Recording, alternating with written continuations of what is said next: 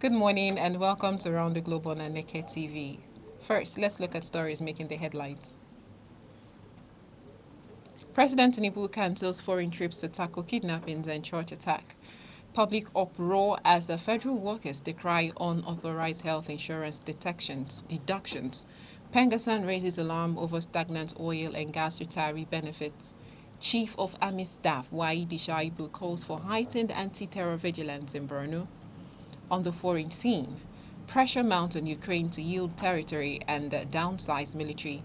Tunisian doctors protest low wages and critical medical shortages. President Trump signs legislation releasing full Epstein investigation files. I am Aneke. Now the news in details. President Bola Ahmed Tinubu has postponed his planned participation at the G20 and AU-EU summits in South Africa and Angola respectively in order to take charge of the escalating security situation in the country. His decision follows the abduction of schoolgirls in Kebbi State and a deadly assault on worshippers in Eruku, Kwara State. The president has cancelled travel arrangements and is receiving consecutive briefings from security chiefs. Following the Eruku attack, which claimed 3 lives and resulted in the abduction of several worshippers, including a pastor, President Tinubu ordered an increased deployment of security operatives to Ekiti, local government area of Kwara State. He further directed police authorities to apprehend the assailant without delay and ensure the safe rescue of those abducted. The president is also monitoring updates from the Vice President Kashim Shettima, who visited Kebbi State and met with families of the abducted schoolgirls. Tinubu reiterated his marching orders to the military, police and intelligence agencies to prioritize their rescue with utmost urgency.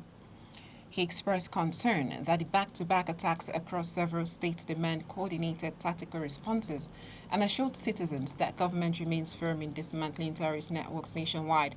The presidency insists that no stone will be left unturned in the renewed security operations.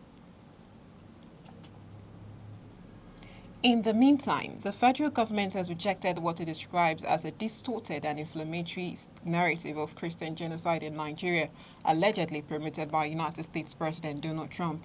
The Secretary to the Government of the Federation, Senator George Akume, in a strongly worded statement, dismissed the claims as inaccurate and harmful to national security.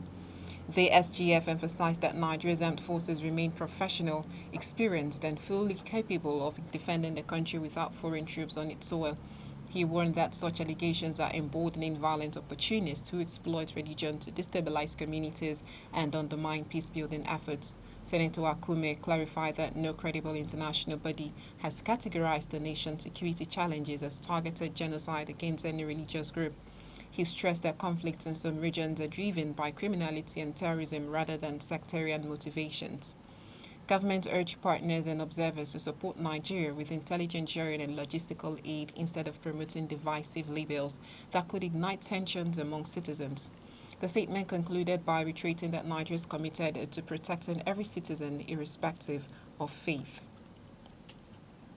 The Chief of Army Staff, Lieutenant General Waidi Shaibu, has charged troops of Operation Hadinkai to intensify pressure against insurgent elements in the northeast. During an operational visit to the Joint Task Force headquarters in Maiduguri, he directed frontline commanders to sustain heightened vigilance at all times. General Shaibu stated that recent military strides must not breed complacency as terrorist groups continue to regroup and seek opportunities to carry out attacks across communities. He stressed that aggressive operational maneuvers are vital to maintain momentum and deny enemies freedom of action. He was briefed by the theatre commander, Major General Abdul Salam Abubakar, on current advances and ongoing challenges confronting troops within the theatre of operations. The Army chief assured that logistics gap will be swiftly addressed to strengthen combat responsiveness. Borno State Governor Babangida Zulum congratulated General Shaibu on his appointment and reaffirmed the state's continuous cooperation. He acknowledged that military efforts have significantly reduced insurgency, expressing confidence in further progress toward enduring peace. Federal government workers across various ministries, departments, and agencies have criticized the sudden deductions from their October wages for the National Health Insurance Scheme. Many civil servants raised alarms when they discovered between 1,000 naira and 2,000 naira removed from their salaries without prior notice. Following complaints, the government circular confirmed that the deductions were statutory NHIS employee contributions under the new health insurance law enacted in 2022. However, workers insist that the process was unlawful because they were neither sensitized nor consulted before the implementation began. The Nigeria Labour Congress (NLC), represented by Assistant General Secretary Chris Aneke, condemned the deduction as wage theft and demanded immediate refund pending proper negotiations. He argued that the government as the employer holds the primary responsibility for the full premium cost. The NHIS scheme, which currently covers most federal workers, aims to guarantee access to affordable care and support Nigeria's universal health coverage target for 2030.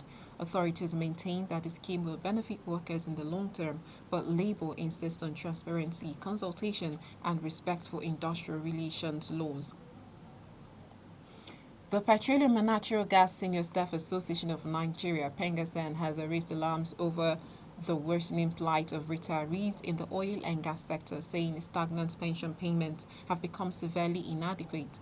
PENGASAN President Festus Osifo said retirees dating back to the 1990s and 2010s are receiving benefits that no longer reflect economic realities. The union noted that not about 90% of closed pension fund administrators fail to conduct periodic actuarial reviews, leaving former workers struggling amid high inflation and naira depreciation. Many pensioners, once major contributors to the national economy, are reportedly living below basic welfare standards. Pengasan urged the PENCOM and major oil companies to urgently restructure pension valuations, increase payments, and protect savings from currency volatility. The association also called for stronger transparency and adherence to best global practices in pension administration. Responding, PENCOM assured that measures are underway to update investment guidelines, deepen regulation, and prevent erosion of pension value. Stakeholders are optimistic that strengthened oversight will restore dignity and secure the financial well-being of retirees who served the industry. Residents of Amimu, Omukabia in Ehime-Bano area of Imo State are appealing to authorities to urgently rehabilitate roads they describe as completely impassable. They lament that the worsening state of key routes linking surrounding communities has crippled local commerce and essential services. Community representatives Norom Christian said roads leading from Mbanoisiala headquarters through Ikebem, the Imo River Corridor, and Okigwe Town have become overgrown, eroded, and dangerous. He explained that the agricultural community can no longer transport palm oil, cassava, and perishable goods without loss. The deplorable roads have also hindered access to healthcare and education. Many teachers and medical personnel, the salary structure for doctors has undergone multiple reviews since 2014. The welfare of non-medical professionals has received a minimal attention despite being due for review every 4 years. They say workers can no longer care while facing severe strain only when essential services are shut down. The union insists that outstanding wage awards and other pending commitments must be implemented before normalcy can return to hospitals. Workers dismiss threats of punitive sanctions, saying they would not be intimidated into abandoning their demands. They maintain that industrial action is a last resort to achieve justice within the health sector. The Lagos State government has commended the Health Emergency Initiative for a decade of impactful intervention in emergency medical care nationwide. Speaking on behalf of Governor Babajide Sanwo-Olu, Permanent Secretary of the State Health Service Commission, Dr. Cecilia Mabogunji, described the NGO as a model of compassion and accountability. The governor noted that the group's partnership in first aid training across schools has significantly improved the state's emergency response readiness, equipping young people with life-saving skills. The HEI has supported over 50,000 emergency patients and trained over 149,000 first responders across 16 states. Executive Director Pascal Achunini explained that the initiative was established to bridge critical care gaps for indigent accident victims who could lose their lives due to inability to pay immediately. The group also focuses on tackling child malnutrition. HEI's Board of Trustees Chair Dr. Emmanuel Imafidon unveiled a strategic plan to expand its reach from 2026 to 2031. The initiative intends to partner with 1,000 hospitals nationwide and enhance emergency systems to safeguard more vulnerable Nigerians. The Vice Chancellor of the University of Lagos, Professor Folashade Ogunshola, has called for mental health literacy to be entrenched in pharmacy training nationwide. Represented by the Provost of the College of Medicine, Professor Ademola Oremusu, she said pharmacists are critical first contact points in community health care. She said Nigeria's ability has driven challenges requiring professionals who can provide guidance and support beyond community pharmacies many in rural and underserved areas. Guest lecturer Dewale Oladigbolu cited WHO reports that confirmed the rising burden of mental and neurological disorders in Nigeria. He said pharmacists must be empowered to identify early symptoms and refer patients to appropriate care to reduce avoidable deaths and stigma. Professor Ogunshola urged government agencies and professional bodies to collaborate in policy reforms that recognize pharmacists as mental health advocates. She said young graduates must embrace this responsibility as custodians of community well-being. And this news broadcast is coming to you live from Aneke TV. Remember to follow Aneke TV on Facebook, X, Instagram, TikTok, and YouTube, all at Aneke TV. Now a quick reminder of major developments in the news. President Tinubu cancels foreign trips to tackle kidnappings and church attack. Chief of Army Staff Waidi Shaibu calls for heightened anti-terror vigilance in Borno. Coming up shortly, pressure mounts on Ukraine to yield territory and downsize military. Tunisian doctors protest low wages and critical medical shortages. Please stay with us. The Insight with Uche Osai. Having the political will to confront whatever is the challenges. Igbo man wrestles with the tortoise that had a lot of ingenuity, a lot of ideas, and the tireless.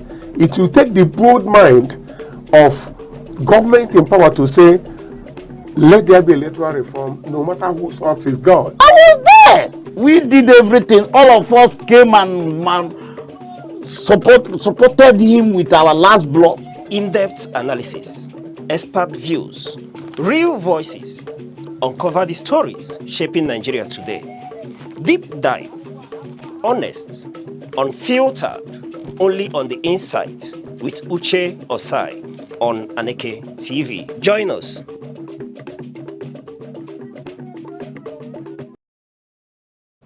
You're still watching Around the Globe on Aneke TV. Now we move to the foreign scene. The United States is reportedly pushing Ukraine to accept a peace framework that may require territorial concessions to Russia and a reduction in its military strength. The proposals, according to diplomatic sources, were drafted without Ukrainian involvement. The move follows Russia's renewed advances and internal political challenges within Kiev, including corruption scandals affecting key ministries. Washington insists that compromises from both sides are necessary for lasting peace. Ukrainian President Volodymyr Zelensky avoided direct comment on the suggested plan during talks in Turkey, but appealed for continued U.S. leadership, stressing that America remains crucial in determining the war's future. Bond markets reacted positively to peace signals, but Russia has maintained its conditions, including Ukraine's withdrawal from NATO ambitions. Negotiations remain tense with no guarantee of a swift resolution. A nationwide strike by young doctors in Tunisia has deepened the country's social unrest as the health sector struggles with severe shortages. Medical professionals say they are undervalued despite bearing heavy workloads under dilapidated conditions. Protesters demanded improved remuneration, adequate equipment, and an overhaul of public health services to halt the mass migration of skilled professionals abroad. They warned that hospitals are nearing operational collapse. The strike follows similar industrial actions by other sectors, revealing widespread frustration with government economic management under President Kai Saied. Inflation and unemployment continue to fuel public anger. Government representatives have accused political adversaries of exploiting the crisis, but striking doctors insist the urgent reforms are needed to save lives and protect national healthcare infrastructure. India is facing diplomatic strain over the presence of former Bangladeshi Prime Minister Sheikh Hasina, who fled following her government's collapse and criminal conviction. Dhaka has requested her extradition to face her sentence. However, India maintains close ties with the ex-leader due to her long-standing role in strengthening bilateral security and regional stability. Returning her is seen as politically unacceptable for New Delhi. The new Bangladeshi interim government is pursuing policy shifts aimed at reducing India's influence while building closer engagement with China and Pakistan. This is causing friction in trade and connectivity agreements. Analysts believe both nations will need to prioritize shared economic and security interests over political disagreements to avoid long-term damage to strategic relations in South Asia.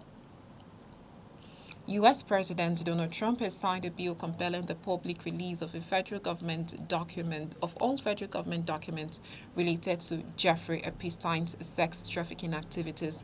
The order mandates transparency within 30 days, subject to limited exceptions. The bill passed overwhelmingly in Congress, reflecting bipartisan support for closure and justice for survivors. It includes information on seized items, interviews, and official communications. President Trump argued that revealing the records would dispel political manipulation surrounding Epstein's network of associates. Critics, however, warned that loopholes could allow withholding of key evidence under ongoing investigations. The Justice Department must ensure sensitive victim identities remain protected. Advocates hope the disclosures will shed light on potential collaborators and cover-ups involving influential individuals.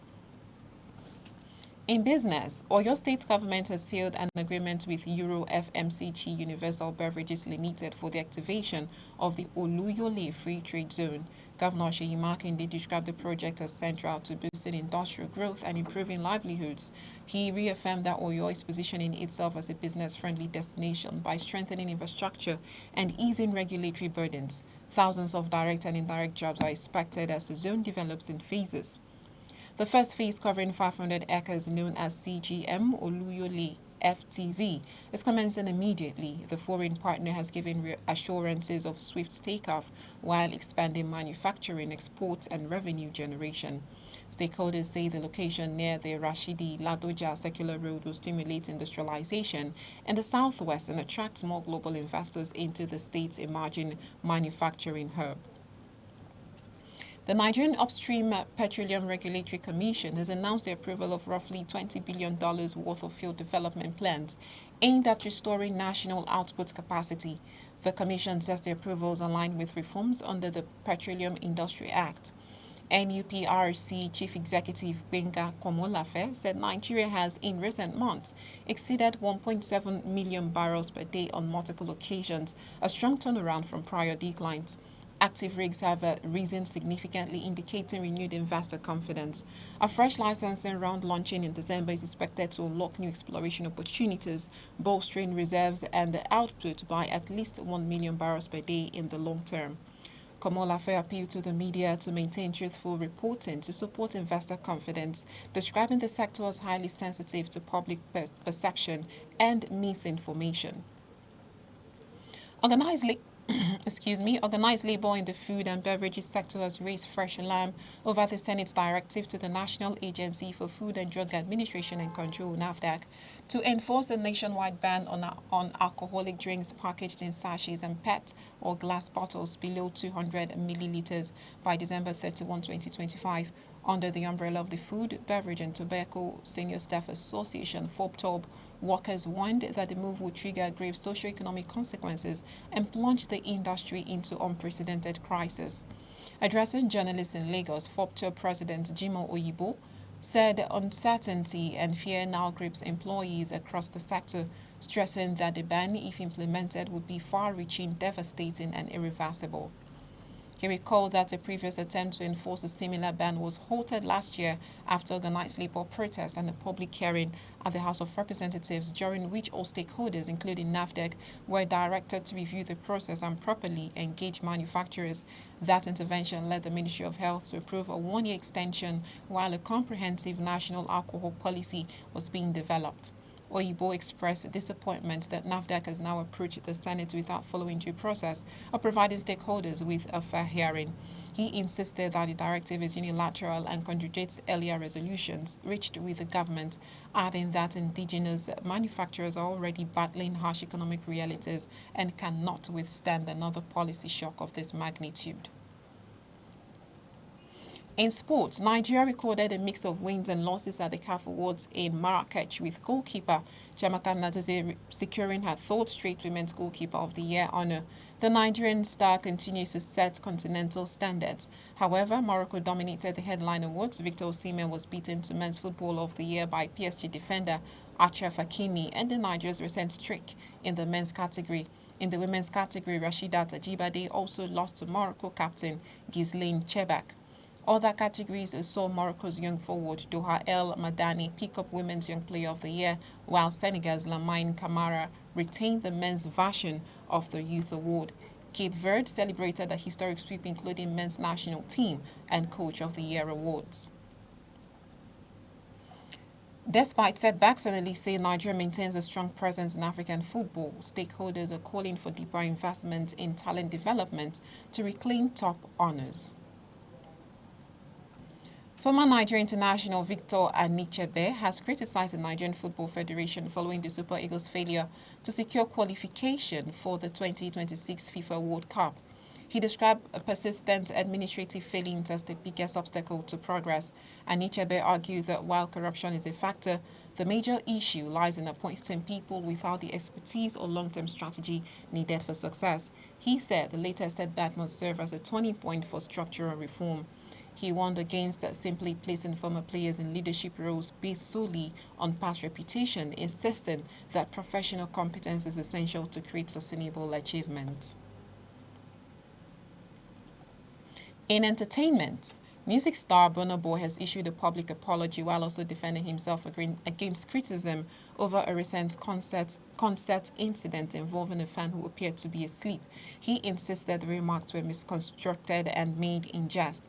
The Grammy Award winner shared his frustrations over constant negative coverage, saying that despite his contributions and goodwill, critics focus only on controversies. He maintained that he operates from a place of mutual love with fans. Burna Boy acknowledged his imperfections, saying he's managing private battles while striving to entertain audiences worldwide. His statement attempted to strike a balance between contrition and resilience. Observers note that the singer's recent social media pronouncements have sparked debate over celebrity behavior and fan relations. Nonetheless, he remains one of Africa's most influential artists. The Prince and Princess of Wales made a celebrated return to the red carpet at the Royal Variety Performance in London, their first such outing in 2 years. The appearance signals Princess Catherine's continued recovery after undergoing cancer treatment.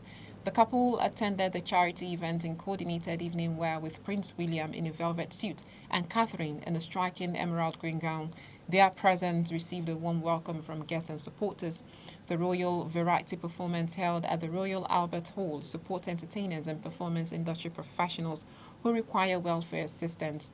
The event remains one of the most prestigious cultural nights in the United Kingdom. Royal watchers say the outing reflects positively on the princess's health and the couple's desire to resume full charitable engagement. The palace continues to express optimism about a recuperation. And that's all on the Round the Globe on Aneke TV. Before we go, here are the main points.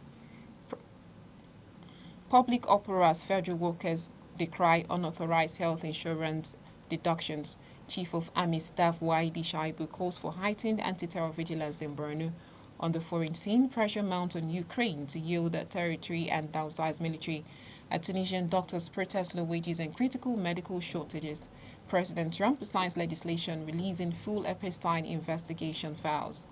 And that's Aneke TV News at 9 a.m. For more news and live updates, follow us across all social media platforms on Facebook, X, Instagram, TikTok, and YouTube, all at Aneke TV. On behalf of the producer, Chidima Sogwa, I am Amaka Nichi. Thank you for joining us.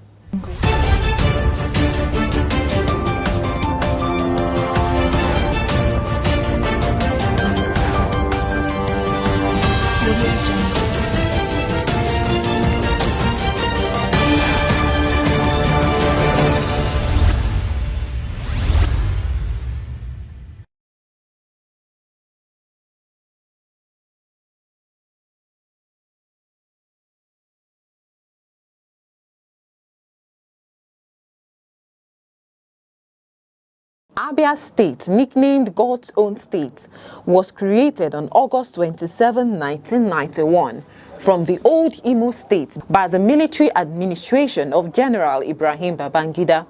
Its name, Abia, is an acronym for Aba, Bende, Isikwato, and Afiuku Umahia, the four major areas that initially comprised the state.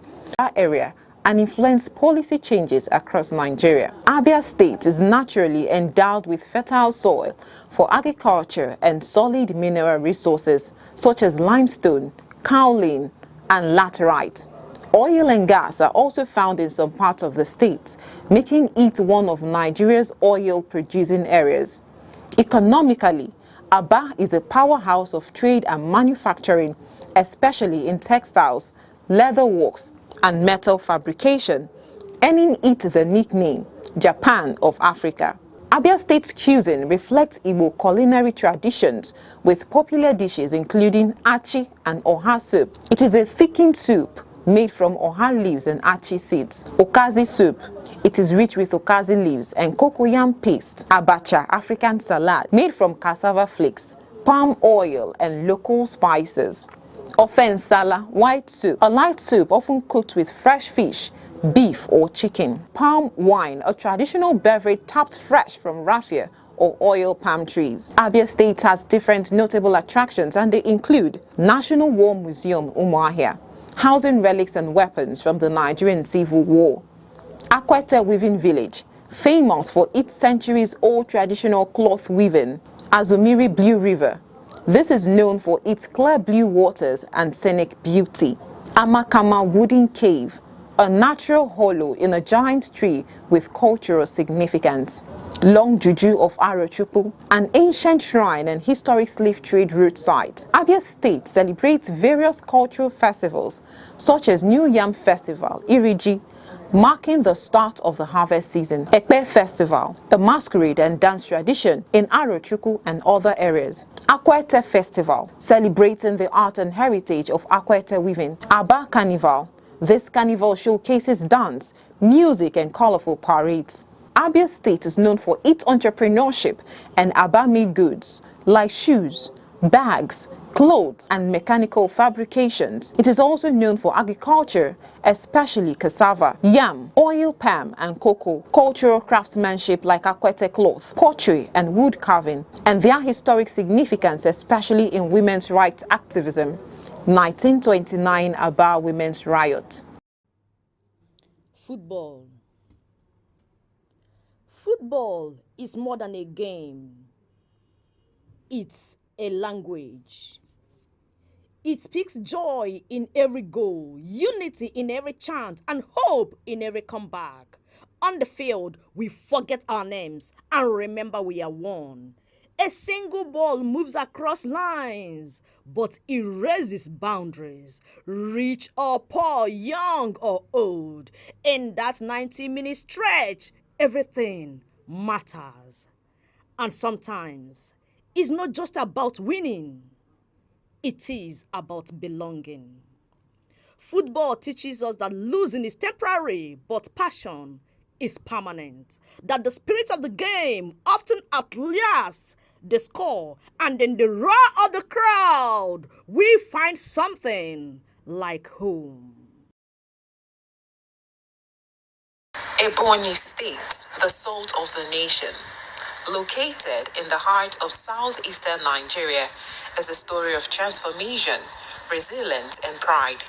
Created on October 1, 1996 by the administration of General Sani Abacha, the state was carved out from parts of Enugu and Abia states. Its capital, Abakaliki, has grown from a quiet provincial settlement into one of the most rapidly developing urban centers in the region. The name Ebonyi is derived from the Ebonyi River, while its slogan, the salt of the nation, reflects the state's historic salt deposits in Amachara and Uburu, which were once central to trade and local industry. These salt lakes stand as living symbols of self-reliance and the resourcefulness of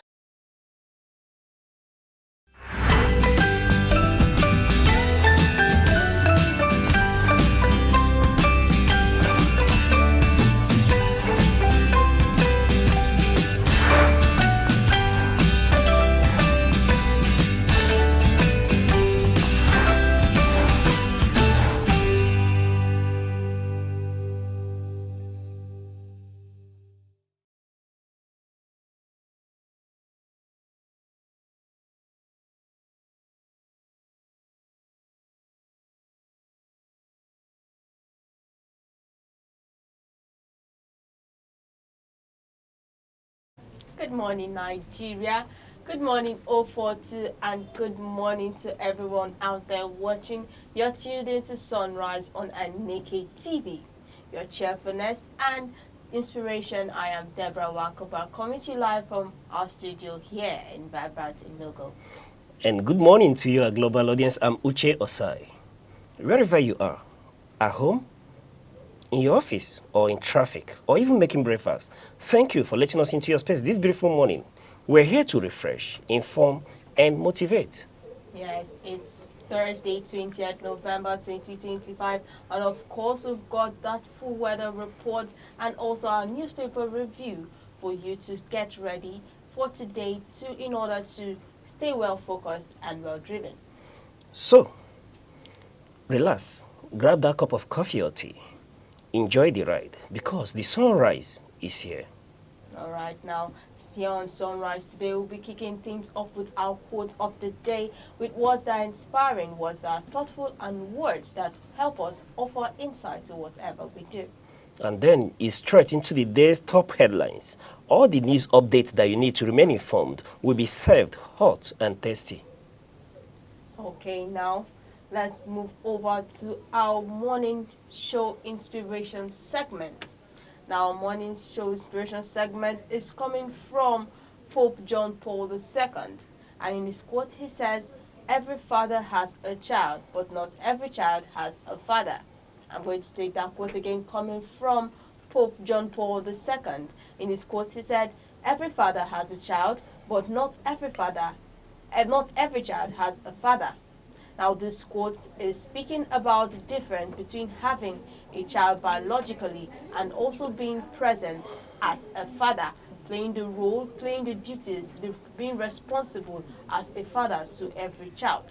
Now, Pope John Paul in his quote is saying, "Every father has a child, but not every child has a father." It's also reminding us that while many men become fathers by bringing a child into the world, not every child is fortunate enough to experience the guidance, protection, and love that a committed father provides. Mr. Ocha, I would like to know your thoughts on this quote.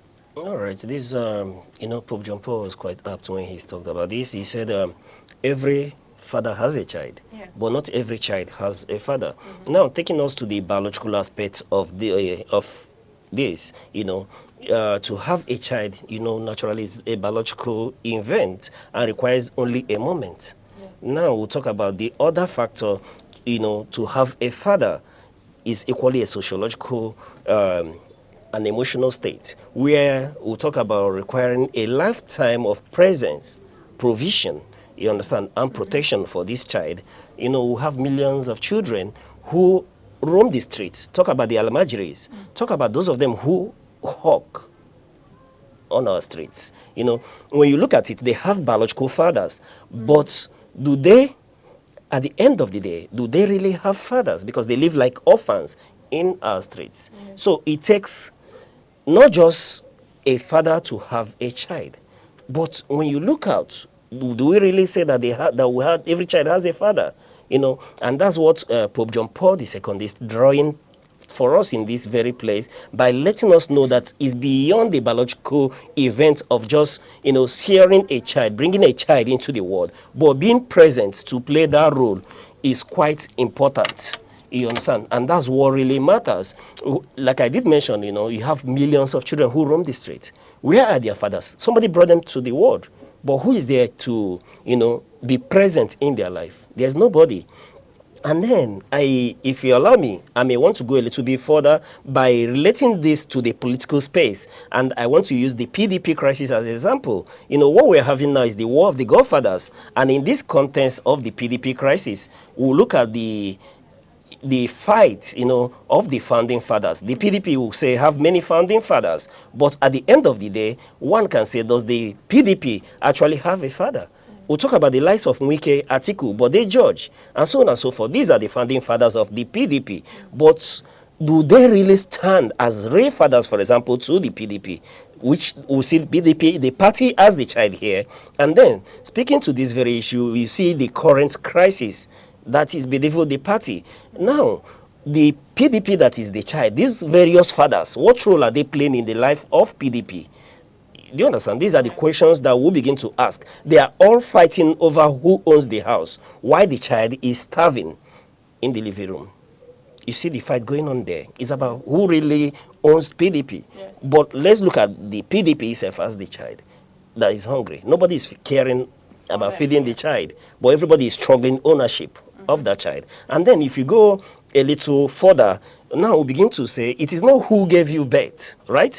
But it's about who plays that fatherly role. Yeah. It's not about who bettered you, but who gives you bread. That should be the point that we'll talk about here. Yes. So, for me, Pope John Paul II is quite apt and is very, very apt in pointing out this. There are children all over the place, but who is really present in their life? And I want to bring it to the home front. It's not about the parents, you will keep going out to fend for the family, but are you really present in the life of your children? That's what matters, and I think that's the emphasis Pope John Paul II is trying to, lay emphasis on. And then if I go forward, you hear a lot of acronyms. You see chairmen, you see governors. These are fathers, right? But at the end of the day, do they perform their roles as fathers in the society? You see a governor who is supposed to be the father of the state. Does he really play fatherly role in that state? These are the points, these are the issues that we need to bring to bear, right? They are supposed to be a unifying factor in the society, but what role do they play? They are all after the name, but not being present in the life of the people they govern. And for me, this is worth celebrating, and that's why I love the humanity of Pope John Paul II in his, depth in bringing out these unspoken issues in the society. All right, thank you very much for that. Now, a quote coming from Pope John Paul II today that says, "Every father has a child, but not every child has a father." And in this quote actually is talking about our communities today and across the world, that many children, they grow up without that fatherly presence. They grow up without fatherly protection, whether it's due to loss, separation, or they are being abandoned. And this quote is gently calling on the society today, and actually is calling on both some fathers, actually, that they should recognize that fatherhood is not just a title. Fatherhood is a responsibility, is a relationship. Now, it doesn't have to be you biologically gave birth to them, to a child. Now, you can get to, there are foster homes where children are being kept. There are orphanages where children are being kept. Now, a role of a father is someone who provides. Like yesterday was International Wars Day. Yes, International Wars Day, where we're celebrating men that provide for children, where we're celebrating people that provide for men, boys growing up and all that. Now, the role of a father doesn't have to be biological. It's when there's a relationship, when there's a relationship, there's responsibility. It doesn't necessarily mean you're giving birth to that child. What it means is that you have this responsibility. Like when you come to a home and you see this a first child, just like a first daughter, it's just, in fact, it's like a mother to her other siblings. Now, a first son can also be a father to his other siblings. Now, this quote from John Paul is talking about that not every child have a father, but then it's trying to call on the society that at least they are children. Anyway, children use Yes, the father, every their child, father-in-law, their fatherly love, every yeah. child on the street is your child. Yes. Every child, remember that quote. Every child is your child. It doesn't necessarily have to be your biological child. Remember that in Africa, it takes a community to bring up a child. Yeah. It's not just on the immediate family. You remember growing up, when you err or do something wrong, they don't wait for your parents to come back. Yes, they They start will correcting you. treat they will treat your misbehavior there and then. Yeah. And when when your parents comes back, they give you more of that. But it's as if we're drilling from that these days. People no longer beat other people's children. Even teachers no longer discipline children again. But at the Yes. end of the day, every child is your child. Yeah. It doesn't matter where you meet the person. You can play a role. You can make an impact. It's not about who gave birth to you, but about who gave you bread, right? Yes. So every child is your child. And that's the point, I think, that Pope John Paul II is making here. So wherever we are, wherever you find yourself and you see any child, you can play a role in that child's life. Not necessarily financial role, Yeah. not necessarily getting clothes or food for the child, but knowing that your life can impact on that very child, the way you live your life. It reminds me of this Chinese quote that says that the child is like a piece of paper on which every passersby drop a mark. Right? So what does that leave us? That however you behave, how you live your life, you understand, Yeah. in presence of a child can be copied. So we need to be cautious of how we behave around children, right? And knowing that what you do, what you say can impact positively or negatively on that a child, child. And children have this retentive memory, they don't forget. They will always remember things. Yes. So it's quite important That's that we true. know that yes, every child is your child. Make an impact, positive impact in the life of any child you encounter. All right, thank you very much. Well, so this morning, let us take the time to reflect on this powerful message coming from Pope John Paul. And the second, let us know that is a call to action, that for fathers to be present and emotionally available for every children, and also for communities to support children who may not have that father figure. You can support them in any way. Like he said, it's not, you don't need to necessarily stay in the house. You need to, as neighbors, you support a child that doesn't have that father figure, being a male or an adult. You support them through you can support them through advice. Now you can support them through love. You can support them through care. And now this is another way Pope John Paul is calling on the society to support these children, and also to create safe places where they also feel loved and guided. Yes, and I want to say in politics, let our leaders stop behaving like absentee fathers, Yes. right? Let them be present. Let them do something. Let them stop acting like absentee landlords who show up just to collect rent. They should show up. They should start acting like true fathers in the society and impact the society positively as well. Yeah. I just want to allude to that Yes, as well. that's- Yes. Okay, no problem. Thank you very much for that. So, like Pope John Paul said, let us try and be a strength. Let's be the confidence for every children. Let's be that father figure. Let's be that role model for every children without a father.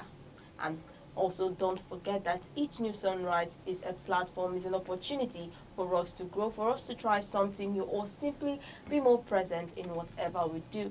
Let us know what this quote means to you. You can drop your thoughts on our social media handles across Instagram, Facebook, TikTok, X, YouTube, all at Aneke TV. Or call our phone number 070-3043-7110. We'll be right back after the break. the Insight with Uche Osai. Having the political will to confront whatever is the challenges. Igbo man wrestles with the tortoise that had a lot of ingenuity, a lot of ideas, and the tireless. It will take the broad mind of government in power to say, let there be electoral reform, no matter whose heart is God. I was there. We did everything. All of us came and supported him with our last blood. In-depth analysis, expert views, real voices, uncover the stories shaping Nigeria today. Deep dive, honest, unfiltered, only on the Insight with Uche Osai on Aneke TV. Join us. You're still watching Sunrise on Aneke TV. Next, we'll take a look on the weather report across major cities in the southeast today. Alright, we'll be starting off with Oka. Good morning, Oka. It's a cloudy morning, starting off nice and cool at about 22 degrees Celsius. Through the late morning and early afternoon, expect mostly cloudy to intermittent clouds, heating up to around 31 degrees Celsius by midday. Evening cool down will bring things back to the high 20 degrees Celsius. Good morning, Coast City, and over to Enugu. Starting off at 25 degrees Celsius and mostly cloudy this morning. Later, things brighten slightly with some sun peeking through. But by noon and into the afternoon, it's mostly cloudy again, heating up strongly to around 35 degrees Celsius. Later today, clouds persist and temperature is gradually towards the low 30 degrees Celsius. Yes, and in Abakaliki, the morning starts with a mix of clouds and sun at about 24 degrees Celsius. Through the mid-morning, it stays mostly cloudy, then by midday, expect some hazy sunshine. Temperatures rise to around 35 degrees Celsius in early afternoon before moderating a bit towards evening. And over to Owerri in Imo State, starting off cloudy at 23 degrees Celsius this morning. Late morning to midday will bring mostly cloudy to partly sunny skies, with temperatures climbing steadily to highs near 34 degrees Celsius. In the afternoon, expect some intermittent clouds, and after 6 p.m., conditions will ease into the low 30 degrees Celsius. And lastly, in Umahia, the morning cloud starts things off at around 23 degrees Celsius. By late morning and early afternoon, partly sunny spells will dominate, with temperatures rising toward 34 degrees Celsius. As evening approaches, expect intermittent clouds and a gentle cool down into the high 20 degrees Celsius. So, wherever you are in the southeast today, stay safe, stay cool, dress light, keep an umbrella handy. Rain or shine, we've got you covered. And that's your weather report on Sunrise on Aneke TV. We'll be right back with more updates.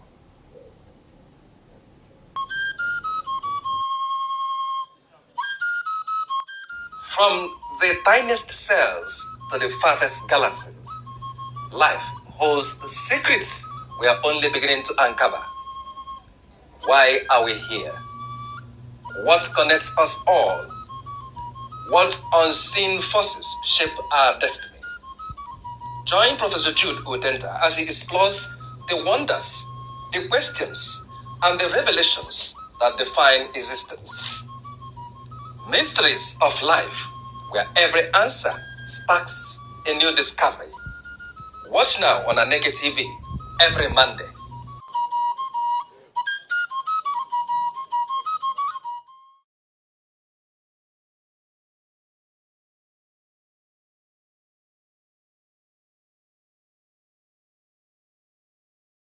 The Arena with Chris Anibogo is the platform where we meet to take critical analysis of burning and topical issues and matters in the society as to proper solutions on making the society better.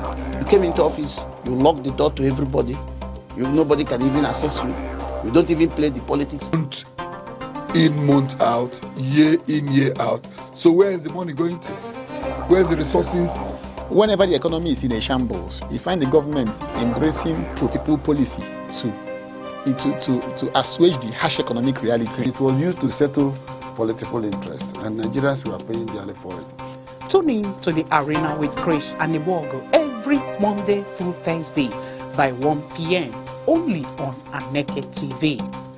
Join us.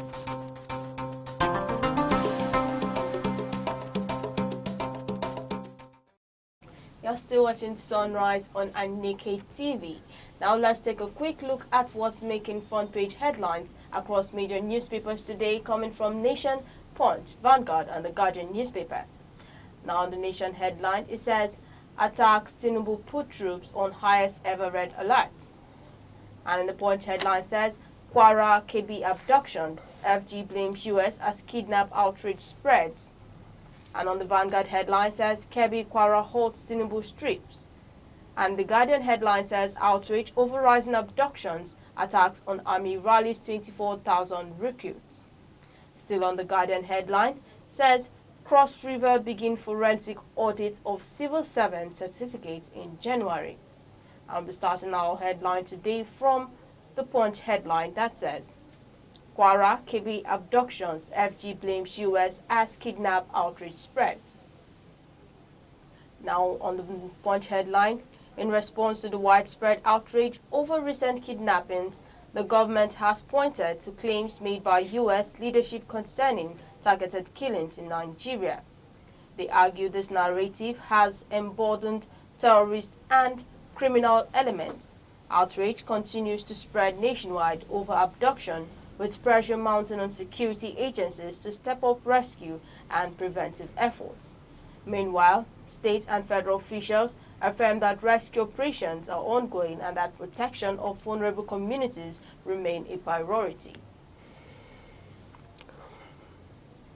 All right. And then looking at this very headline, and like you did say, yes, protection of vulnerable communities should be a priority of the government. Like I always mention, securing life and property is the primary duty of every government. And when a government fails to do that, then who can say that that government has failed in its primary responsibility? And in this time around, where do we begin to, apportion blame or look for who to blame on the issue of insecurity in Nigeria? Now we're looking at this headline that the SGF is beginning to attribute the resurgent killings, insecurity in Nigeria on the doorstep of the United States of America via the President Donald Trump, designating Nigeria as a country of particular concern, speaking to the genocide of Christians in Nigeria. And according to the SGF, that this designation of Nigeria and the attention the Trump's tweets and talks about Nigeria has emboldened opportunists to begin to target soft spots, and kill Nigerians because they are emboldened by his tweets. Yeah. Now, the question here is, whatever anybody would say, like I did mention, it is the primary responsibility of government to secure the property and life of Nigerians. There's no excuse for that. Irrespective of what external factors or influence has to do, this is like government admitting that they are failing in their primary responsibility. It doesn't matter where the soft spot is. I keep maintaining that every Nigerian should be able to go to bed with their eyes closed. So when the SGF begins to say that it is the attention raised by President Donald Trump concerning designating Nigeria as a country of particular concern, then I become more worrisome that this is the excuse we are giving for the insurgents network that we are told, has been decimated over a period of time. In this studio, we will celebrate the achievements of our armed forces in beginning to decimate, the security and the security challenges and the insurgents, the bandits where they are located. But for the SGF this time around to begin to apportion blame, giving credence to the tweets and the position of the President of the United States, Donald Trump, since October 30th to 1st November, that the Christians are being killed in Nigeria should not be the excuse. For me, the emphasis here, what I want to hear is the proactive stance of the government to see that this killing, irrespective of place, time, location, that it is stopped forthwith.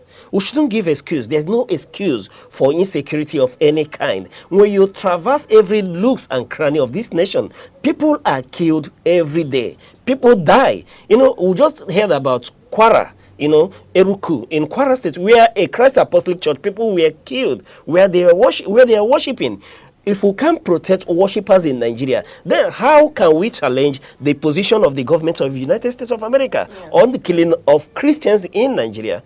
The least we could do at this point in time is to, raise our alert level, raise our security level. By this time, I think our flag should be flying at half mast, right, to indicate that we are on a mourning period, while our security forces are placed on a high alert to begin to decimate this nefarious individuals wherever they are found. It doesn't matter if it is in Kwara, if it is in Kebbi, if it is in Borno.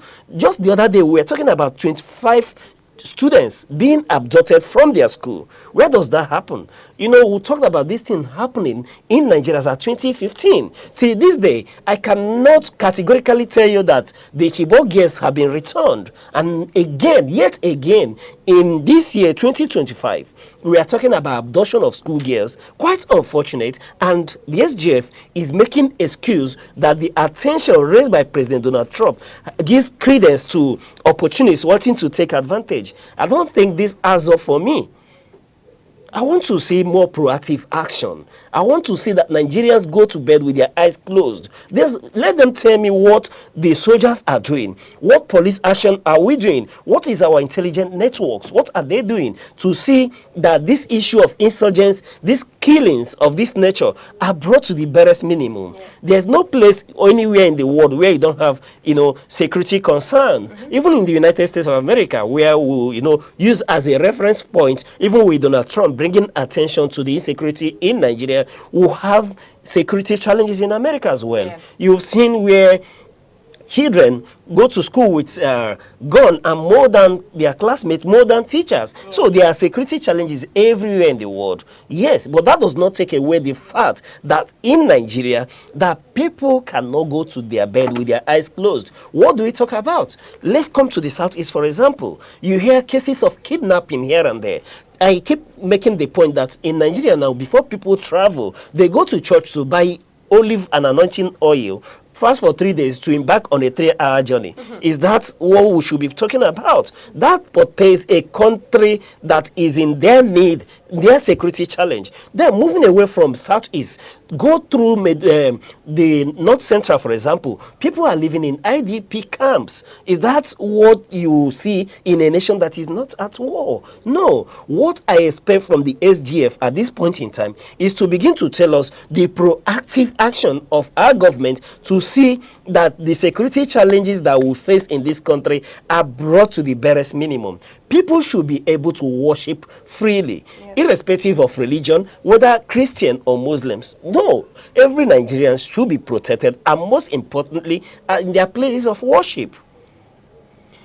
I want to hear, like the president has given a standing order that the children that were kidnapped in Maga should be brought back. Though I heard that about 2 of the girls we escaped, but they should be brought back. Yesterday we were talking about the psychological torture these children may have undergone. Yes, and that it should be concerning to every sane Nigerian that our children are exposed. You don't know what they are going through at this moment. We don't even know, because how many hours? Over 48 hours now, right? Can we be able to return these children hale and hearty? That remains the question. Yeah. So, in as much as I will continue to see everything wrong in the position of the SGF, yes, President Donald Trump has taken the side he took on these issues, right? But that does not take away the fact that our government needs to stand up and do the needful without giving excuse. That's the least we expect from our government. Thank you very much for that. Now we'll be moving over to our next paper, coming from the Guardian headline that says, Kebbi Kwara attacks halt Tinubu trips. Now the Vanguard headline is reporting that attacks in Kebbi and Kwara disrupt travel plans for Bola Ahmed Tinubu. That specific incident prompting concern that includes the abduction of 25 schoolgirls. And in Kwara State, there was an attack on a church service in Iruku where worshippers were reportedly killed or kidnapped. As a result, travel for the president was halted and reinforced. Security deployments were ordered to be affected, And this headline is coming from the Vanguard headline that says Kebbi Kwara attacks halt Tinubu trips. All right, Debbie, at least this is commendable on the part of our president. Remember that we did when the issue in Benue State happened. We criticized the president a lot for leaving the country while Nigeria was bleeding. And this time around, we are seeing that the president, was sensitive enough to begin to cancel his foreign trips. Yeah, and said he wanted to travel to Johannesburg. So for me, that's quite commendable, seeing that our president cancelled, international engagement to South Africa, Johannesburg, for the G20 summit, right? And then from there, he was supposed to move to Luanda in Angola for the AU-EU summit as well. And then seeing that the president is quite sensitive this time around to cancel his international engagement, for me, is quite commendable. And that is what is expected of every president, especially the commander-in-chief of every armed forces. And for me, I celebrate this in our president. This shows that, yes, at least we could believe that they are listening. They are not happy with what is happening, right? So for him to sit back is quite commendable. But beyond the fact that he cancelled the 7th AU-EU summit, what we require at this point in time is not just rhetorics. We want to see action. We want to see actionable plans that will return the students that were kidnapped from Kwara, back to their families. We want to see that the incident that happened in Kebbi State doesn't happen again. We want to see a situation where IDP camps, no longer exist in a Nigeria that is not at war. Beyond the president not traveling for his international engagement, let us begin to see actions from our security forces. Let us begin to hear that, yes, they've located these children and actions is in place to bring them back home. That's what I expect. I do not want rhetorics. While I commend the president for cancelling his engagement, I am so excited by it. But the fact that Nigerians are still being kidnapped in this time, despite all effort over the years, over days that we are told that these insecurity bandits are being decimated, I want to see total result. And for someone like me, unfortunately, until I see that the IDP camps are closed all over Nigeria, that no Nigerian is living in IDP camp, until then I will begin to stand up and give a standing ovation to the government led by President Bola Ahmed Tinubu. For me, there's no excuse for any Nigerian that in Nigeria that is not at war to remain in IDP camp. While I applaud the president, let us begin to see plans. What are our armed forces doing?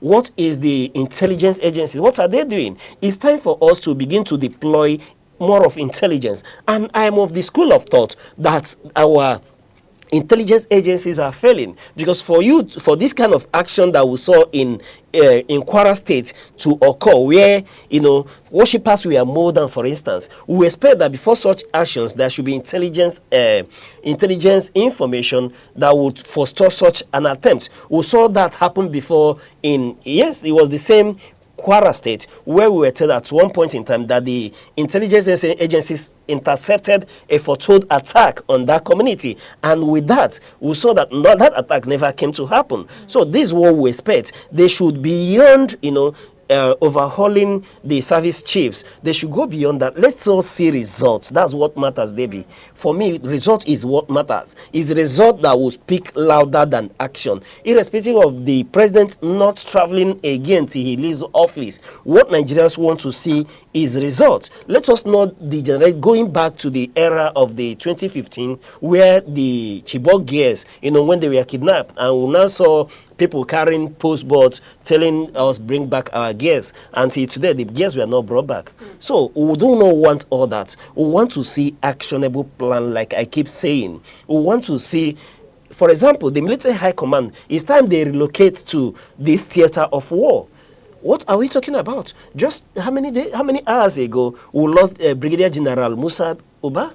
a high-ranking Nigerian officer, was lost in such an attack. And we were calling for an investigation, being that, yes, it's come to the open that he was able to set his coordinate for a rescue. And instead of being rescued, he was abducted by the bandits. Yeah. And that shouldn't happen. So for me, it becomes more worrisome in Nigeria. Yes, while I commend the president for staying back and deploying more troops, marshalling the armed forces to take action on these issues, especially on the request of the governor of Kwara State that they need more troops in place. Yes, this is, for me, what is expected of the commander-in-chief. Yeah. But beyond that, Debbie, my worry is that we are not seeing enough actions. By now, I want to see the Tucano jets flying all over, begin to, map out the territories of these bandits. Where are they located? You remember that sometime in the past, we heard the governor of Zamfara saying publicly that they know where these terrorists, where these bandits are, that they know where they are. And if people know where they are, then we should begin to bombard them. Yeah. I keep saying that it's no longer time for the carrot approach. This time around, what we need is a kinetic approach, total kinetic approach, total war on the insurgents. At this point in time, there's no need to begin to, want to negotiate with them, because they've shown that they are not reliable. When you negotiate with one armed group, you see another one emerging. So this time around, what the government should do, beyond telling us that they are engaging diplomatically with the government of the United States, they should go cap in hands, persuading the government of the United States to send more equipment for us to totally decimate these bandits. And while we're at it, let's look at our borders as well. What are we doing about our porous borders? And I keep saying that in as much as our borders remain porous, remain unpoliced, whatever actions that we are taking across the various states will not yield the needed results. You need to close the borders, negotiate with the Sahel states, right? Yeah. Have an agreement with them. While they police from their asses, then the ones that are trying to escape will be captured, and there will be no room, there's no road for more insurgents to troop into Nigeria, right? And until we do that, then our actions will begin to yield results. As far as I'm concerned, beyond the issue of manpower, then what is the welfare of our soldiers, of our personnel? What are we doing about it? Over time, we'll call for insurance for these soldiers who are the theater of war. Because when you're well motivated, we know our soldiers, they are very gallant. We'll keep talking about their exploits in Liberia and all that, the peacekeeping missions that they went for. Their exploits are being told a moment. But when you motivate your soldiers, you begin to see results. And we'll keep speaking to that.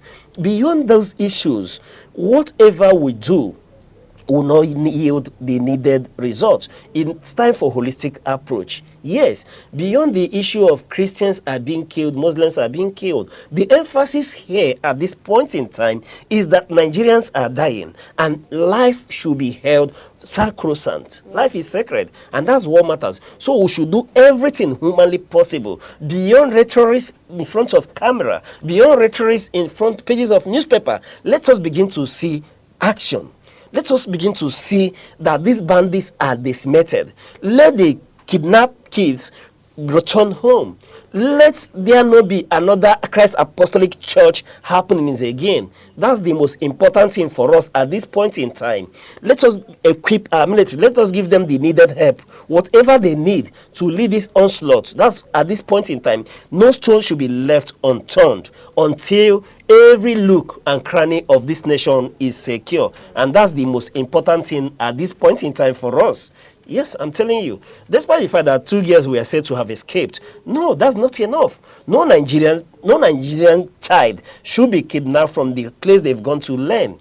And more worrisome is that a vice principal was even killed. Yeah. Yes, I commend this government. They've dispatched the vice president. They talked about it yesterday. Yeah. They've dispatched him to go sympathize with the people of KB and their families. But beyond that, the families who want their children returned. Yeah. Beyond returning them, other people across Nigeria, Niger, Benue, Kogi, Enugu, Ekiti, Meduguri, wherever, Plateau, everybody wants to see that they are safe where they are.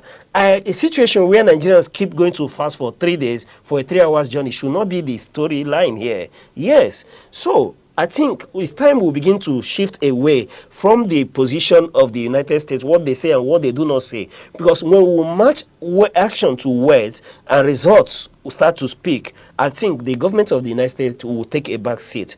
After all, Nigeria is still a sovereign nation, and we have not failed, we won't show the world that we failed. We are unable to secure our territory. We are unable to secure our citizens. Yeah. We are unable to secure the property of Nigerians and Nigeria wherever we are. So for me, the bottom line is that, like I did say, until Nigerians can go to bed with their eyes closed, until you travel all looks and cranny of this nation and there is no Nigerian in IDP camp, then I will begin to stand up and celebrate that the president cancelled his international trip. All right, thank you very much for that. Now, the Guardian headlines also still talking about the abduction of the Kwara girls. And now the Guardian headline is saying outrage over rising abduction attacks as army rallies 24,000 recruits. And there's public outrage over rising abduction and attacks as the army rallies 24,000 recruits in focus. Now, public concerns are escalating as the frequency of schoolgirl abductions and violent attacks have increased. Communities and civil society groups have voiced frustration over security lapses, and the federal authorities have reiterated that rescue of abducted students is an urgent national priority. And the situation has triggered calls for enhanced cooperation between national and regional security agencies to address the escalating threats. Debbie, this whole headline are still speaking to the same issue. Yeah. But beyond the issues here, I want to begin to let you know the things that are wrong with our position, our security position as a nation. This headline now, you were talking about what? Outrage over rising abductions, attacks as army rallies 24,000 recruits. Why do we wait until there are attacks before we begin to rally 25,000 recruits? We are told that if we can train, in two places, 12,000 batches by within how many, 3 months or thereabouts, that we can raise up to 24,000 recruits. Why haven't we taken action before now? What happened to the ones on ground before now? Let's assume that they are all engaged, but it gives to the issue that we keep talking about proactive action. Okay. Not, we are reactionary in our approach to security, and I think that's why these bandits are having a field day in Nigeria. Yeah. Instead of being reactionary, we should be very proactive. Why do we pay the generals? Why do we pay the police? Why do we have an intelligence agency? Where is the NIA? Where is the DSS? If beyond gathering the politicians and the leaders, we should pay people to think. We should not be reactionary in our approach. We should be very, very proactive. And part of being proactive is to be able to anticipate things before they happen. Let's there a situation where we are not at war, and perhaps this headline is letting you know that we are having shortage of manpower, where we need to recruit. What happens if we are at war with a neighboring country, for example? What happens? That means we'll begin to, deploy reserve forces. And where are the reserve forces in Nigeria? Talk about the corpers, for example. Then they will take you as well. Yes, because that's what I'm beginning to sense. Yeah. People are not being proactive. Yeah. That's just the point here. We should be able to, instead of being reactionary, be proactive. We should have known that before now, that we should show up the number of our soldiers to be able to meet any security challenge before they occur. Somebody should sit down, instead of thinking about the next meal, the next politician to guard. Let us call back our security agencies, our security forces, the police, the soldiers, wherever they are. Unfortunately, you saw what we witnessed in Abuja between a soldier and Wike, for example. We saw the number of personnel, security soldiers who are following just a minister as well, who are positioned over a land issue. Yeah. Then when you have that number across the federation, what number do you have at the theater of war? That's why you may begin to recruit beyond the 24,000. You begin to see that you may need to recruit 6,000 again. So the emphasis for me here is that we should stop being reactionary. Yeah. We should be proactive. The police, all hands should be on deck. And this is where we'll keep on talking about the issue of community policing.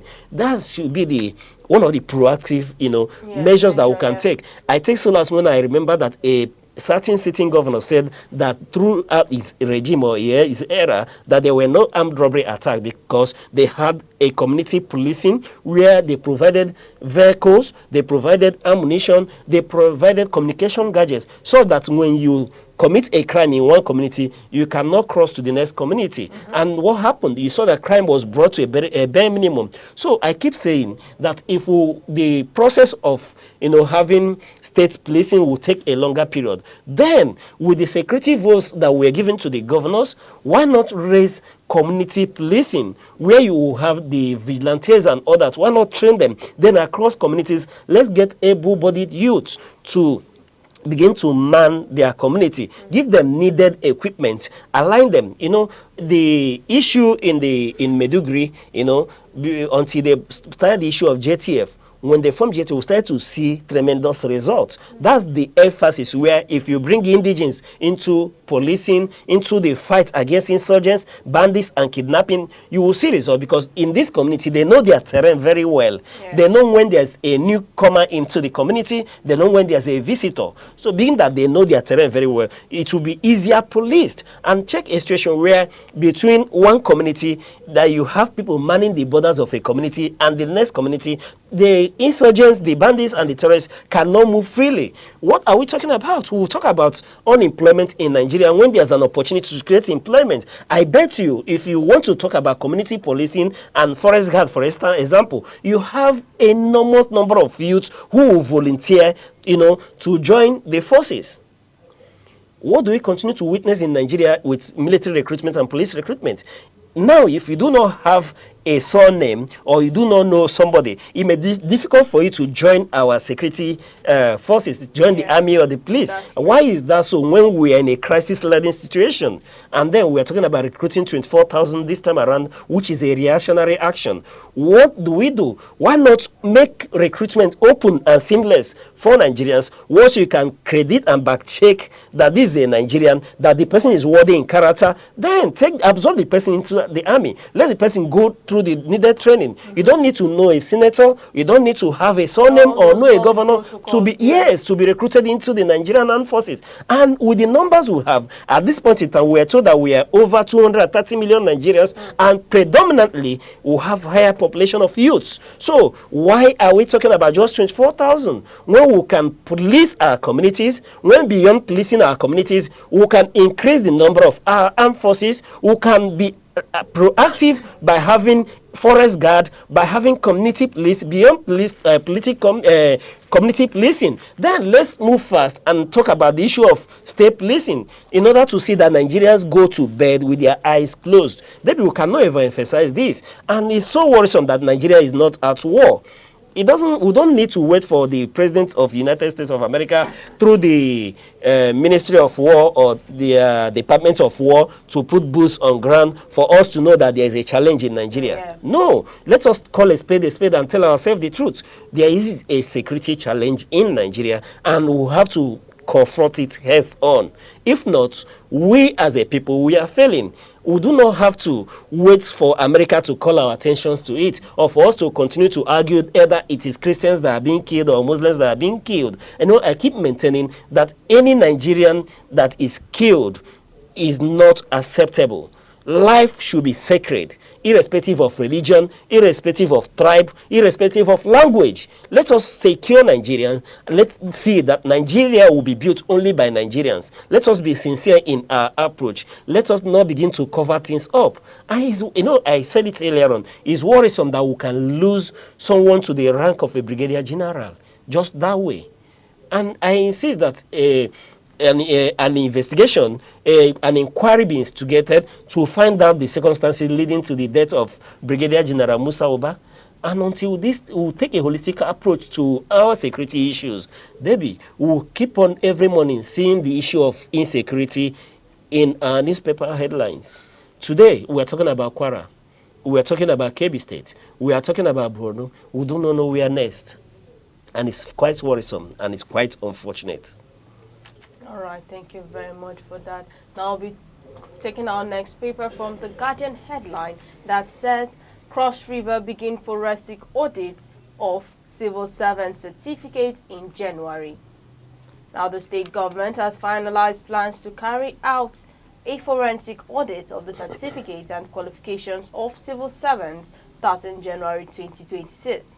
According to high-level sources, the audit comes after discovery of multiple civil servants holding dubious or falsified documents.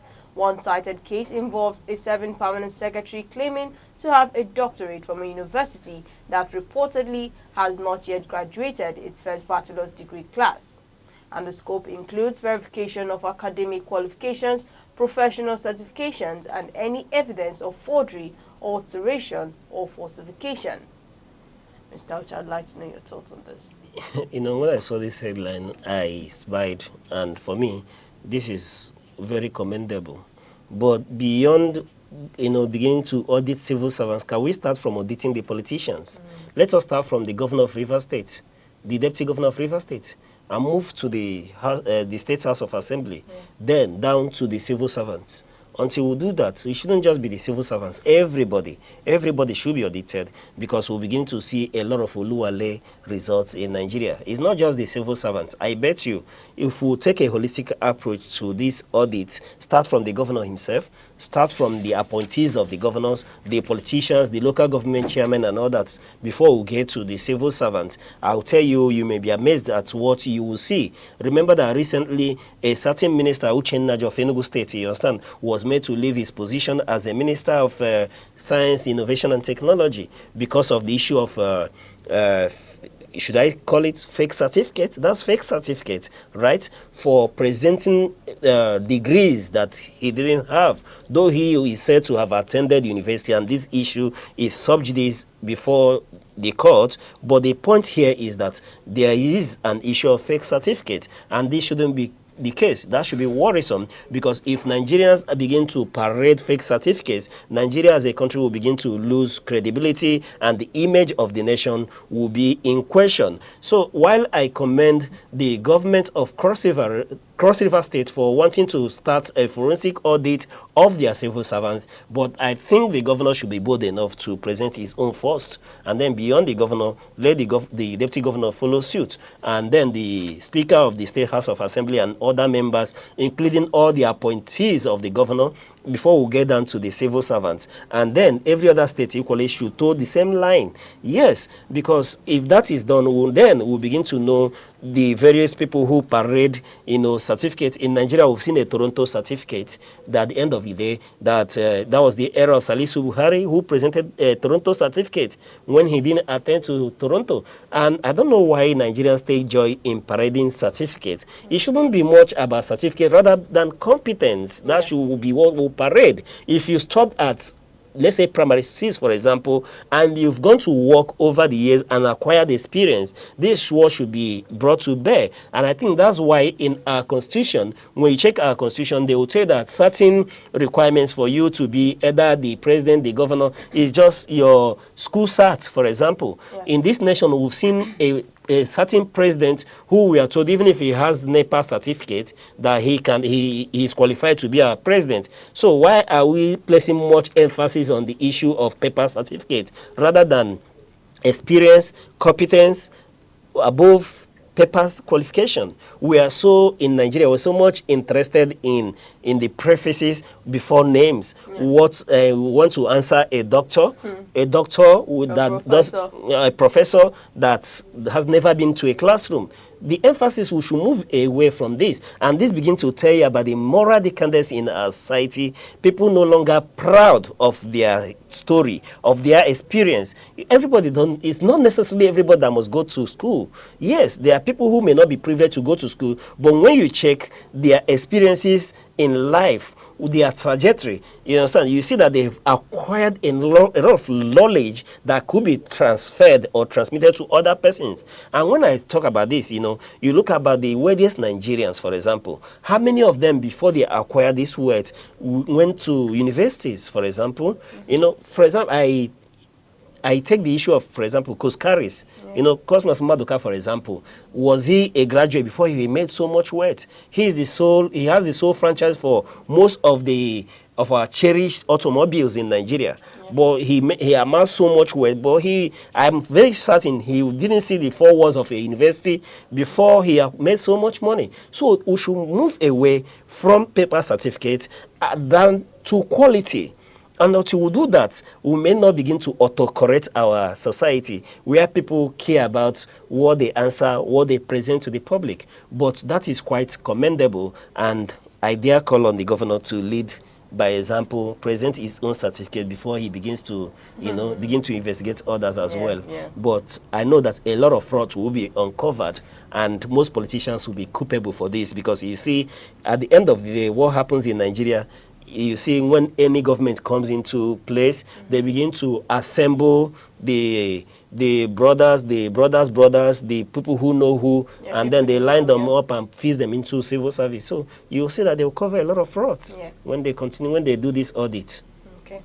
All right. Thank you very much for that. And that's all for today's newspaper review. Do not forget that you could grab your physical copies from any of your favorite vendor or catch the e-paper online. We'll be right back after the break. The Arena with Chris Anibogo is the platform where we meet to take critical analysis of burning and topical issues and matters in the society as to proper solutions on making the society better. You came into office, you locked the door to everybody. Nobody can even access you. You don't even play the politics. Month in, month out, year in, year out. So where is the money going to? Where's the resources? Whenever the economy is in a shambles, you find the government embracing pro-people policy to assuage the harsh economic reality. It was used to settle political interest, and Nigerians were paying dearly for it. Tune in to the Arena with Chris Anibogo every Monday through Thursday by 1 p.m. only on Aneke TV. Join us.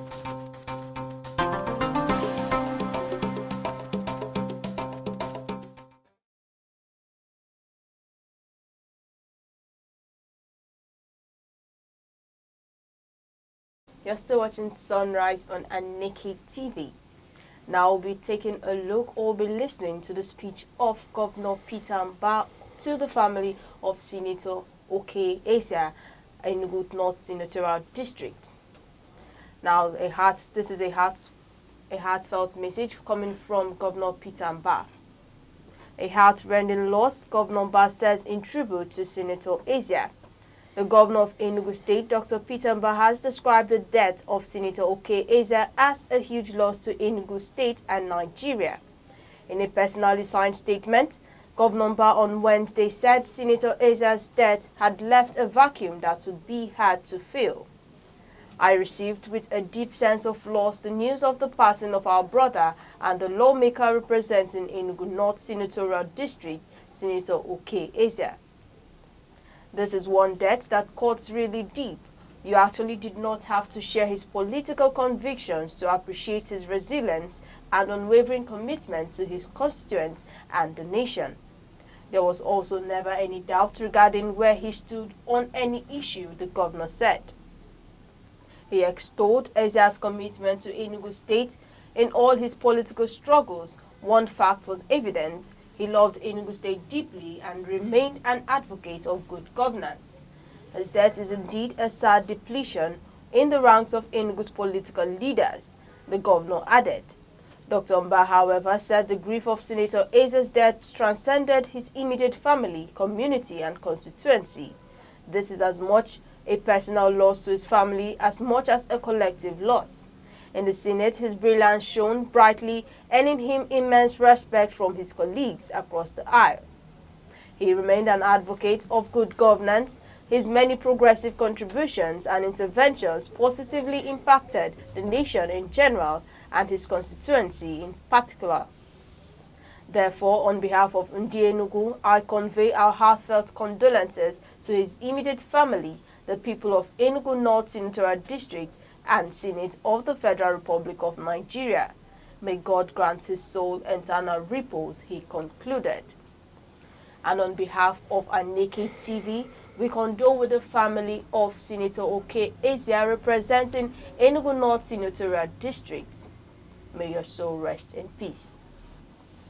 And now we're taking a look at our celebration for today on the 20th November, which is the World Children's Day.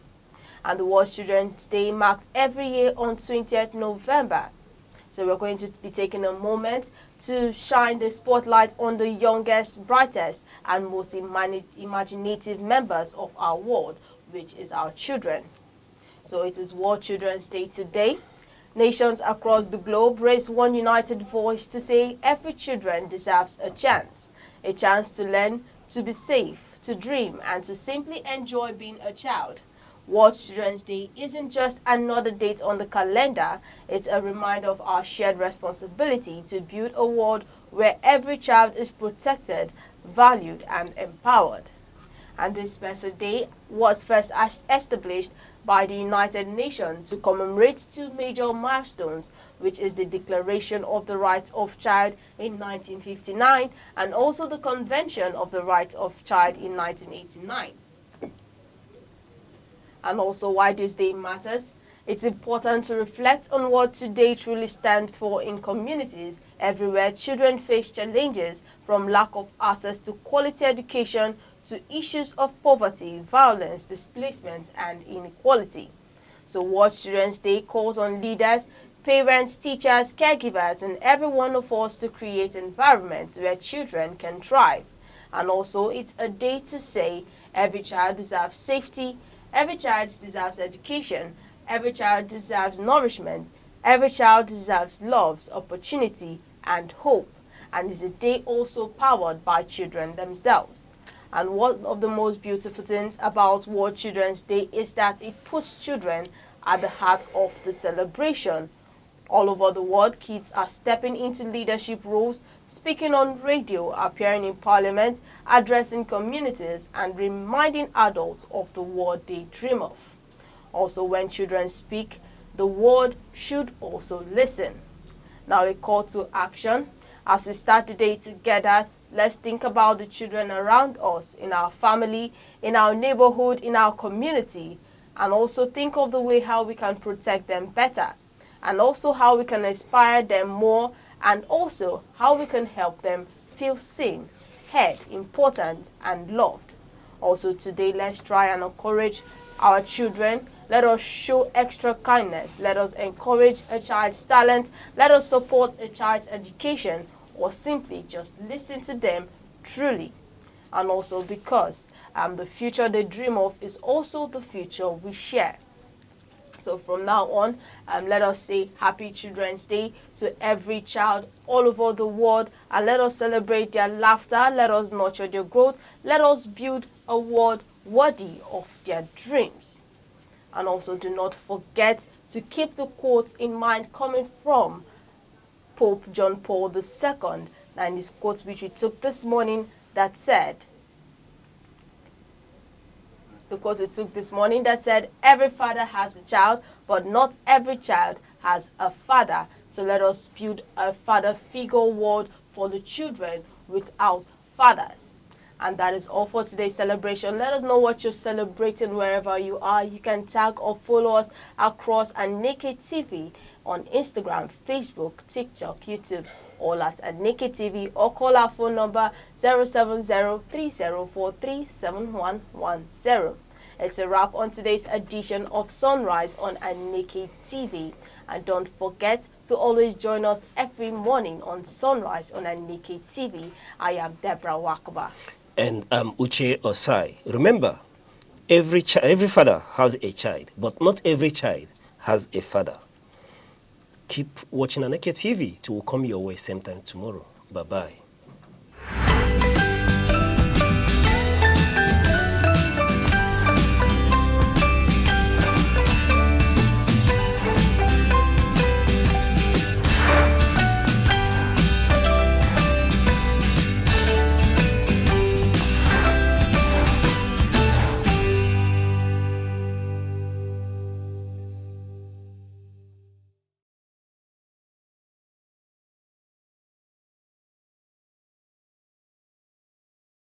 the Ebonyi people.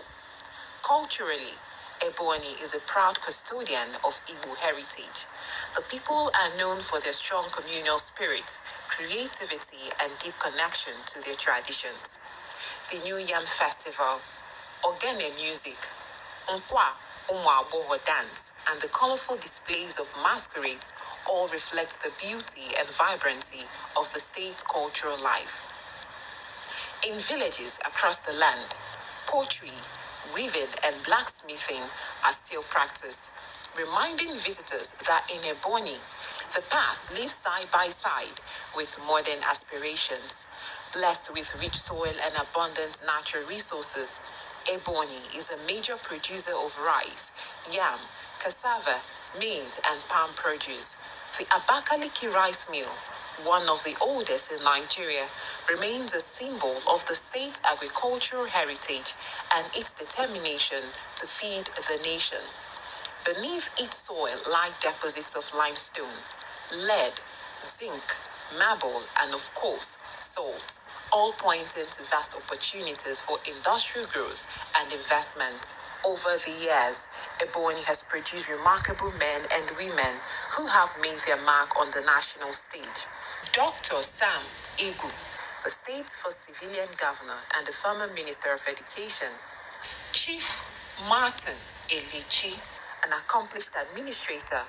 Senator Anyim Payos Anyim, a former Senate President and Secretary to the Government of the Federation, and Engineer David Umahi, a visionary leader and the current Minister of Works, all embody the drive and discipline that define the Ebonyi spirit. From education to public service, from entrepreneurship to civic leadership, Ebonians continue to excel and inspire a new determined to shape a brighter future. The lessons from Ebonyi's story are clear.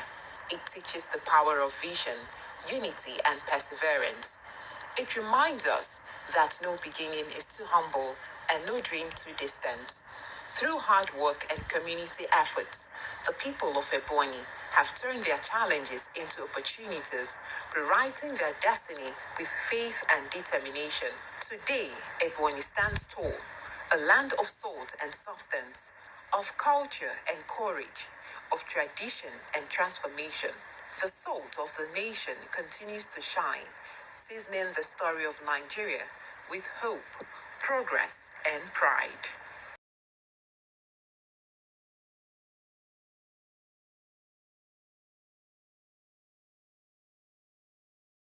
Security is not just police on patrol. It is safety in homes, schools, markets, and mines. Without it, progress is impossible. Be alert, report danger, support community watch. True security is collective responsibility. I am Chinaza Ifeanyi. We are on the streets today concerning the Abuja-Kaduna rail line, which have faced a series of challenges. Join us as Nigerians share their thoughts on this issue.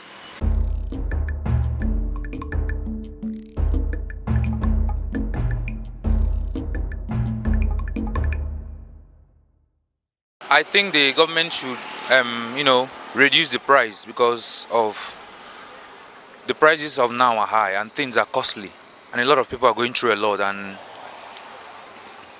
the country is just tough at the moment. But I believe if the government could, set up a system by which it can be free, or reduce the price so that they can help individuals or families who take railway or who go through the railway system to travel or to go to work or to visit their loved ones.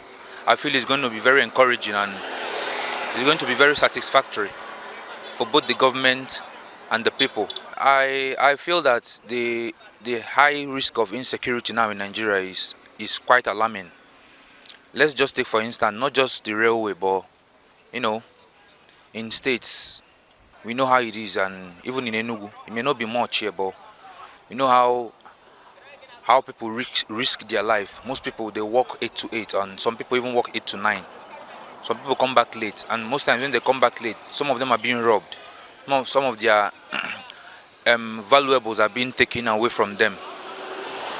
So if the government could look into it and set up, let's say a committee or people that can set up both army, police, and all these things, all these people that can help to protect the life of individuals and their properties. Because once there is life, that is when you can walk.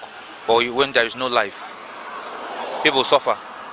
And when you take them to the hospitals, the bills are so much that they can't pay, and most of them are hungry, and a lot of things are happening. If the government can just look into it and just do something, and even individuals, NGOs and all this, because there is massive wealth in Nigeria, but just that I feel that when the wealth are being given to government to distribute to people, they don't do it. Everyone wants what will go into their pocket, and it's crazy. Take for instance, we are students. We know what we go through. You spend much. You spend a lot of time, a lot of energy, a lot of resources. Still, they do what they want. But you just have to work hard and give in your best so you can get what you need. The challenges about rail line is not about railway people, because there's people managing railway, and the federal government is the one managing railway. These people, they're placed to do the needful that they're supposed to hold. Because if the railway is not working efficiently in Nigeria, just like, take for instance, if you go outside there, I've been in South Africa, if you see how they manage some of their parts, even their monorail, things work perfectly. Even here in Southeast where we are, let me not go far distance of Kaduna Railway, but here we are. They promise us of railway, but all of a sudden they sold the whole thing. You would think that it will be a fault of federal government, or fault of the state, or the fault of the individual that bought the land that they're supposed to build as mono train or bilateral train that will travel from the state to the state. So I would say that everything that's happening in this country is being caused by government. I'm not saying it, and I don't want to withdraw my speech, say that this is what I said it, and I'm bold to say it. Everything that happens in this country is caused of government. Government should not pretend that they don't know what is happening. They should come and do what they're supposed to do. If they give someone contract, they should back the person up with the contract. Pay the person. If the person didn't do well, they should not do sycophants. They should not do anything, segregation, this one, or nepotism. This one belongs to me, this person is this person, or this person have a father in the law, so therefore I will back you up, go and do what you like. If they give you a contract and the contract is not being done the way you want it, apprehend the person, jail the person, so that all that's coming up will learn from it. I think the loopholes is from government, and government, they know, and they know what to do. It's just that they don't want to do it. So the fault is from government. Government should equally, just like what I'm talking based on security. If there is security along those railway tracks, all these things shouldn't have happened. Nigerians have shared their concerns and expectations on the Abuja-Kaduna rail line and the things they expect the government to do. From the streets of Enugu, I am Chinaza Ifeanyi, Aneke TV. Live. According to a veteran lover of nature, Mr. Odo Chukwuebuka Gerald, he views life as a progressive stage. The joy of life often invokes the intrinsic beauty of our true existence. Life is not a straight road. It bends, it breaks, it blossoms again. We stumble, we soar, and sometimes just breathing is proof that we are still becoming. It's not always loud. Some of the best parts of life comes in whispers, in morning lights, in long walks, in holding someone's hand through the silence. Life is not measured by years, but by moments. And in every moment, even the ordinary ones, is a sacred chance to begin again. I am Chidimi Kemede, and we are on the street today again. Concerning the high cost of food items and the other essentials in the market, including high cost of transportation, we want to hear from Nigerians and Enugu State residents how they feel about this situation and some of the things that they want the government to do in order to alleviate this burden.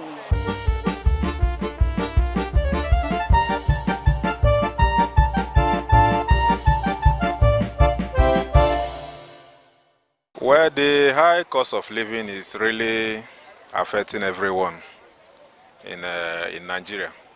For me, I think the major cause of it is this insecurity in Nigeria, because so many farmers are ready to farm. Many people are ready to farm, but because of insecurity, people are afraid to go to farm. So, and I think that is what is causing shortage of foodstuffs and making the available ones to be high in cost. So if government should work on insecurity, so many people are ready to farm. So many youths who are unemployed, they are ready to farm. Even if government can equally work on mechanizing farm, so many youth will embrace farming. And it will go a long way in making food to be surplus, and it will crash the price. It will even help us to export to other neighboring countries. This country, everybody now they also to eat na problem. And the way every country will be now, just God just help us for this country to hit problem. Everything now the Christmas is coming back now. No money to buy food, to buy everything. The high living to make the help us to reach food, make food coming down. Our strength for this Enugu na problem to pay our strength now na wala. School fees, everything. We just government just help us. Everybody they suffer. Somebody there everywhere. Actually, I would not say the inflation in Nigeria is being caused by individual. I would say that everything that is happening in this country is the cost of the country we are living into. I will not say again is the cost of is being caused by commoners. It's caused by government, because the government is not regulating what we have. Because if government is controlling what the farmer is getting and they're regulating the market prices, I don't believe the inflation will be bigger than deflation. You know, so the cost of living is actually very high, and especially cost of other things. But in terms of food items, especially during this period, is not that high, due to the fact that some farmers are bringing inputs from villages, like mostly like pepper, garri, rice is a little cheap as of now. Although in terms of other, let me say, some kind of electronics and other things that are being imported, but those ones are high in terms of the cost of the prices. Everybody know that economy is bad. Even the children, even the one they had in the tummy know that economy is bad. So we are even applying to federal government to help us to know what we are doing now. We don't even see anything to eat. Like me, I'm here. I have 2 children. To take care of them is problem. Even their school fees is problem. So I don't know how the federal government will help us to improve the economy. Even the food, to buy food is very. This thing that's Christmas is coming now. I'm thinking about how we'll settle my children this Christmas. How we'll buy the things for them. There's no money for rice. There's no money for their clothes. And all of them is my neck hanging. Mommy buy this, mommy buy this. But there's no money. There's no money.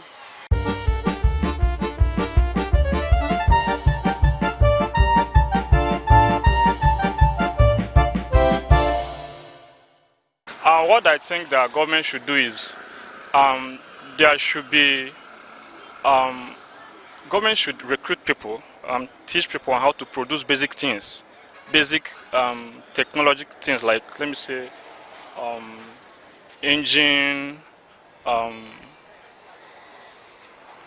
like chairs, metals, like casting, basic casting, like things that are basic technology things, so that all those things are being imported, we'll be able to produce it on our own. Like it should be common. It shouldn't be something that only bigger company will be able to produce it. It should be something that when somebody maybe graduate from secondary school, those little enrollment should be able to produce all those basic things that we normally import, not like phones, machine engines, like so those basic things. I think if we start producing it on our own, it become cheap. Just like in farm inputs now and things that I harvest is a little cheap as of now because we are producing it on our own. But apart from agriculture, there are several things we don't produce our own apart from agriculture. If governments with their kind hearts, people really knows, will come to understand the mind of the commoners and knows the individual differences, go to the markets, leaks things that they will start regulating in the market, because I believe that it's not everything in the market that will regulate, but there's some things that is vital that they will come to regulate. I believe things will normalize. Residents said that the high cost of food items, transportation and other essentials are taking a toll on them, and they want government to intervene quickly. Chidimi Kemede, Aneke TV.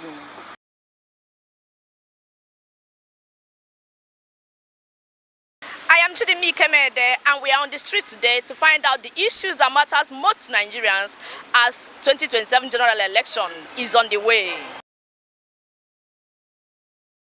I pray that our leaders get it right. So the issue of security is something that nobody discusses this in this country. Yes, without having this shiver, because like me, as I'm going now, at times we don't even ride. Some of us that you cannot come out with your car. You rather take public transport because of what is going on with regards to security. Because at times you cannot drive like 40 minutes. There are roads we cannot ply because of the issue of security. Yes. So I think that what we should be praying for this country is to get the issue of security right. Yes. That is the only thing I'm praying. If we get it right, then every other things will fall in place. So right now, considering the situation of the country, I would say security first. Because if people are dying every day, who are the government governing?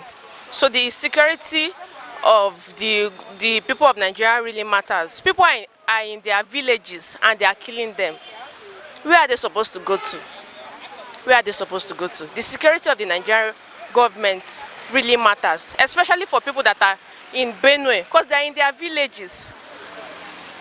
We understand that a lot of people tend to migrate, but like everybody cannot leave their villages. People of Benue, the people that are killing in Adamawa and other parts of the country because of land matters, and then because of the religion matter, because they are Christians or they are Muslims. Their life, everybody's lives matters.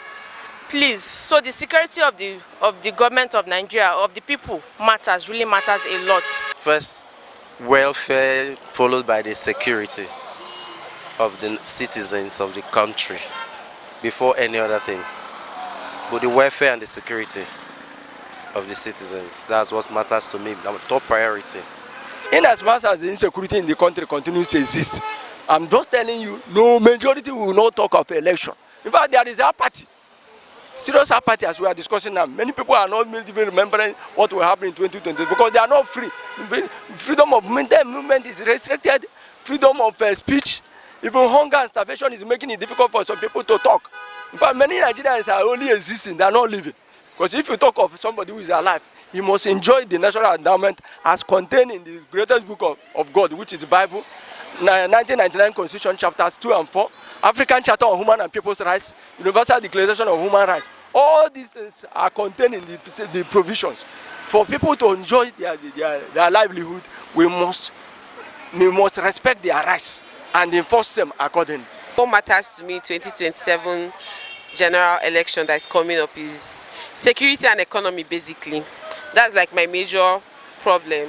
Do you get? Because I feel like when everywhere is secure and when people are like living like a standard way of economy, do you get? Like everything is going to be cool and nice for us, because currently it's not it. Like if you're going out, you just have to be guarded. Like if you're going out, you hold your bag very well. If you're sleeping at night, you sleep with one eye open.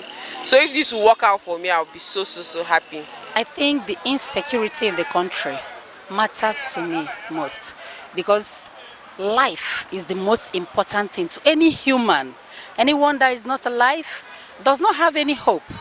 But once you are alive, you can pursue your dreams, and by the special grace of God, you can meet up with your dreams. And this insecurity, it goes down to every nook and cranny of this country, even down into the villages. They are there, raping women that goes to farm, killing men when they come to rescue their women, and all that. In fact, it's everywhere, even on the road. It has embedded in every aspect of life. It is too much. It is, in fact, it has escalated to over 100%. It is everywhere you go, insecurity. You've heard from Nigerians about the issues that matters to them the most against 2027 general election. Chidimi Kemede, Aneke TV. The Insight with Uche Osai. Having the political will to confront whatever is the challenges. Igbo man wrestles with the tortoise that had a lot of ingenuity, a lot of ideas, and the tireless. It will take the bold mind of government in power to say, let there be electoral reform, no matter whose ox is God. I was there. We did everything. All of us came and supported him with our last blood. In-depth analysis, expert views, real voices, uncover the stories shaping Nigeria today. Deep dive, honest, unfiltered, only on The Insight with Uche Osai on Aneke TV. Join us. The Arena with Chris Anibogo is the platform where we meet to take critical analysis of burning and topical issues and matters in the society as to proper solutions on making the society better. You came into office, you locked the door to everybody. Nobody can even access you. You don't even play the politics. Month in, month out, year in, year out. So where is the money going to? Where's the resources? Whenever the economy is in a shambles, you find the government embracing pro-people policy to assuage the harsh economic reality. It was used to settle political interest, and Nigerians were paying dearly for it. Tune in to The Arena with Chris Anibogo every Monday through Thursday by 1 p.m. only on Aneke TV. Join us.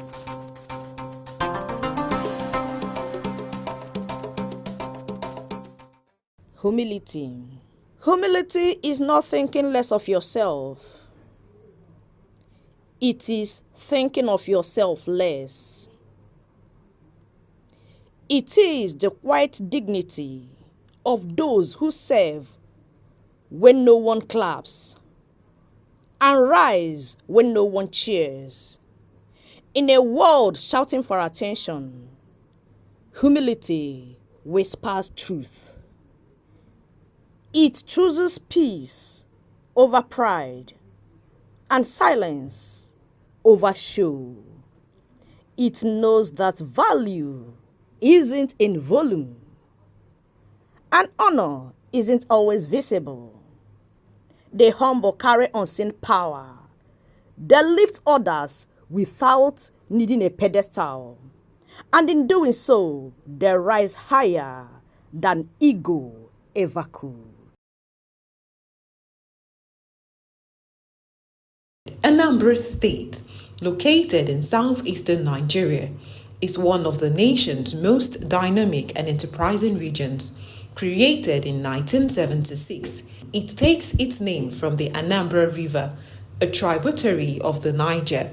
Its land is steeped in history, from the ancient Nri Kingdom, the cradle of Igbo civilization and spiritual authority, to the bustling commercial rise of Onitsha, one of West Africa's busiest trading cities. Every inch of its soil seems to breathe heritage, resilience, and the quiet power of innovation that defines the Igbo spirit. Anambra's people are known for their industrious drive, intellectual prowess, and unyielding creativity. Across Nigeria and beyond, they stand tall as business leaders, scholars, inventors, and professionals whose influence reaches every corner of society.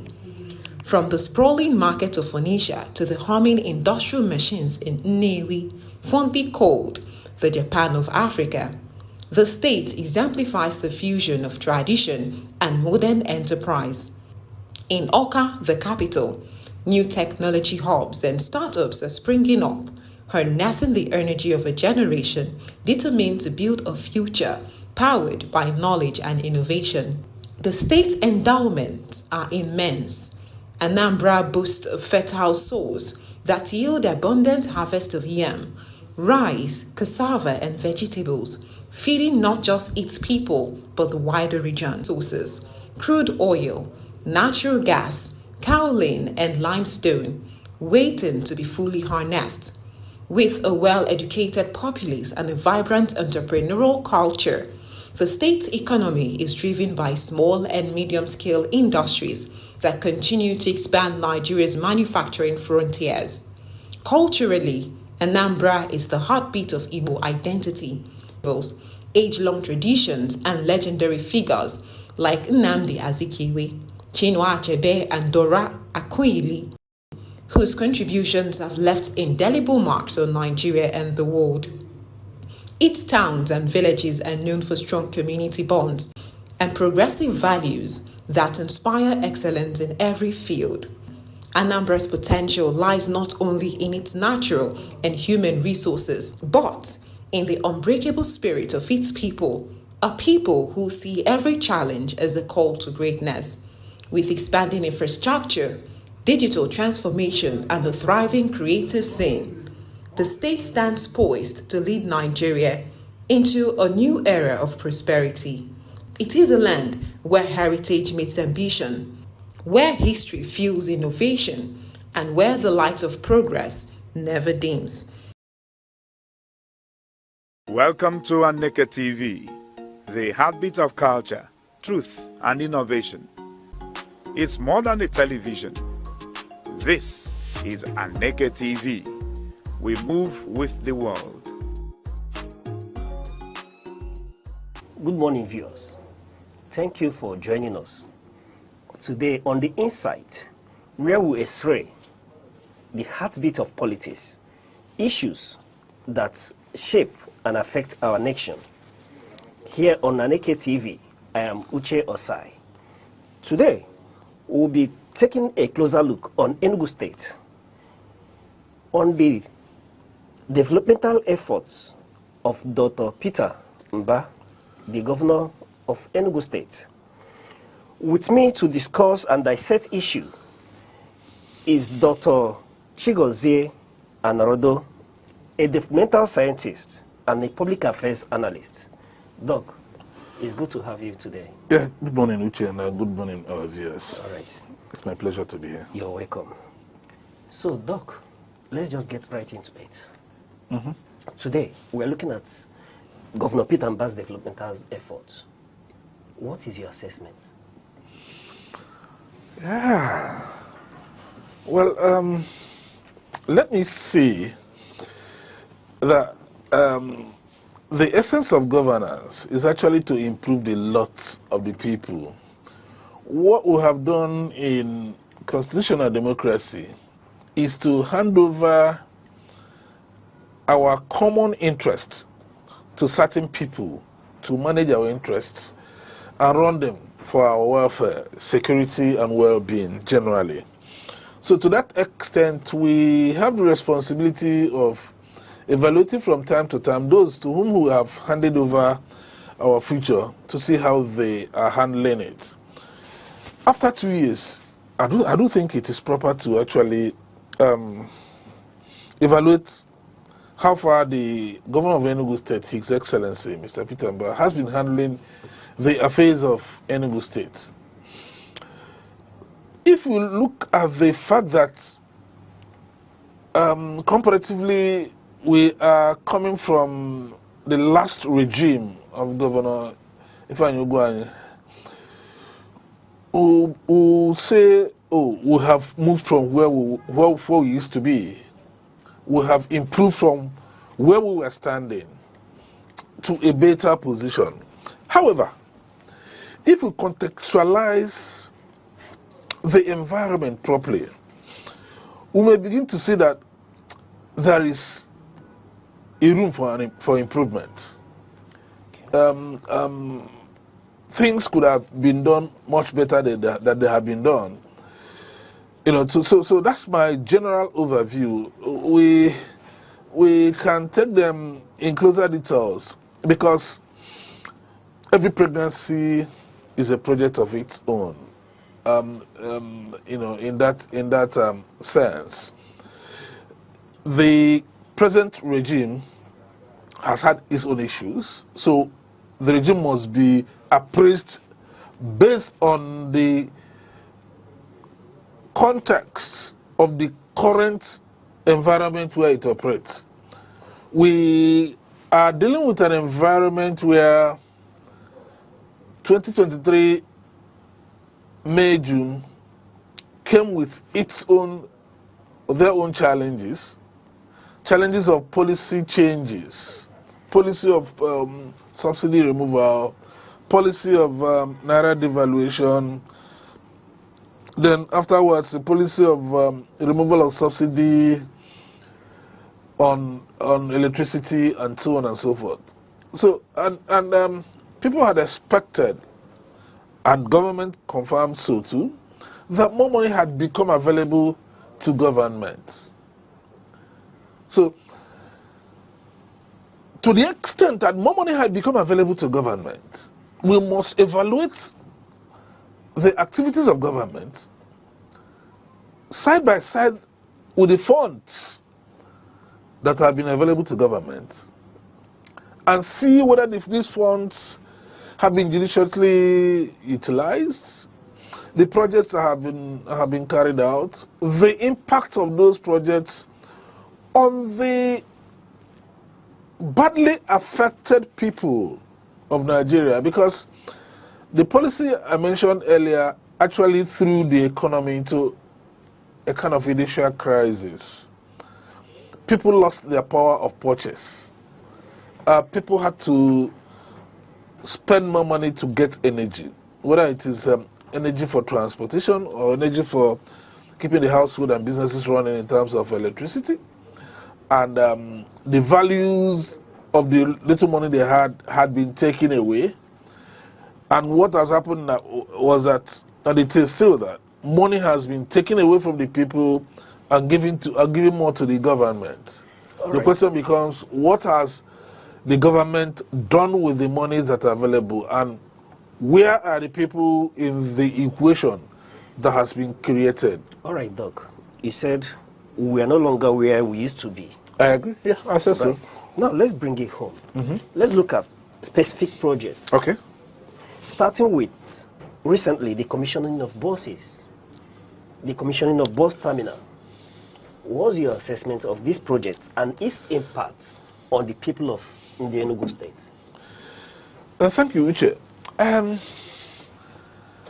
Two issues are involved: the bus terminals and the buses. Yes.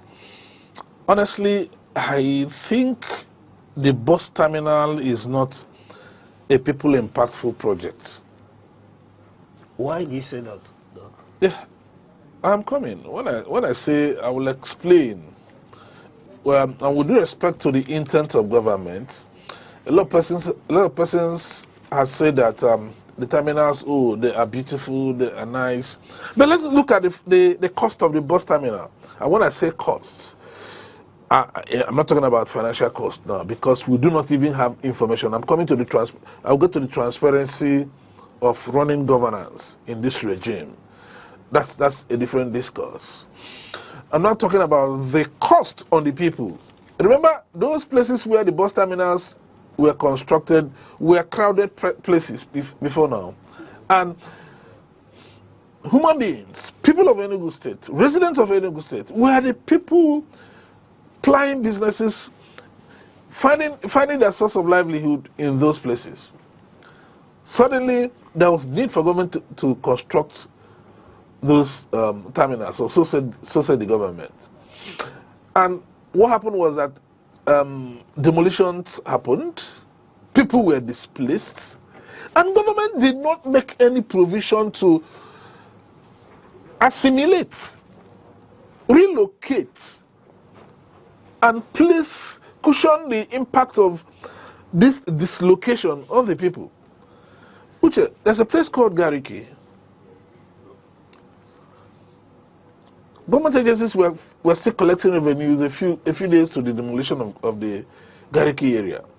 And eventually, government, having the powers to do what they did, went in and demolished the area without making provision of where those people displaced there will be assimilated into, so that they will continue to eke out living. And like I said in the beginning, what we have done in constitutional democracy is to carry our common interest and transfer to individuals to take care of them. And now the welfare of those people were at stake. I would have expected that government would have brought human face to this project by making provision for a place to relocate these people who were doing businesses in those areas. If an alternative places were constructed and those people were asked to move to those places because government needed to do a renewal, build what is termed the modern bus terminals on those areas, that would have reduced the impact of this shock relocation on those people. The same thing happened at the Holy Ghost area. The same thing happened at the Suka area, which I am disappointed to hear the agents of government saying that currently those who were displaced at Ogige and Suka, Ogige Market, that's what it is, will be accommodated after the construction of 5,000 shops at the Suka International Market. Yes. That is just about to, the construction is just about to start. Which one should, between the chicken and the eggs, which one should come first? Constructing that alternative market before the demolition of the existing market, which one would have been first? If the interests of the people were to be put first, which is what democracy should be. Because the people are the employers. When the time for election comes, they go around begging the people for votes. Try to persuade them. Now the people have handed power to our leaders. Our leaders are now, sending down orders on us. I would have expected that government would have been more responsible by constructing that market, the alternative market, relocating those people who were, giving them time to move in. If government constructed alternative market and allocated shops to those who had the shops at the existing market, and if you are giving time to relocate and you don't relocate, then you probably are looking for trouble. I do not know any plan, or relocating the people who are at the Holy Ghost Market. I have not heard any about the people who are displaced at a Gariki Market area. So to that extent, it will shock you to realize that a lot more people have been taken into poverty by that singular project. That's what I mean by the cost of the project. We live in a society where there is no social security. If you are sick, you need to struggle to provide your health care out of pocket. If you're going to school, your children have to go to school, you need to provide a cost of education out of pocket.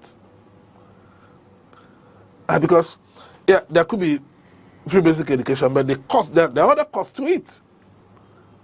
People don't get free uniform, they don't get free books, they don't find themselves to school freely, and so on and so forth. So people pay, in era where electricity supply is very erratic, people provide power to them. So I'm sure that in this facility you provide their power to get things run. So in that circumstance, people were literally aching out living. And they were finding their source of livelihood through those things that they were doing in those places. And if government is for the people, you probably would have done a baseline assessment. How many people are here? If you displace these people, where are we going to put them? If you put them here, what will be the social impact of this displacement or this location?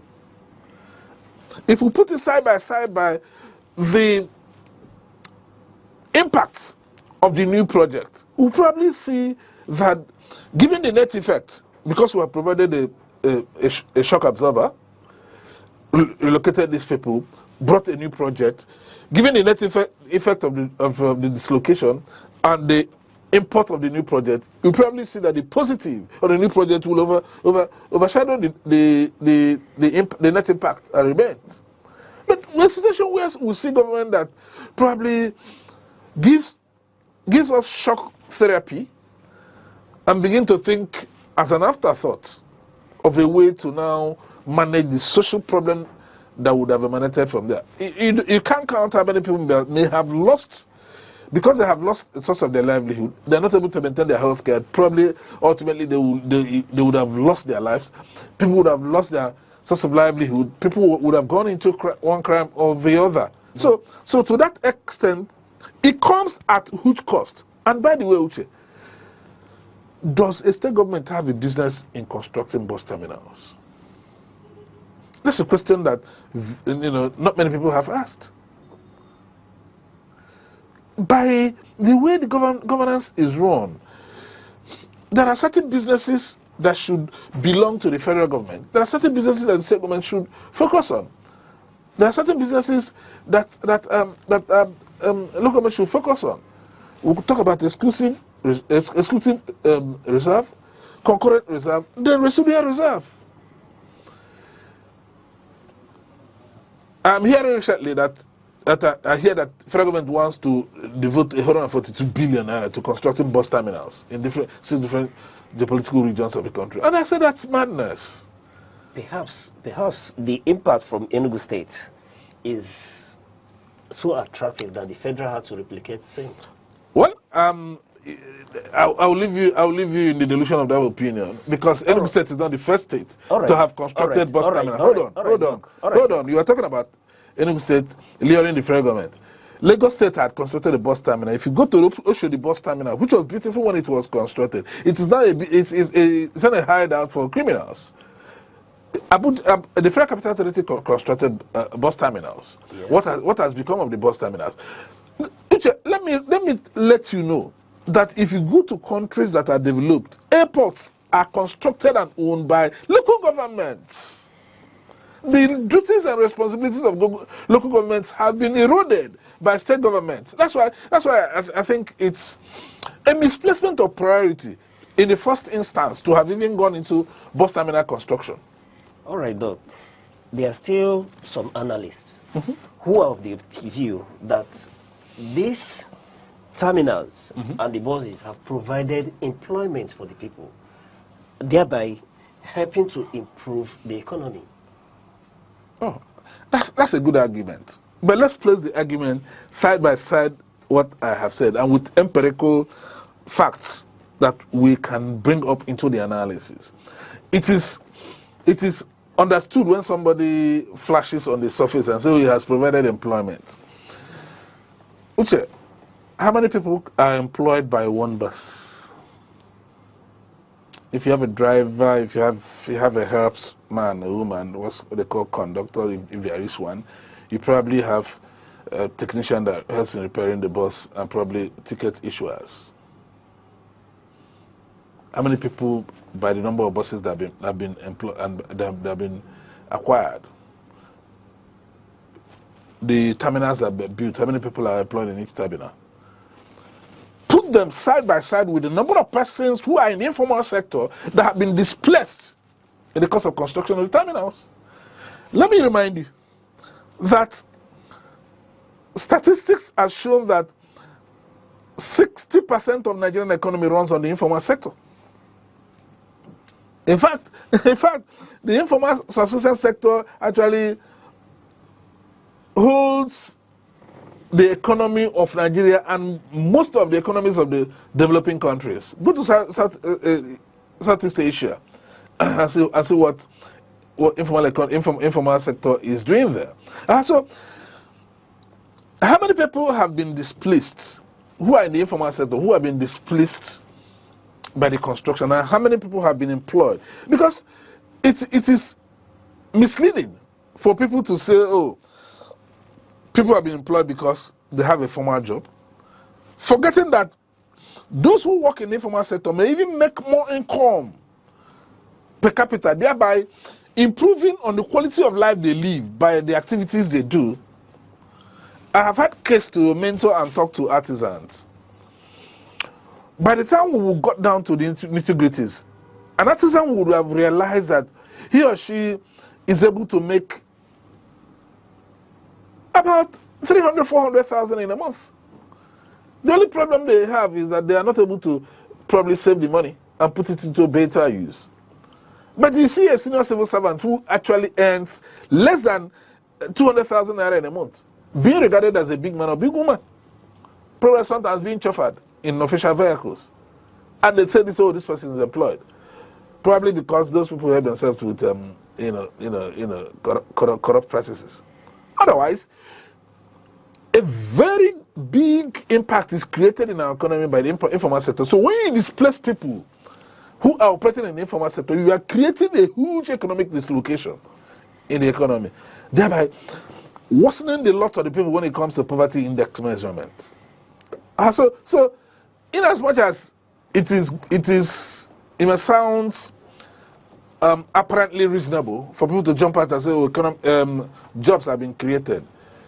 Uche, I do not say that it is good to have a 21st century rickety buses running on our roads. But if you count those who are operating those rickety vehicles, they are more in number than you can actually create a job with this. That's not to say that city modernization should be taken out of the table completely. I hope you get my point. My point is that strategy must be brought into the things we do, and we must make provisions for taking care of people to be displaced from urban renewal projects, so that we don't displace people and begin to grapple with the after effects of the displacement. And that's the kind of thing we see in the federal government project, where federal government, remove subsidy would start having made plans to take care of the people, knowing the expected negative impact of subsidy removal. And people go to town and say, oh, it was good to remove subsidy. Nobody is saying that it was not good to remove subsidy. So they are missing the point. The point we are making is that you need to plan on how to cushion the effect before you bring in the action. All right, hold the thoughts, Doc. Viewers, thank you for staying with us. We'll go on a short break. I will be right back. Welcome to Aneke TV, the heartbeat of culture, truth, and innovation. From breaking news to inspiring documentaries, from grassroots traditions, mysteries of life to global perspectives, we'll tell your stories. We amplify your voice and your vision. With every screen we light up, we connect, inform, and empower. It's more than a television. This is Aneke TV. We move with the world. All right, thank you, viewers, for still staying with us. We're discussing with Dr. Chigozie Anarodo, a developmental scientist and public affairs analyst. We are looking into Enugu State, the developmental strides of Dr. Peter Mba. Doctor. Yes. He said the essence of governance is to prove the lot of the people. Absolutely. Good. Let's look at the recent commissioning or re-unveiling of Hotel Presidential. What's your view on that project as well? I think it's a good one.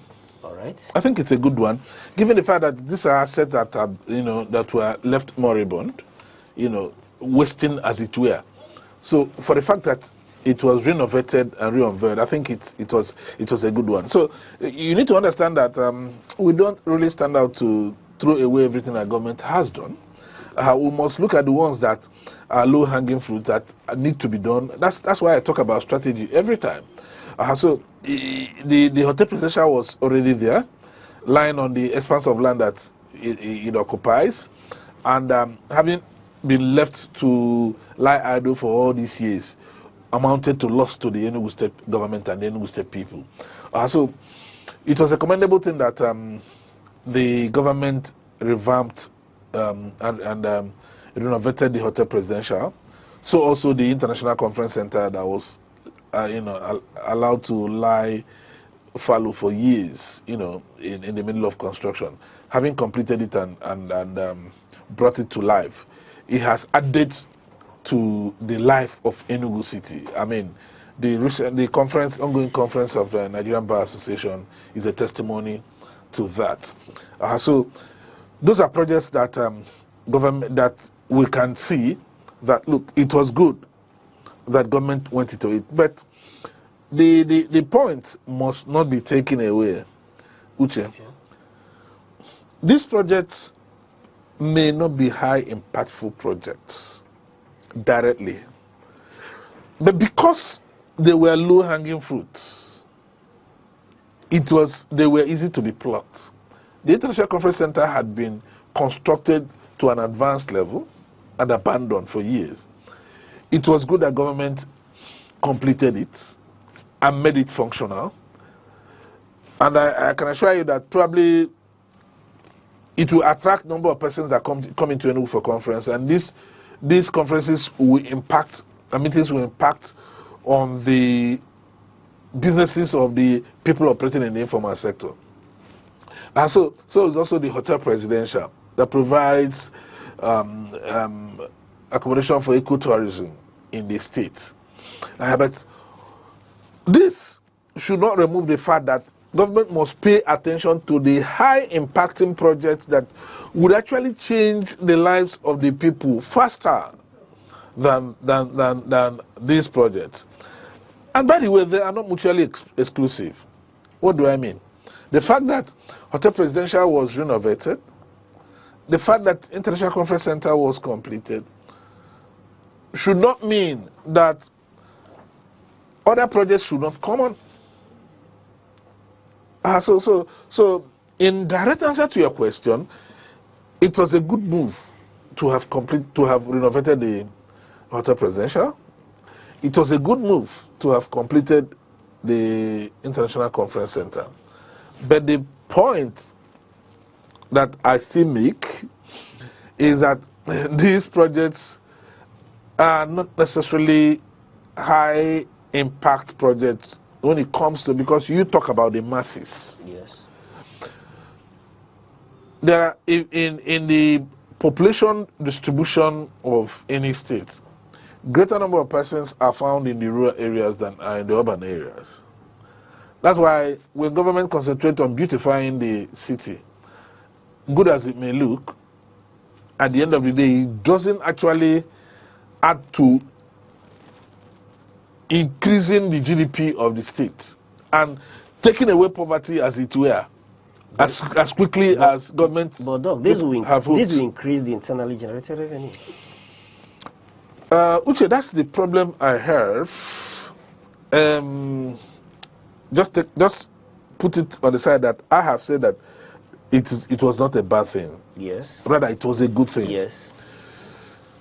Oftentimes, I've had to speak with government agents and operators of government, and I hear them mix up internally generated revenue with GDP. They are not the same thing. It's more important that for the government that economic activity goes on and increases in the state. Grounded economic activities. That is when you can measure the gross domestic product of the state. And mind you, if you have a good spread of economic activities and gross domestic product increases, it directly impacts on income per capita. That is to say, you, Onyenugu, Ndienugu, will now have more money in their pockets. That's when income per capita increases. And if you have more money in your pocket per annum, what it means and translates to literally is that you can improve the quality of life you live. You can afford to go to hospital. You can afford good shelter. You can afford good clothing, and you can afford healthy food. And these are the essence and pillars of good livelihood. And that is when you feel actually the government has impacted greatly on you. I have seen cities in Europe that don't necessarily look magnificent, but you realize that the people who live in those cities are happy, they are comfortable, the HDI, human development indices, are high. The quality of life they live are high because the per capita income that they have access to is very high. Some countries are living with per capital income of $15,000 per person per year on the average. Some are living with $10,000, some $6,000. But which the per capita income around this area is less than 800 naira.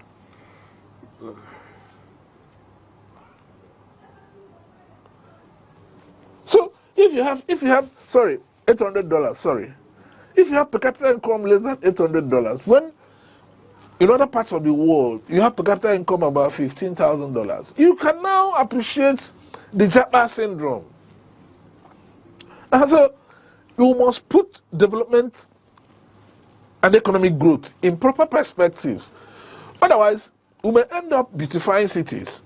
And I criticize some governments in the past for just trying to beautify cities, put street lights, and without actually catalyzing economic development and growth.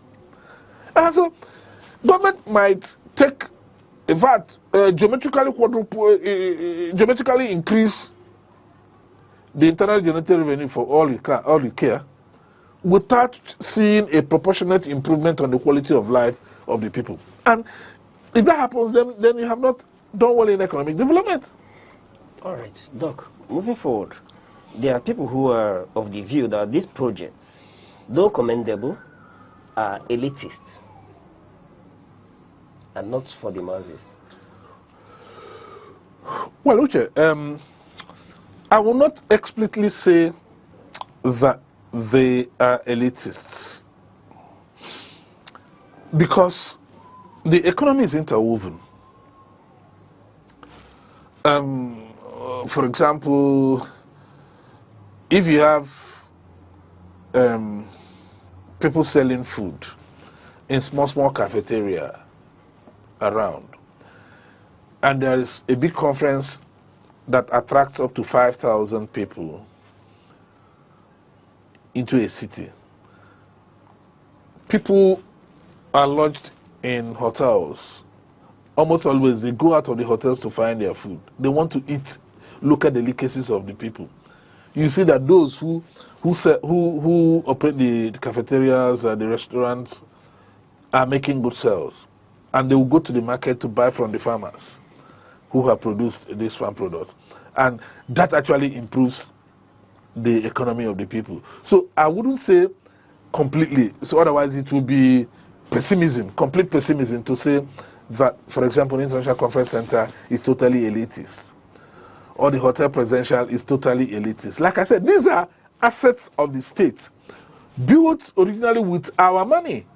If they are left to rot away, our money is being wasted there. The only caveat I bring in is that when government renovate this, they must concession those to good managers, so that we don't go back to where we're coming from. The point I make is that if government is in a hurry to actually take people out of poverty, there must be some other projects that have high impact factor on the people than this one. That might necessarily outrightly calling them elitists. For example, I have criticized the Enugu Air project that it's a waste of public fund.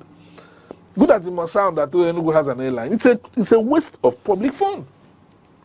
If a government has put in 62 billion naira, as they told us, because I mean, transparency is part of an issue in this government. That's I said I was going to come to that. Yes. So, constitutional democracy requires public participation. We should be able to go to government websites and find the cost of completing the International Conference Center and see whether the cost is commensurate with the work has been done, because the work belongs to us. Yes. We should find the cost of renovating the Hotel Presidential and see whether the cost is commensurate with the work has been done, or it has become a tunnel for funneling away public funds, because the money is ours. But we can't say these things. I have confronted government officials, and when you ask them, so we don't know, maybe we'll ask the Commissioner for Finance. This transparency demands that, an issue, this job should be done by public bidding, and if they are bidded for, the cost of executing the project should be put on the table for everybody to see, and to see whether it is actually judicious use of public funds. I talked about the money available to government being increased, yes, and the need for judicious use of those monies. So that's that's where I call out this government to actually be more transparent in letting the people see the financial cost of doing projects, whether they are the bus terminals, whether they are the conference centers, whether they are the Enugu Air. But I criticize Enugu Air because I didn't see a business case in the state government putting fund in floating a fresh airline, where the existing private sector airlines are not able to maximize their capacities. If you listen recently, you hear that Nigeria has signed a bilateral air service agreement with Brazil. APIS, so that APIS can fly directly to Brazil. Yeah. That's capacity that APIS is looking to maximize. If you have flown into Enugu using the existing airlines, you will discover that almost always the aircrafts are not filled to capacity. So what was the business case? Was Enugu such a place that you didn't find aircraft and airlines going to Enugu? So if Enugu becomes a lucrative route by catalyzing economic activities in the Enugu state, you will see that ordinarily private investors will put in more airlines into Enugu, rather than, because we know government is a bad business manager. So I didn't see, in fact, that 62 billion, you can imagine if it had been taken, converted into constructing light rails between the cities of Enugu, the impact it would have had on the people. That's when I talk about high impact projects.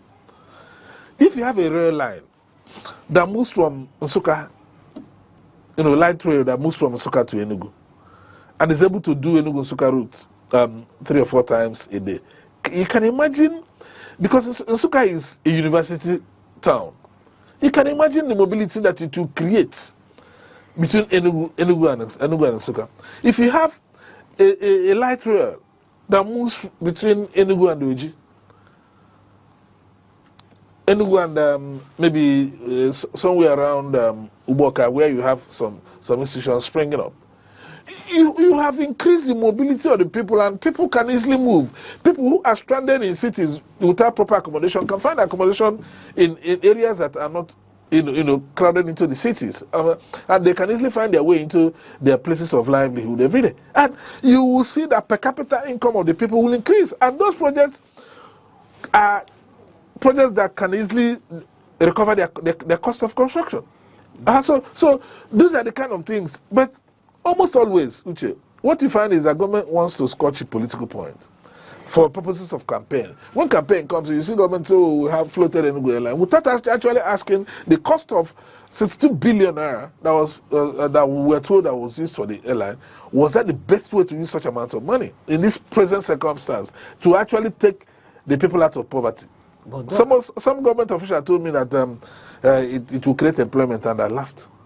It doesn't make sense, because we know that the number of employment it will create will be a child's play to compare with having light rails running around the Enugu city and the kind of direct and indirect employment that those ones would have created. So you go to the government of Enugu started water project.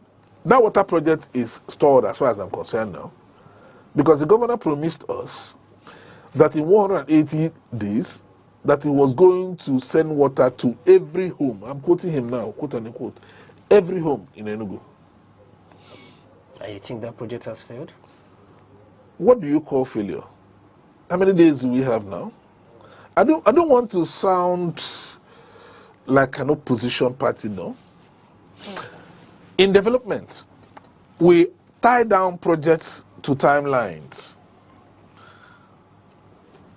2 years and some months have passed.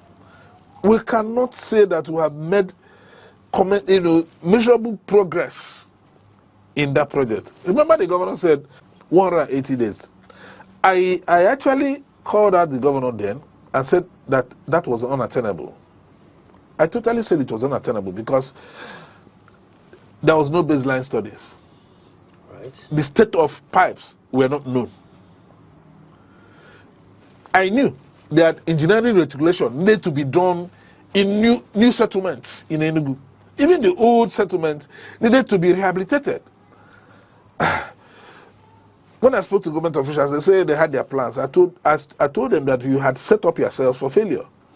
Sooner than later, I told the Commissioner for Information then that water gallery was a 19th century thing that we saw in Asia. That if you look at the impact of creating water galleries, we are falling back to people losing man hours in trying to find water. And these things were not sustainable. He insisted they were sustainable. Sooner than later, within days, those galleries were vandalized. And today, I don't know anyone that functions. I don't know any of the water galleries that functions. And if you do the statistics, you will find out that more than 60% of Enugu people who live in Enugu city, do not have access to potable water. As you slowly get into the dry season, it will come to you will face the reality. Most of us live and use unwholesome water for our daily activities. You see shallow wells everywhere. And I thought that was what the governor saw and said, well, Enugu people deserve potable water. But how they have handled that leaves a lot to be desired. So to that extent, if that project had actually been advanced as much as it should, it would have been a high impactful project. Because water is key to whether it is health, whether it is sanitation, whether it is environment, and the well-being of the people to be in a position. Because if you have a healthy population, you have a productive population. All right, Doc. Talking about high impactful projects. Yes. Let's look at education. Okay. The Smart School Initiative. Okay. What's your assessment? On the surface, Uche, the Smart School looks good. On the surface. But that's why I usually talk about strategy. And open governance requires that when government has a dream, if it brings it to a plan, and if it has a plan, it should create strategy or strategies for those plans. And they should be brought to public domain for proper criticism to help government achieve the desired goals. The Smart School, like I said, on paper, looked very good. But the question I had asked myself in the first day I heard about it was, looking at the pathway that the Smart School project wanted to take, was it better to start completely to construct new schools? Or was it faster and cheaper to massively move into existing schools, renovate them and convert them to smart schools? Some of the government people argue that government wanted to a new paradigm. Yeah, but politics came into it, like everything we do. In some communities, the smart schools are located far away from the people that will use them. Sometimes you see two smart school projects located probably too close to each other, while other communities are actually disenfranchised, as it were, as when the project has come on. So now it's a huge, it's a capital intensive project, as it were now. Apart from the pilot project that was done, I do not know of anyone that has taken off. We are heading to commencement of new school year. I honestly think that if the kind of amount of money that's being speculated, because nobody is telling you, nobody is giving you the facts. I talked about transparency. The amount of money that is being speculated to have been sunk into the smart school. I mean, it's a beautiful dream to actually invest in education. Don't get me wrong. It's a beautiful dream. The amount of money that has been put there, if the monies have been sunk into renovating and converting the existing school structures into smart schools, would we not make better projects? The way these things are sited and located, what are the chances of sustainability? Then I have a bigger concern, the way it's being mouthed. Uche, every institution stands on 3 legs, principal legs. There could be other legs. The infrastructure, the legal framework, then the human resources. The teachers that are going to man the smart school, are they going to come from the moon? Government says we are training them. I say it's beyond just training them. Part of the problem, the education problem we have in Nigeria today, is poor remuneration. And as such, the educational system does not attract the best of the human resources to get into that sector. Time was that you went to primary school, you saw young men, young women, who are top of their classes, getting into teaching profession because they were properly remunerated. As it is now, if you go to an average primary and secondary school, you will see that you have 90% women population. I mean, due respect to the women, I mean, they are not less important. But sociologically putting it, you see that the men are scared of getting into that, because in the cultural environment where we live in, a man has a huge responsibility. You have to grow up, make enough money, marry a wife that you will take care of, as it were. Social responsibilities that are facing you, So you discover that in the university sector now, if you see people graduating from education, those who are made first class and second class upper find their way elsewhere. They don't want to go to the basic education sector because the remuneration is very poor. Is government going to increase significantly the remuneration and support for the teachers that are going to teach in smart school? Otherwise, it will be a rat race. All right. If you're just joining us, we are discussing today on the insight, the impact of Dr. Peter Mba's developmental efforts in Enugu State, the benefits to Ndi Enugu. And with me here is Dr. Chigozie Anarodo, a developmental scientist and a public affairs analyst. Doc, yes, we've been looking at these projects. Now let's take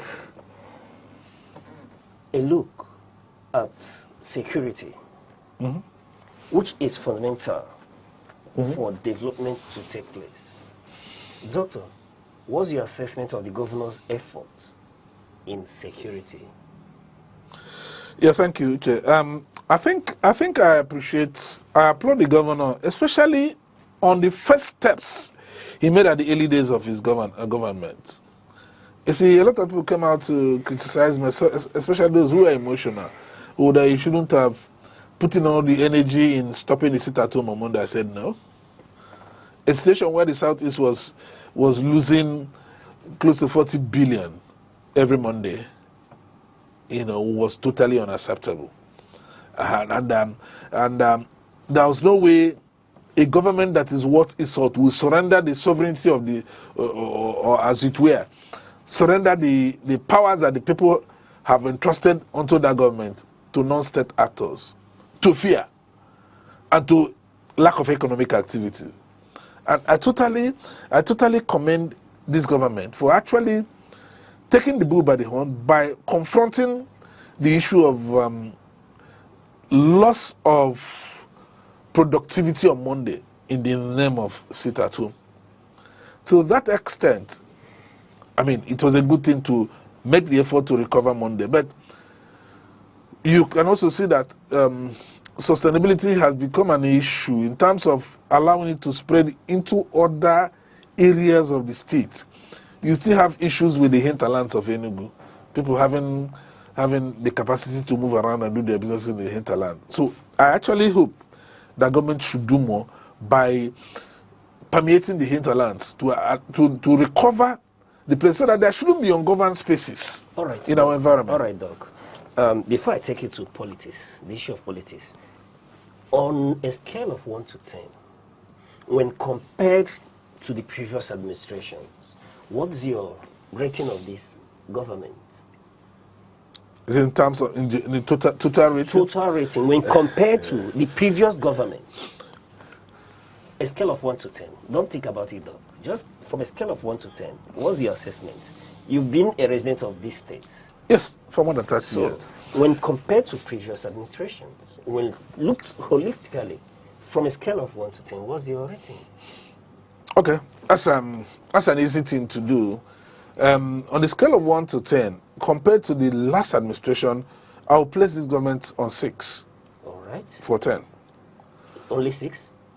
That's my assessment. I am a teacher. Good, but the previous administration, you didn't give a pass mark either. No, so we are putting on a, see, when you say a scale relative to the previous administration, like I told you, my job is teaching. What it means is that the previous administration takes the base value of 0. All right. Do you understand? All right. So now this one scales up to 6. So your final score is 6. Well, I'm not prevaricating about it. All right. The point I want to make, however, is that it's not enough to do that comparative score. Okay. It's important to do absolute score. Okay. Because the previous administration, truth must be said, we run a porridge economy where we depend on the allocation of the federation to run. The previous administration ran in the era when oil revenue was very low. The monies accruable to the federation account was much lower. A situation where the federation was distributing a total of about 600 billion per month. That's the regime we move from. And we're in the regime where the federation is currently distributing 2 trillion in a month. Are you able to place them side by side? That's why I talk about context. It may be shallow-minded for us to say, oh, let's just compare. You move from 600 to more than 3-folds. So we must expect such quantum leap in the type of developmental impacts and efforts that we see. So that's why I said, I mean, I can't argue with you because you are the moderator here. You wanted a comparative scale. That I gave to you. We can do an absolute scale. All right, Doc. And my absolute scale can come down to 4. All right, Doc. We're in era of endorsements. We're in era of endorsements. Absolutely. And based on the efforts of this government, we've heard when he went to commission the projects in the Soka. We heard the people endorsing him for another term in office, though we are still in 2 years. And given the crisis in the PDP, do you think it's possible for this governor to run under that platform? And if not, That's a difficult one. And if not, should he want to decamp from the PDP, as we've seen others do? Do you think there is a headway for him in the APC? Well, I'm not a politician. Right. So I may not know exactly the intricacies of the internal working of the political parties. But my analysis is based on what we know and what we're able to dig out from where we stand. There's a huge crisis in PDP. Right. And the developments we have seen in PDP may have pitched the governor on one side of the PDP crisis, while the likes of Yeson Wike are on the other side of the PDP crisis. How the PDP as a political party is able to navigate that crisis before 2026, because we are saying we're just 2 years in. The truth of the matter is that campaign for primaries will start. In fact, the campaigns for primaries have shortly started. Yes. Forget the endorsement you are seeing are business of politically minded people. I mean, they do that business in every cycle. Some of them make money from the businesses. So by early 2026, because by Aneke guidelines, by middle 2026, the parties would have known their candidates. The candidates would have been submitted to the INEC, because you need enough time for campaign before the election, according to the new INEC regulations. So by the time we get to 2026, you see that political activities will increase. Those who are interested in political offices will want to get off with the campaign and get the people to support them. So 1 week is a lot of time in politics. For example, the neck of PDP couldn't hold for some time, but between the 100 neck and the 101 neck, we have seen that PDP was able to hold neck meetings. There are forces that are still pulling. Now we see the Makinde group and the Yeso Wike group. Whether they are able to come together now to form a one PDP is difficult to say exactly. Because Wike had said it without equivocation that he was going to support President Bola Tinubu of the APC in 2027. And that as far as he was concerned, the PDP was not going to field a presidential candidate. But PDP has won the presidency now to the south. So the dynamics are changing with speed. All right. How they turn out, we may not be able to say exactly. Because if things remain the way they are, or at least we saw them last week, it may be difficult for the governor to say, oh, we'll pick a ticket in PDP. But things can change. And those who are the lower layer can come up to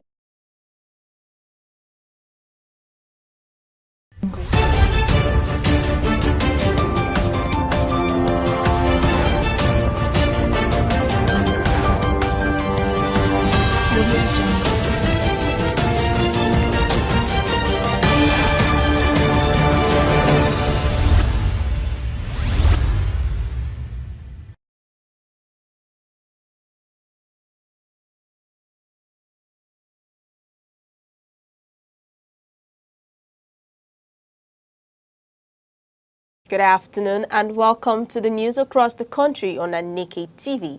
I'm Deborah Wakova. And now to the headlines. Nigerian edge as mass kidnappings and deadly attacks surge. Taraba State Governor orders immediate payment for 1,410 staff cleared in audits. Senator optimistic of Kebbi school girls rescued in 48 hours. Terrorists killed 204 abducted rice farmers in Kwara. NAF airstrikes destroy notorious terrorist camp in Sambisa Forest. AFCC arrests female archbishop in Delta over alleged naira mutilation. Cassava identified as key driver of Africa's food security and industrial growth. And now to the details of the news. A series of security incidents has been reported across several states, including Zamfara, Kebbi, Niger, Kwara, and Kaduna. Over the past week, nearly 200 people were reportedly abducted in various locations, with multiple fatalities recorded. Authorities say the incidents involved attacks on school religious centers and residential communities. In Kebbi State, 25 schoolgirls were abducted from Government Girls Comprehensive School Secondary School. During the incident, the vice principal of the school reportedly lost his life.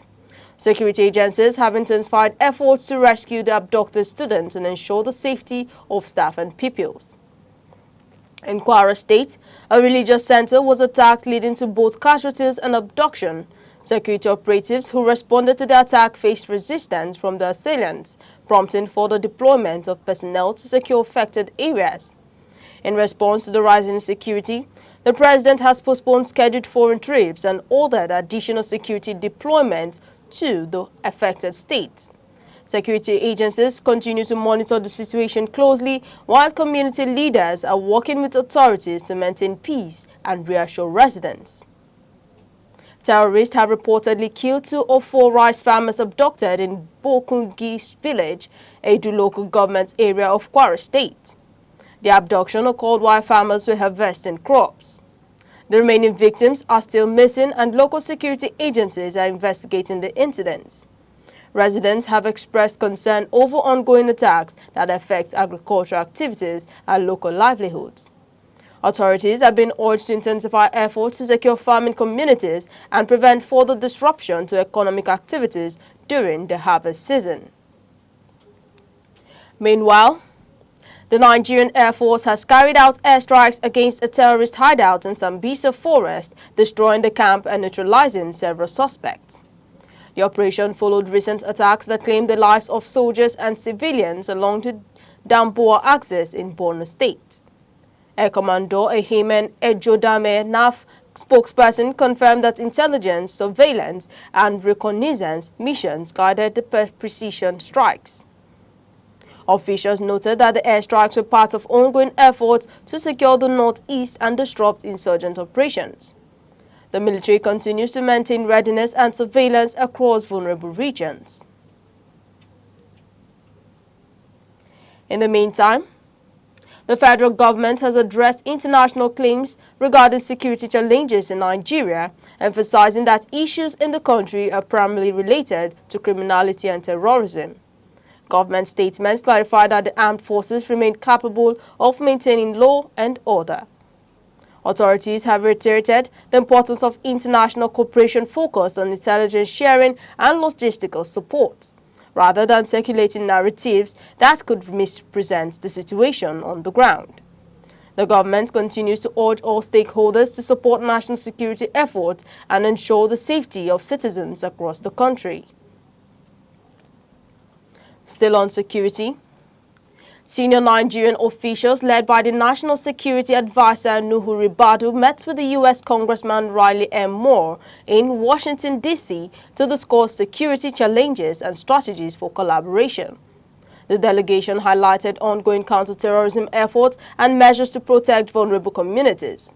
They explored opportunities for technical support, intelligence cooperation, and coordination to mitigate threats. Congressman Moore reaffirmed U.S. readiness to collaborate with Nigerian authorities, stressing the importance of joint action to address security challenges effectively and ensure the protection of communities. Also, the Chief of Army Staff, Lieutenant General Wadi Shaibu, has instructed troops in the northeast under Operation Hadinkai to maintain pressure on insurgent elements. The visit to the Joint Task Force headquarters in Maiduguri included operational briefings and directives to sustain vigilance. General Shaibu emphasized that recent progress must not lead to complacency, stressing continuous operational maneuvers to prevent insurgents from regaining strength. Borno State authorities have expressed support for military operations, noting that the collaboration between state government and security agencies has contributed to stabilizing affected communities. First Lady Senator Oluremi Tinubu has called on Nigerians to ensure the welfare and protection of children nationwide. In a message for World Children's Day 2025, she highlighted the importance of providing platforms for children to express their experiences and aspirations. She noted that the team Listen to Children, My Day, My Right emphasizes the need for society to recognize children's rights and promote their well-being. The First Lady urged communities, families and institutions to create supportive environments that enable children to achieve their full potentials. Taraba State Governor Dr. Abu Kefas has ordered the immediate payment of salaries and benefits to 1,410 civil servants who were officially cleared during a recent staff verification exercise. The audit, conducted over 5 months, identified over 7,000 workers with payroll irregularities. Only those verified were approved for full payment of entitlements. Governor Kefas commended the committee for its transparency and called for continued integrity within the civil service, while directing measures for the law and are pursuing swift action. The abduction took place on Monday, when armed assailants attacked the school hostel, resulting in the death of one staff member. Additional security personnel, including military and tactical units, have been deployed. Efforts continue to ensure the safe return of the students, with authorities monitoring developments closely and engaging local communities to support the rescue operation. The Kebbi State House of Assembly has suspended Muhammad Mahuta, chairman of Fakai local government area, following a report by House Special Committee on misconduct. The investigation identified irregularities in council operation, including the unauthorized sale of government assets and inconsistencies in local projects. Authorities commended local security personnel for their professional handling of matters related to the council's activities and continue to oversee compliance with governance standards. The Federal Capital Territory Administration will, from Wednesday, November 26, 2025, begin full enforcement against defaulters of ground rent payments, land use change and conversion fees, as well as outstanding right of occupancy and certificate of occupancy bills. The move follows the expiration of various grace periods earlier granted to property owners to settle their obligations. Recall that the FCT Minister, Barrister Nyesom Wike, had on May 26, 2025 approved a 14-day grace period for defaulters to clear outstanding ground rent liabilities, including penalties. In addition, notices published in national newspapers and online platforms on September 8, 9, and 10, 2025 directed property owners who violated approved land use purposes. A subsequent public note granted a final 14-day extension to defaulters in Asokoro, Maitama, Kaki, and Wuse districts to regularize their use conversion status. The enforcement exercise will also cover individuals who have purchased properties without obtaining the mandatory minister's consent or registering their deeds of assignment, as they are required to formally register their interest in accordance with FCTA regulations. The Spinal Cord Injury Association of Nigeria has expressed concerns regarding the proposed Diversity, Equity and Inclusion Bill in Ogun State, emphasizing that the bill does not sufficiently address issues affecting persons with disabilities, PWDs. SCIAN urged lawmakers to prioritize amendments to the 2017 disability law to ensure the protection and empowerment of the PWDs. The Ogun State House of Assembly has acknowledged the submissions and will consider recommendations to improve legislation protecting vulnerable populations. You're watching Aneke TV News across the country. Remember, you can follow us on Facebook, X, Instagram, TikTok, and YouTube, all at Aneke TV. Now, a quick reminder of major developments in the news. Nigerian edge as mass kidnappings and deadly attacks surge. Taraba governor orders immediate payment for 1,410 staff cleared in audits. Senator optimistic of Kebbi school girls rescue within 48 hours. Terrorists kill 2 or 4 abducted rice farmers in Kwara.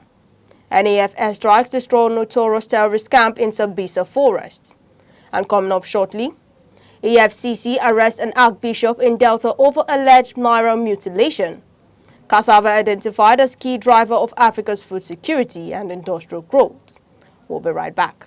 The Arena with Chris and Ibogo is the platform where we meet to take critical analysis of burning and topical issues and matters in the society as to proper solutions on making the society better.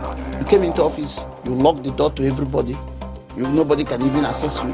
You don't even play the politics. Month in, month out, year in, year out. So where is the money going to?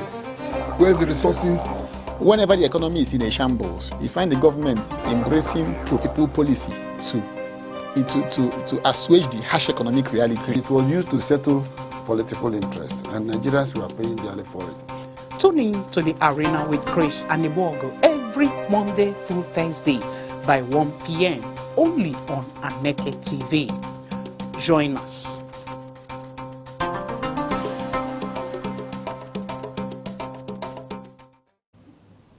Still on the news. The Economic and Financial Crimes Commission, EFCC, Benin Zonal Directorate, has arrested Archbishop Angel Oyege of Warri, Delta State, over alleged violation of the Central Bank of Nigeria Act 2007.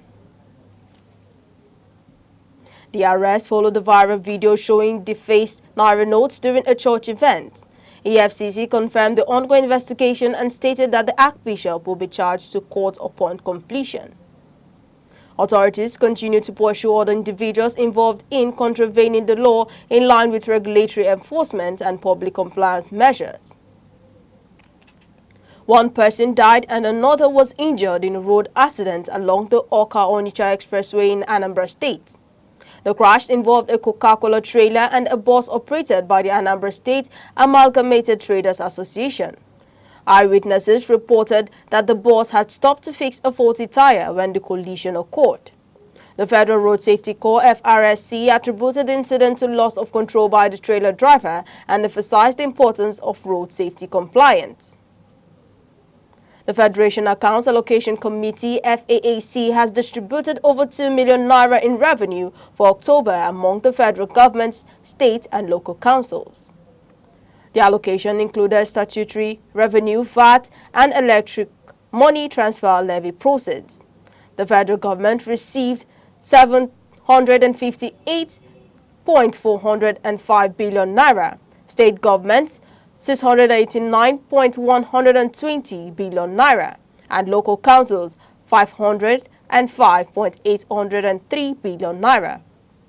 Officials highlighted that the allocation reflects continued revenue, mobilization, and equitable distribution to support national development projects across all tiers of government. Cassava has been highlighted as central to Africa's food security and industrial development.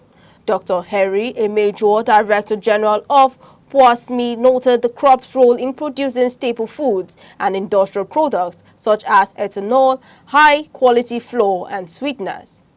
The three-day Africa Cassava Conference in Abuja brought together delegates from 7 African countries to harmonize strategies for improving cassava utilization and supporting smallholder farmers. Experts stress mechanization and innovative farming practices as key to maximizing cassava's economic potential and contributing to regional industrial growth. The executive chairman of the Federal Inland Revenue Service (FIRS), Dr. Zach Adedeji, proposed partnership with Nigerian tertiary institutions to foster innovation addressing economic challenges. Speaking at the University of Ilesha, he highlighted collaboration in research, tax policy development, and revenue mobilization as critical for economic resilience. Adedeji encouraged academics to produce practical solutions supporting diversified economic growth and sustainable development. Bola Oyebanji, former Managing Director of the National Inland Waterways Authority, NIWA, outlined achievements in safety, transport enforcement, and emergency response improvement. He highlighted the development of the Transportation Code, recruitment of water marshals, and creation of community stakeholders committees to enhance riverine safety.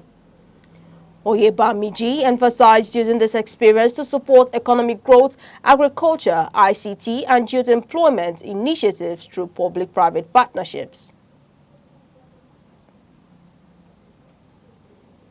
Victor Itbeba provided insight into the CAF Player of the Year award, noting that Moroccan defender Achraf Hakimi was recognized for his contributions to Paris Saint-Germain's successful season. Itbeba highlighted Hakimi's achievements in winning major trophies with his club and acknowledged the competitive performance of all the top players. He emphasized that the award reflected consistency, teamwork, and contribution to club success over the season. Galatasaray and Fenerbahce are pursuing Nigerian international Ademola Lookman in the upcoming January transfer window following a reported decline in his relationship with Atlanta. The player's contract runs until June 2027 and European clubs are monitoring his form and potential availability. Clubs are considering strategic signings to strengthen their squads, particularly with upcoming continental competitions and league campaigns. U.S. rap artist Nicki Minaj has urged fans to support Nigerian artists amid social media criticism. The call comes following backlash against several local performers over unrelated public responses to current events. Minaj encouraged audiences to exercise patience and understanding while appreciating the contributions of Nigerian entertainers globally. Nollywood actress Uche Ogbodo responded to online criticism regarding her cosmetic procedures, emphasizing personal confidence and well-being. She addressed comments about her appearance on social media, encouraging self-acceptance and resilience. Ogbodo highlighted that her decisions were made to enhance personal health, confidence, and mental wellness. And now to end news across the country, here are the main points again. Nigeria is said to be in fear as nearly 200 people are kidnapped across several states, including a deadly church attack in Kwara and abduction of 25 schoolgirls in Kebbi. Tension is high in Bokungi village, Kwara State, after terrorists reportedly killed 2 or 4 rice farmers abducted during harvest. Taraba State Governor Abu Kefas has ordered immediate payment of salaries to 1,410 civil servants cleared by the State Staff Verification Committee following a 5-month audit. The Nigerian Air Force has launched airstrikes on Ara, a notorious terrorist hideout in the Sambisa forest, following orders from the Chief of Air Staff. That's news across the country at noon. For breaking news and eyewitness reports, call 070-3043-7110 or follow us on Facebook, X, Instagram, TikTok, and YouTube, all at Aneke TV. On behalf of the producer Chidima Sogwa and the entire news team, I'm Deborah Wakba. Thank you for watching. Enjoy the rest of your day.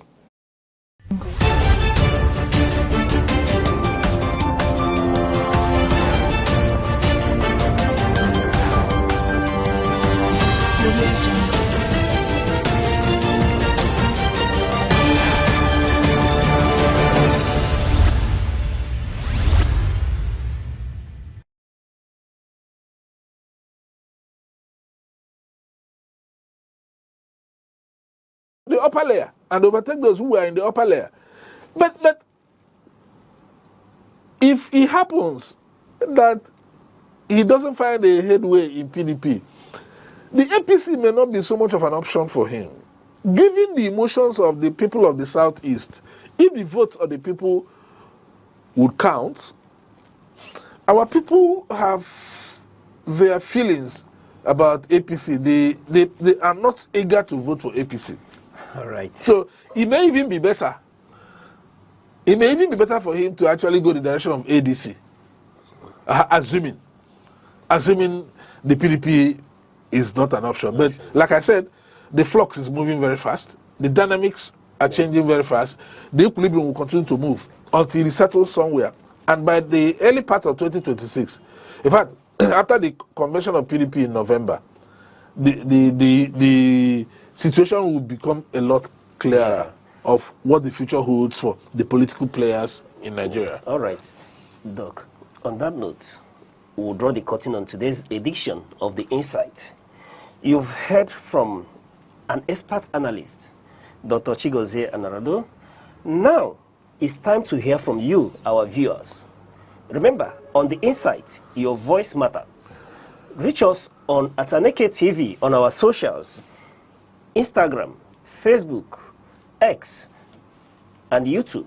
Let us know what you think about these issues, how they affect you, or the issues that you think we should bring up in our next edition.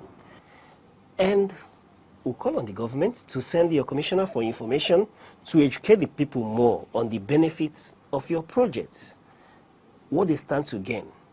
And then, as a counter to the expert of opinion of the analyst. And Dr. Chigozie Narodo, it's wonderful speaking to you again. Thank you for coming. Thank you, Mr. Uche. It's been a pleasure being here, and we can't do without the viewers. Viewers, we are proud of you. Thank you. Welcome to Aneke TV, the heartbeat of culture, truth, and innovation. It's more than a television. This is Aneke TV. We move with the world. Abia State, nicknamed God's Own State, was created on August 27, 1991, from the old Imo State by the military administration of General Ibrahim Babangida. Its name, Abia, is an acronym for Aba, Bende, Isikwato, and Afiuku Umahia, the four major areas that initially comprised the state. The state lies in Nigeria's southeast and is inhabited predominantly by the Igbo ethnic group, who are known for their enterprise, hospitality, and vibrant cultural practices. Before state creation, the region was part of the Eastern region and played notable roles in Nigeria's pre- and post-independence history. One landmark event was Aba Women's Riot of 1929, a mass protest by women against colonial taxation, which began in the Aba area and influenced policy changes across Nigeria. Abia State is naturally endowed with fertile soil for agriculture and solid mineral resources such as limestone, kaolin, and laterite. Oil and gas are also found in some parts of the state, making it one of Nigeria's oil-producing areas. Economically, Aba is a powerhouse of trade and manufacturing, especially in textiles, leather works, and metal fabrication, earning it the nickname Japan of Africa. Abia State's cuisine reflects Igbo culinary traditions with popular dishes including achi and oha soup. It is a thickened soup made from oha leaves and achi seeds. Okazi soup. It is rich with okazi leaves and cocoyam paste. Abacha, African salad, made from cassava flakes, palm oil, and local spices. Ofensala, white soup, a light soup often cooked with fresh fish, beef or chicken. Palm wine, a traditional beverage tapped fresh from raffia or oil palm trees. Abia State has different notable attractions, and they include National War Museum Umuahia, housing relics and weapons from the Nigerian Civil War. Akwete Weaving Village, famous for its centuries-old traditional cloth weaving. Azumiri Blue River. This is known for its clear blue waters and scenic beauty. Amakama Wooden Cave, a natural hollow in a giant tree with cultural significance. Long Juju of Arochukwu, an ancient shrine and historic slave trade route site. Abia State celebrates various cultural festivals such as New Yam Festival, Iriji, marking the start of the harvest season. Ekpe Festival, a masquerade and dance tradition in Arochukwu and other areas. Akwete Festival, celebrating the art and heritage of Akwete weaving. Aba Carnival, this carnival showcases dance, music, and colorful parades.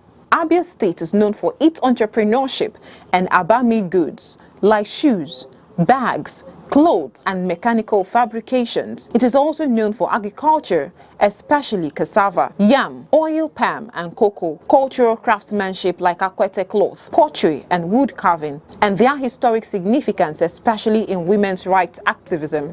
1929 Aba Women's Riot. Football. Football is more than a game. It's a language. It speaks joy in every goal, unity in every chant, and hope in every comeback. On the field, we forget our names and remember we are one. A single ball moves across lines, but erases boundaries. Rich or poor, young or old. In that 90-minute stretch, everything matters. And sometimes, it's not just about winning. It is about belonging. Football teaches us that losing is temporary, but passion is permanent. That the spirit of the game often outlasts the score, and in the roar of the crowd, we find something like home. Ebonyi State, the salt of the nation. Located in the heart of southeastern Nigeria, is a story of transformation, resilience, and pride. Created on October 1, 1996, by the administration of General Sani Abacha, the state was carved out from parts of Enugu and Abia states. Its capital, Abakaliki, has grown from a quiet provincial settlement into one of the most rapidly developing urban centers in the region. The name Ebonyi is derived from the Ebonyi River, while its slogan, the salt of the nation, reflects the state's historic salt deposits in Amachara and Uburu, which were once central to trade and local industry. These salt lakes stand as living symbols of self-reliance and the resourcefulness of the Ebonyi people. Culturally, Ebonyi is a proud custodian of Igbo heritage. The people are known for their strong communal spirit, creativity, and deep connection to their traditions. The New Yam Festival, Ogene music, Nkwa Umuaboho dance, and the colorful displays of masquerades all reflect the beauty and vibrancy of the state's cultural life. In villages across the land, pottery, weaving, and blacksmithing are still practiced, reminding visitors that in Ebonyi, the past lives side by side with modern aspirations. Blessed with rich soil and abundant natural resources, Ebonyi is a major producer of rice, yam, cassava, maize, and palm produce. The Abakaliki rice mill, one of the oldest in Nigeria, remains a symbol of the state's agricultural heritage and its determination to feed the nation. Beneath its soil lie deposits of limestone, lead, zinc, marble, and of course, salt, all pointing to vast opportunities for industrial growth and investment. Over the years, Ebonyi has produced remarkable men and women who have made their mark on the national stage. Dr. Sam Igu, the state's first civilian governor and the former Minister of Education. Chief Martin Elichi, an accomplished administrator. Senator Anympayo Sanim, a former Senate President and Secretary to the Government of the Federation, and Engineer David Umahi, a visionary leader and the current Minister of Works, all embody the drive and discipline that define the Ebonyi spirit. From education to public service, from entrepreneurship to civic leadership, Ebonians continue to excel and inspire a new, determined to shape a brighter future. The lessons from Ebonyi's story are clear. It teaches the power of vision, unity, and perseverance. It reminds us that no beginning is too humble and no dream too distant. Through hard work and community efforts, the people of Ebonyi have turned their challenges into opportunities, rewriting their destiny with faith and determination. Today, Ebonyi stands tall, a land of salt and substance, of culture and courage, of tradition and transformation. The salt of the nation continues to shine, seasoning the story of Nigeria with hope, progress, and pride.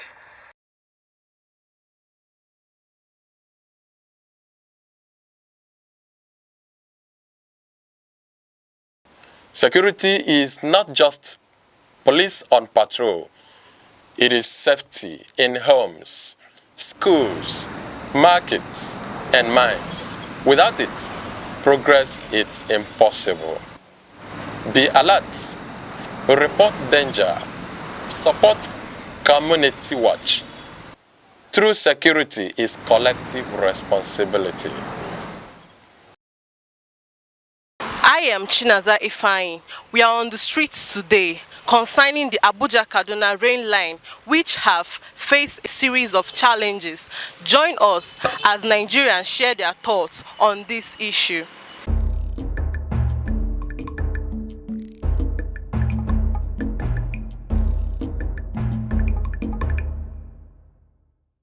I think the government should, reduce the price because of the prices of now are high and things are costly, and a lot of people are going through a lot, and the country is just tough at the moment. But I believe if the government could, set up a system by which it can be free, or reduce the price so that they can help individuals or families who take railway or who go through the railway system to travel or to go to work or to visit their loved ones. I feel it's going to be very encouraging and it's going to be very satisfactory for both the government and the people. I feel that the high risk of insecurity now in Nigeria is quite alarming. Let's just take, for instance, not just the railway, but in states, we know how it is, and even in Enugu, it may not be much here, but you know how people risk their life. Most people, they work 8 to 8, and some people even work 8 to 9. Some people come back late, and most times when they come back late, some of them are being robbed. Some of their valuables are being taken away from them. So if the government could look into it and set up, let's say a committee or people that can set up both army, police, and all these people that can help to protect. There is life. That is when you can walk. But when there is no life, people suffer. And when you take them to the hospitals, the bills are so much that they can't pay, and most of them are hungry, and a lot of things are happening. If the government can just look into it and just do something. And even individuals, NGO, government to distribute to people, they don't do it. Everyone wants what will go into their pocket, and it's crazy. Take for instance, we are students. We know what we go through. You spend much. You spend a lot of time, a lot of energy, a lot of resources. Still, they do what they want. Or you just have to work hard and give in your best so you can get what you need. The challenges about rail line is not about railway people, because there's people managing railway, and the federal government is the one managing railway. These people, they're placed to do the needful that they're supposed to hold. Because if the railway is not working efficiently in Nigeria, just like, take for instance, if you go outside there, I've been in South Africa, fault of federal government or fault of the state or the fault of the individual that bought the land that they're supposed to build as mono train or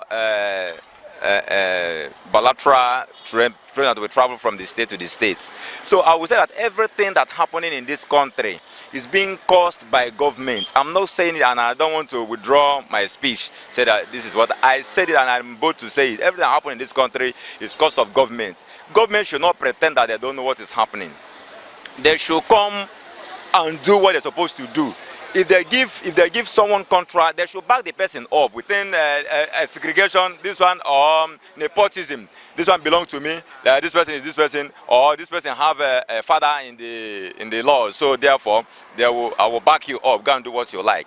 If they give you a contract and the contract is not being done the way you want it, apprehend the person, jail the person. So that's all that's coming up. We learn from it. I think the loopholes is from government, and government they know. And they know what to do, it's just that they don't want to do it. So the fault is from government. Government should equally, just like what I'm talking based on security. If there is security along those railway tracks, all these things shouldn't have happened.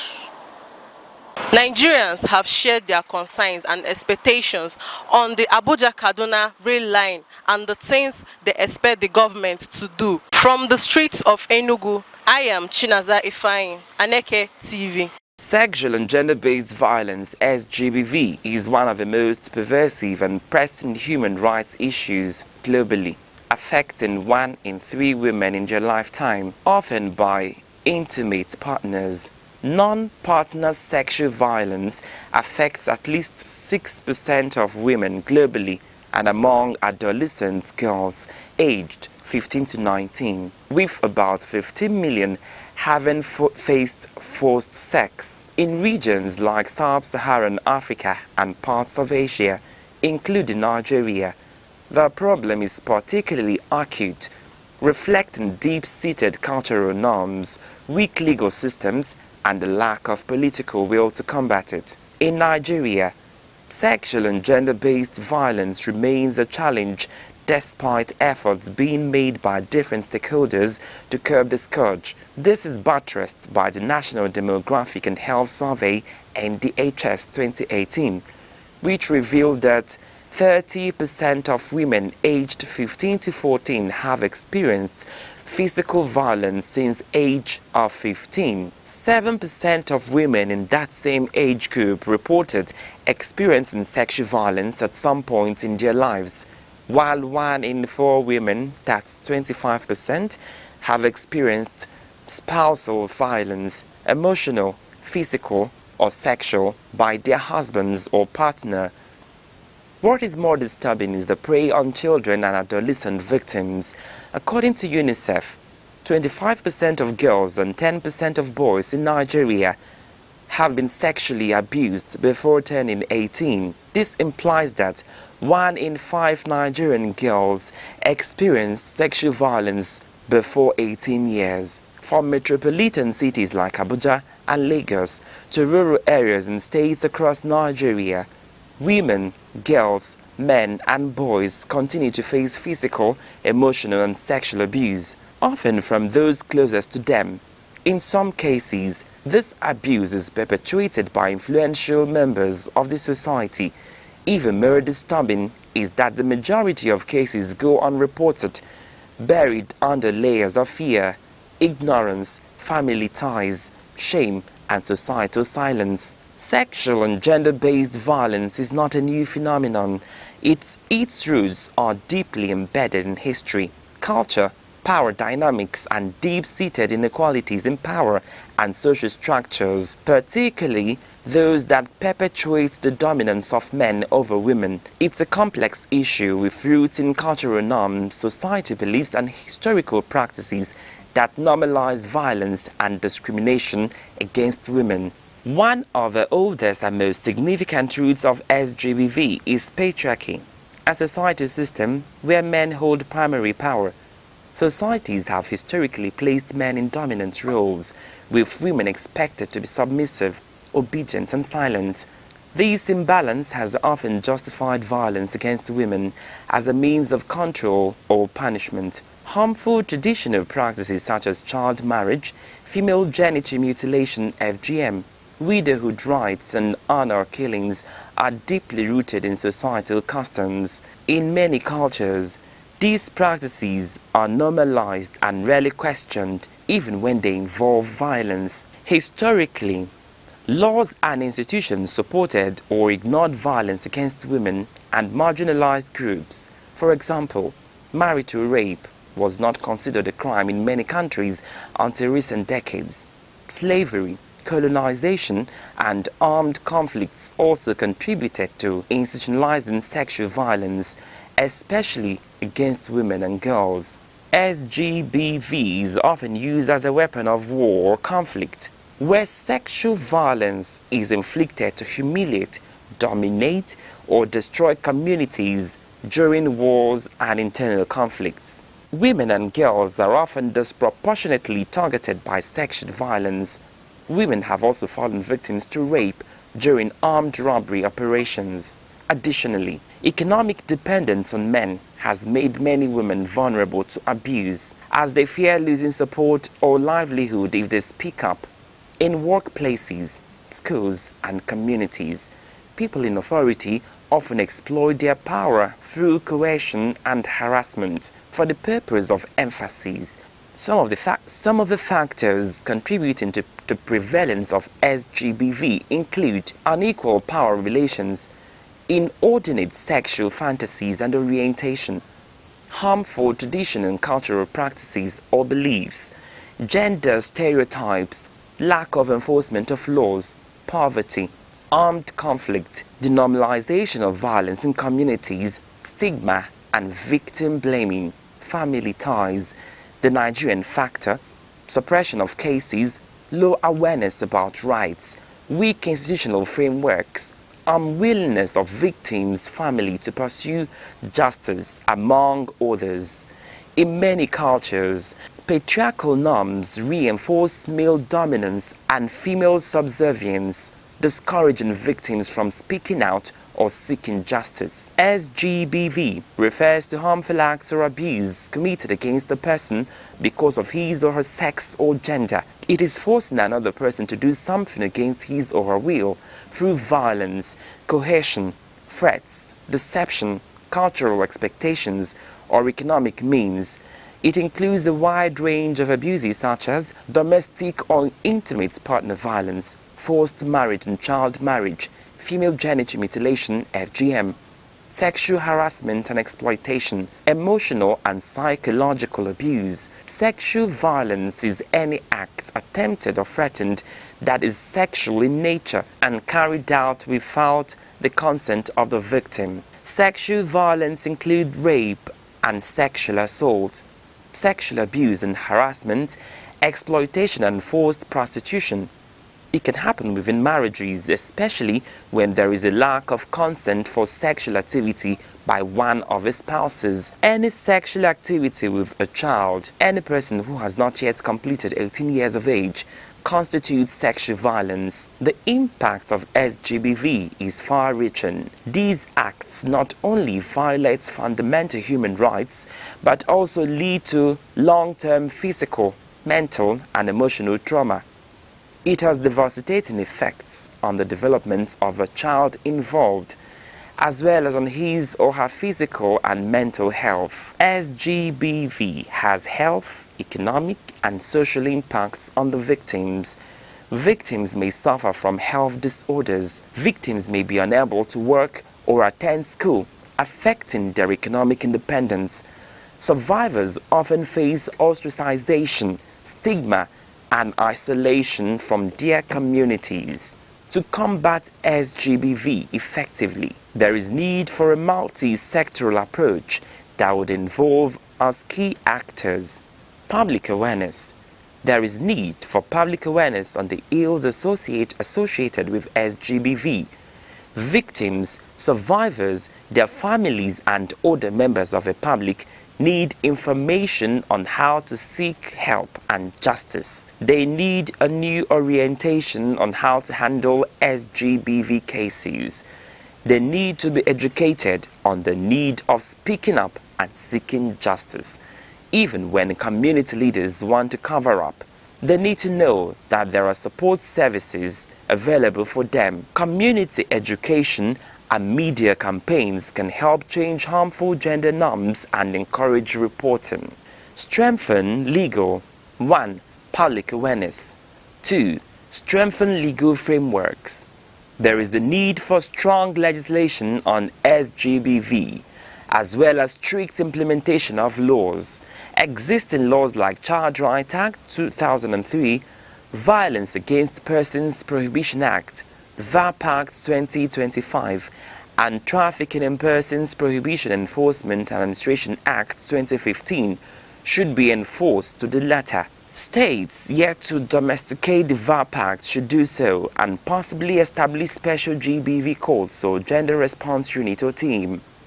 The Violence Against Persons Prohibition Act, passed in 2015, has been a significant milestone, but its implementation remains weak and uneven across Nigeria's 36 states. 3. Empower victims. Create safe spaces, hotlines, and shelter for survivors and support them with legal and psychological assistance.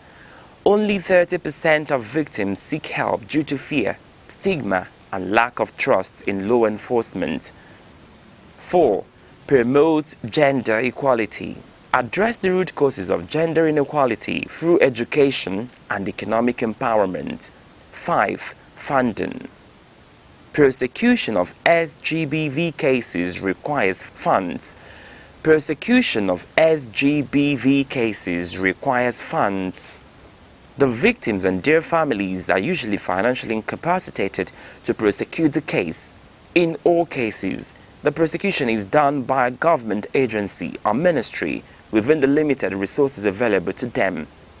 There is need for adequate funding to agencies or units and the Ministry of Justice to help them prosecute the cases. Logistic supports to volunteers and service providers on SGBV issues. 6. Increase number of state councils.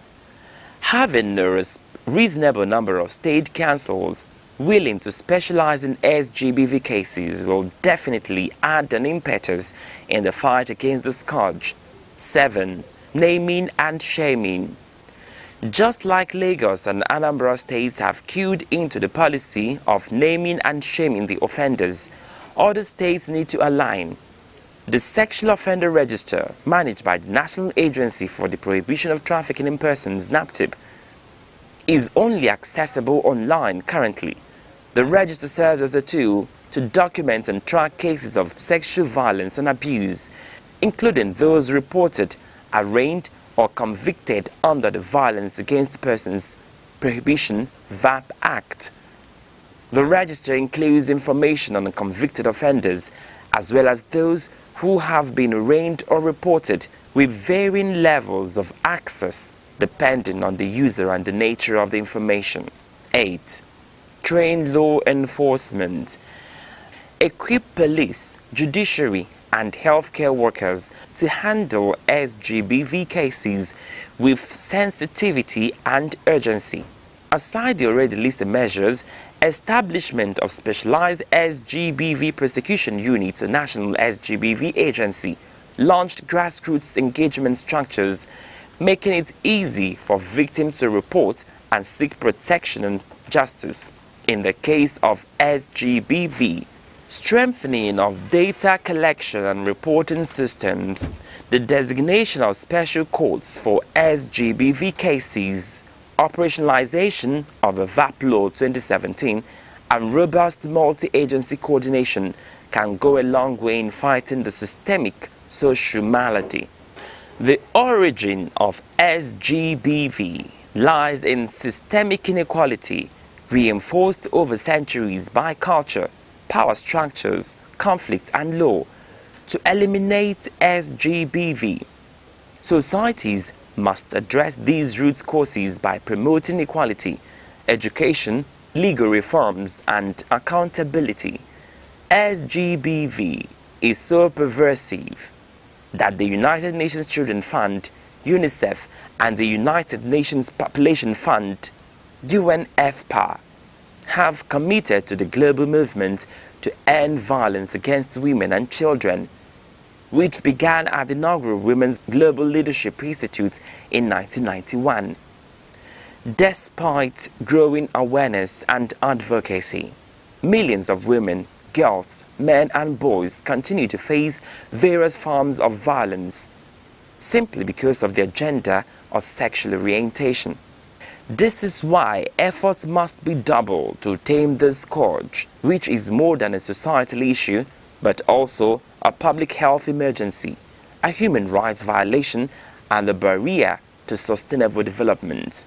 We must join hands together in fighting this menace. If you cannot prosecute or fund a prosecution, you can volunteer information on SGBV. You can volunteer information on SGBV. If you cannot volunteer information, you can create awareness or create a safe space for a victim. If you cannot create awareness, you can contribute to diluting the patriarchy, societal structures, and cultural hegemonic practices that normalize violence and discrimination against women. It is also important for state governments to support community initiatives, as well as non-governmental organizations' efforts aimed at preventing sexual and gender-based violence crimes in the country. Anambra State, located in southeastern Nigeria, is one of the nation's most dynamic and enterprising regions. Created in 1976, it takes its name from the Anambra River, a tributary of the Niger. Its land is steeped in history, from the ancient Nri Kingdom, the cradle of Igbo civilization and spiritual authority, to the bustling commercial rise of Onitsha, one of West Africa's busiest trading cities. Every inch of its soil seems to breathe heritage, resilience, and the quiet power of innovation that defines the Igbo spirit. Anambra's people are known for their industrious drive, intellectual prowess, and unyielding creativity. Across Nigeria and beyond, they stand tall as business leaders, scholars, inventors, and professionals whose influence reaches every corner of society. From the sprawling market of Onitsha to the humming industrial machines in Nnewi, fondly called the Japan of Africa, the state exemplifies the fusion of tradition and modern enterprise. In Awka, the capital, new technology hubs and startups are springing up, harnessing the energy of a generation determined to build a future powered by knowledge and innovation. The state's endowments are immense. Anambra boasts of fertile soils that yield abundant harvest of yam, rice, cassava, and vegetables, feeding not just its people but the wider region. Sources: crude oil, natural gas, kaolin, and limestone, waiting to be fully harnessed. With a well-educated populace and a vibrant entrepreneurial culture, the state's economy is driven by small and medium-scale industries that continue to expand Nigeria's manufacturing frontiers. Culturally, Anambra is the heartbeat of Igbo identity. Age-long traditions and legendary figures like Nnamdi Azikiwe, Chinua Achebe, and Dora Akunyili, whose contributions have left indelible marks on Nigeria and the world. Its towns and villages are known for strong community bonds and progressive values that inspire excellence in every field. Anambra's potential lies not only in its natural and human resources, but in the unbreakable spirit of its people, a people who see every challenge as a call to greatness. With expanding infrastructure, digital transformation, and a thriving creative scene, the state stands poised to lead Nigeria into a new era of prosperity. It is a land where heritage meets ambition, where history fuels innovation, and where the light of progress never dims. Life. According to a veteran lover of nature, Mr. Odo Chukwuebuka Gerald, he views life as a progressive stage. The joy of life often invokes the intrinsic beauty of our true existence. Life is not a straight road. It bends, it breaks, it blossoms again. We stumble, we soar, and sometimes just breathing is proof that we are still becoming. It's not always loud. Some of the best parts of life comes in whispers, in morning lights, in long walks, in holding someone's hand through the silence. Life is not measured by years, but by moments. And in every moment, even the ordinary ones, is a sacred chance to begin again. I am Chidimi Kemede, and we are on the street today again concerning the high cost of food items and the other essentials in the market, including high cost of transportation.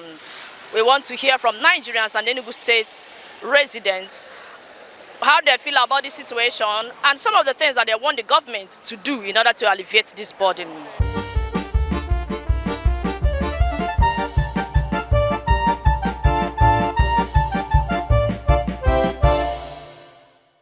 Well, the high cost of living is really affecting everyone in Nigeria. For me, I think the major cause of it is this insecurity in Nigeria, because so many farmers are ready to farm. Many people are ready to farm, but because of insecurity, people are afraid to go to farm. So, and I think that is what is causing shortage of foodstuffs and making the available ones to be high in cost. So if government should work on insecurity, so many people are ready to farm.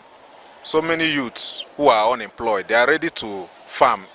Even if government can equally work on mechanizing farm, so many youth will embrace farming. And it will go a long way in making food to be surplus, and it will crash the price. It will even help us to export to other neighboring countries. This country, everybody now they also to eat no problem.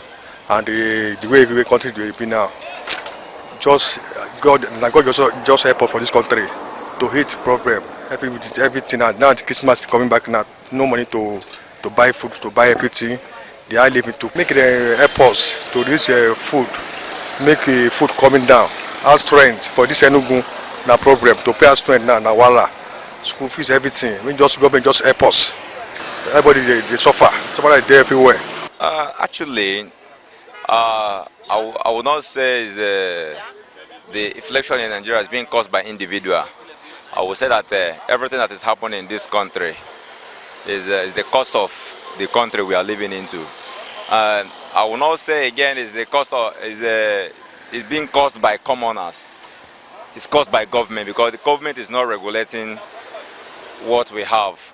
Because if government is controlling what the farmer is getting and they're regulating the market prices, I don't believe the inflation will be bigger than deflection. You know, so the cost of living is actually very high, and especially cost of other things. But in terms of food items, especially during this period, is not that high, due to the fact that some farmers are bringing inputs from villages, like mostly like pepper, garri, rice is a little cheap as of now. Although in terms of other, let me say, some kind of electronics and other things that are being imported, although those ones are high in terms of the cost of the prices. Everybody know that economy is bad. Even the children, even the one they had in the tummy know that economy is bad. So we are even applying to federal government to help us to know what we are doing now. We don't even see anything to eat. Like me, I'm here. I have 2 children. To take care of them is problem. Even their school fees is problem. So I don't know how the federal government will help us to improve the economy. Even the food, to buy food is very, this thing that's Christmas is coming now. I'm thinking about how we'll settle my children this Christmas. How we'll buy the things for them. There's no money for rice. There's no money for their clothes. And all of them is at my neck, hanging. Mommy buy this, mommy buy this. But there's no money. There's no money.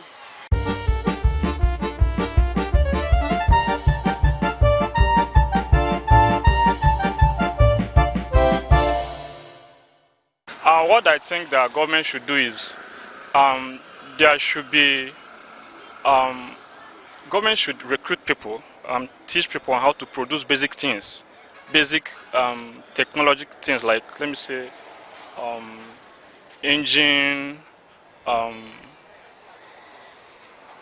like chairs, metals, like casting, basic casting, like things that are basic technology things, so that all those things are being imported, we'll be able to produce it on our own. Like it should be common. It shouldn't be something that only bigger company will be able to produce it. It should be something that when somebody maybe graduate from secondary school, does a little enrollment, should be able to produce all those basic things that we normally import, not like phones, machine engines, like so those basic things.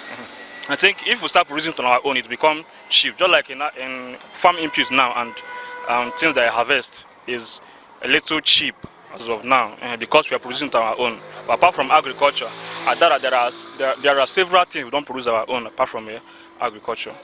If governments with their kind hearts, people really knows, will come to understand the mind of the commoners and knows the individual differences, go to the markets, list things that they will start regulating in the market, because I believe that it's not everything in the market that will regulate, but there's some things that is vital that they will come to regulate. I believe things will normalize.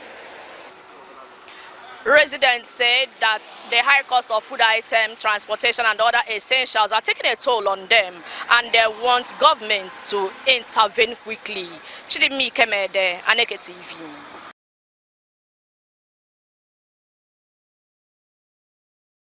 I am Chidimi Kemede, and we are on the street today to find out the issues that matters most to Nigerians as 2027 general election is on the way. I pray that our leaders get it right. So this issue of security is something that nobody discusses this in this country. Yes, without having this shiver, because like me, as I'm going now, at times you don't even ride. Some of us that you cannot come out with your car. You rather take public transport because of what is going on with regards to security. Because at times you cannot drive like 40 minutes. There are roads we cannot ply because of the issue of security. Yes. So I think that what we should be praying for this country is to get the issue of security right. Yes. That is the only thing I'm praying. If we get it right, then every other things will fall in place. So right now, considering the situation of the country, I would say security first. Because if people are dying every day, who are the government governing? So the security of the people of Nigeria really matters. People are in their villages and they are killing them. Where are they supposed to go to? Where are they supposed to go to? The security of the Nigerian government really matters, especially for people that are in Benue, because they are in their villages. We understand that a lot of people tend to migrate, but like everybody cannot leave their villages. People of Benue, the people that are killing in Adamawa and other parts of the country because of land matters, and then because of the religion matter, because they are Christians or they are Muslims. Their life, everybody's lives matters. Please, so the security of the government of Nigeria, of the people, matters, really matters a lot. First, welfare, followed by the security of the citizens of the country before any other thing. But the welfare and the security of the citizens, that's what matters to me, the top priority. In as much as the insecurity in the country continues to exist, I'm just telling you, no majority will not talk of election. In fact, there is apathy. Serious apathy as we are discussing now. Many people are not even remembering what will happen in 2020 because they are not free. Freedom of movement is restricted. Freedom of speech, even hunger and starvation is making it difficult for some people to talk. In fact, many Nigerians are only existing, they are not living.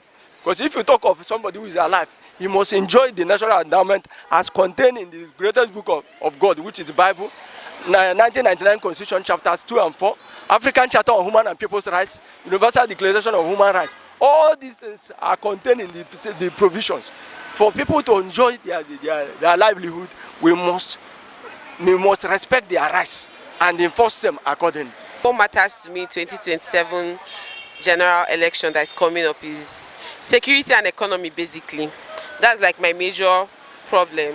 Do you get? Because I feel like when everywhere is secure and when people are like living like a standard way of economy, do you get? Like everything is going to be cool and nice for us, because currently it's not it. Like if you're going out, you just have to be guarded. Like if you're going out, you hold your bag very well. If you're sleeping at night, you sleep with one eye open. So if this will work out for me, I'll be so happy. I think the insecurity in the country matters to me most, because life is the most important thing to any human. Anyone that is not alive does not have any hope. But once you are alive, you can pursue your dreams, and by the special grace of God, you can meet up with your dreams. And this insecurity, it goes down to every nook and cranny of this country, even down into the villages. They are there, raping women that goes to farm, killing men when they come to rescue their women, and all that. In fact, it's everywhere, even on the road. It has embedded in every aspect of life. It is too much. It is, in fact, it has escalated to over 100%. It is everywhere you go, insecurity. You've heard from Nigerians about the issues that matters to them the most against 2027 general election. Chidimi Kemede, Aneke TV. The Insight with Uche Osai. Having the political will to confront whatever is the challenges. Igbo man wrestles with the tortoise that had a lot of ingenuity, a lot of ideas, and the tireless. It will take the broad mind of government in power to say, let there be electoral reform, no matter whose ox is God. I was there. We did everything. All of us came and supported him with our last blood. In-depth analysis, expert views, real voices, uncover the stories shaping Nigeria today. Deep dive, honest, unfiltered, only on The Insight with Uche Osai on Aneke TV. Join us.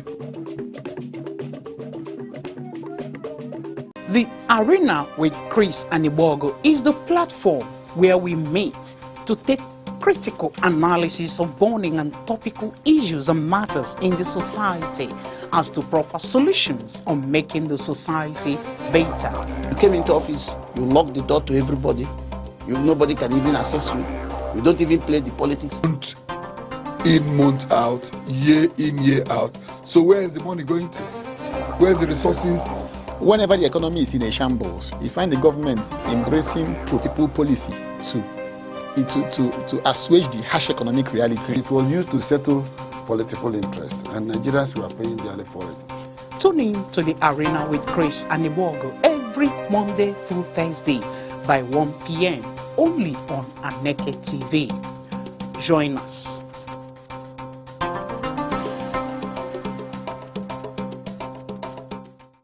Humility. Humility is not thinking less of yourself. It is thinking of yourself.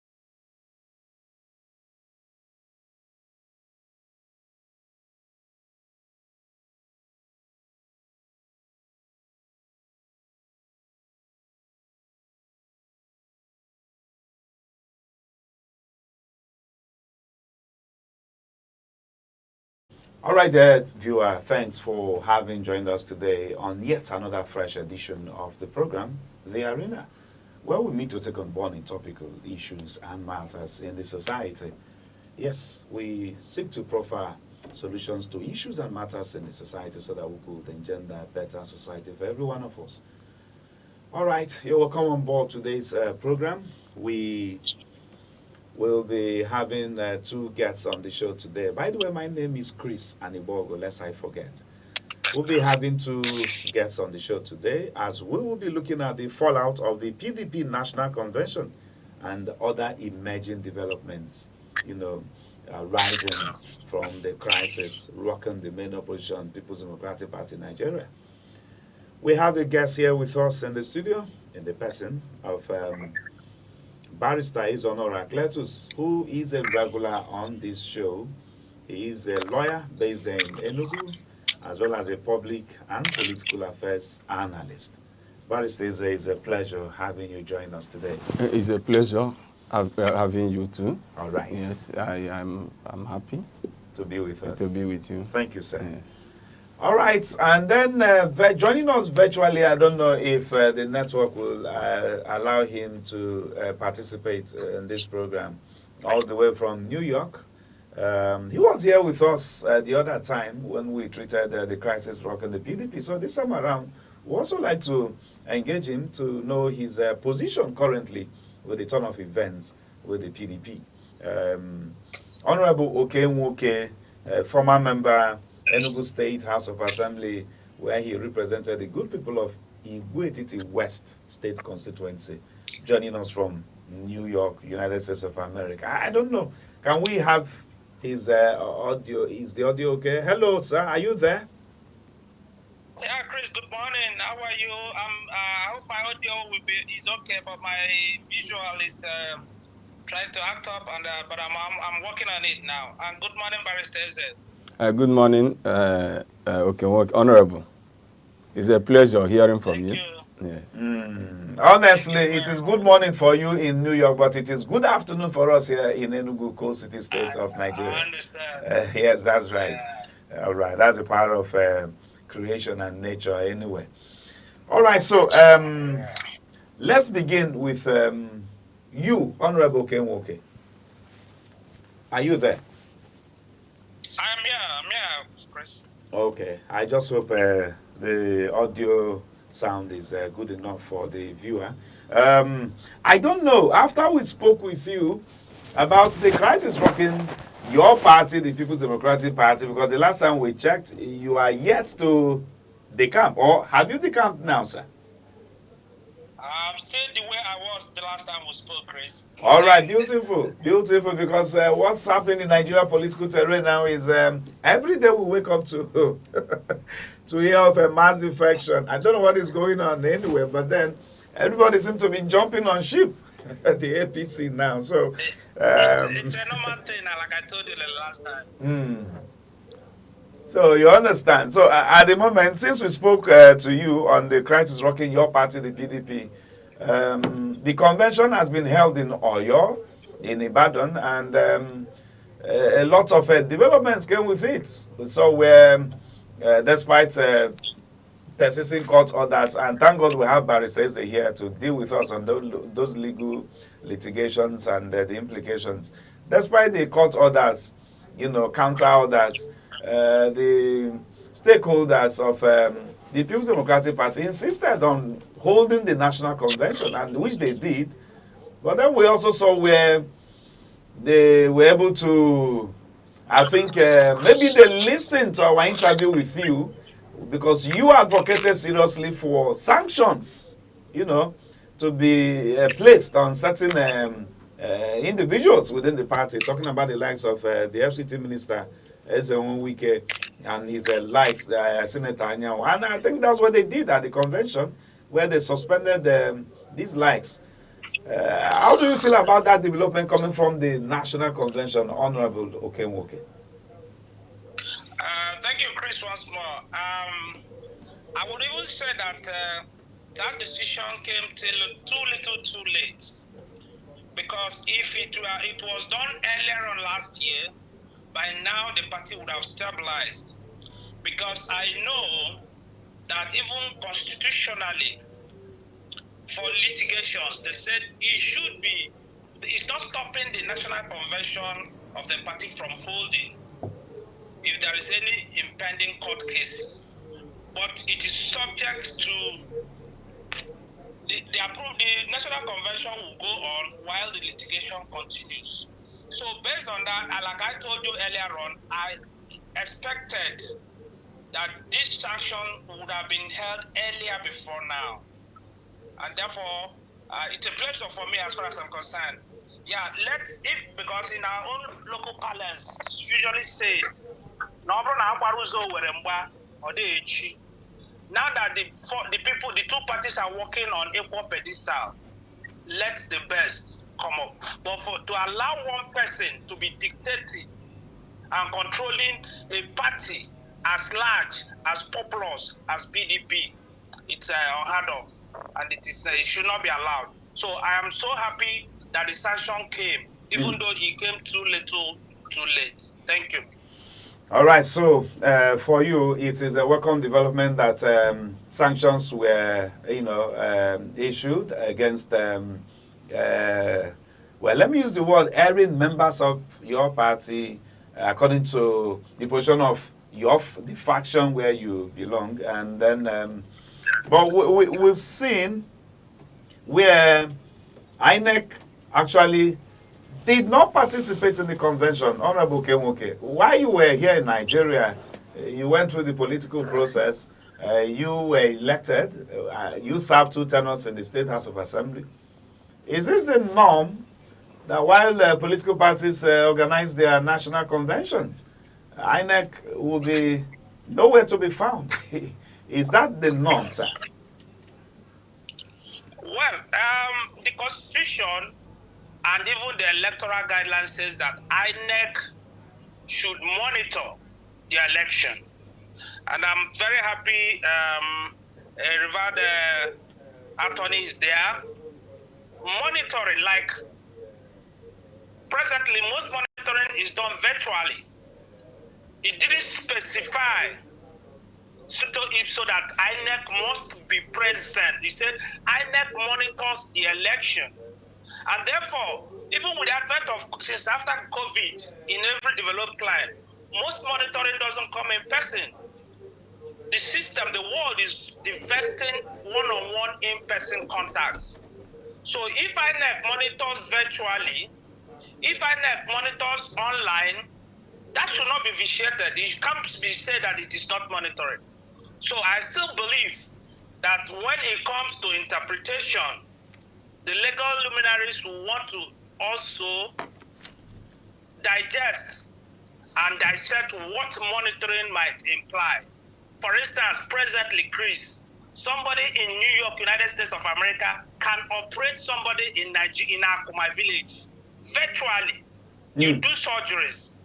So I don't think that it must be because you didn't count the present INEC chairman sitting down in that Eagle Square or where they did it, that it is not monitoring.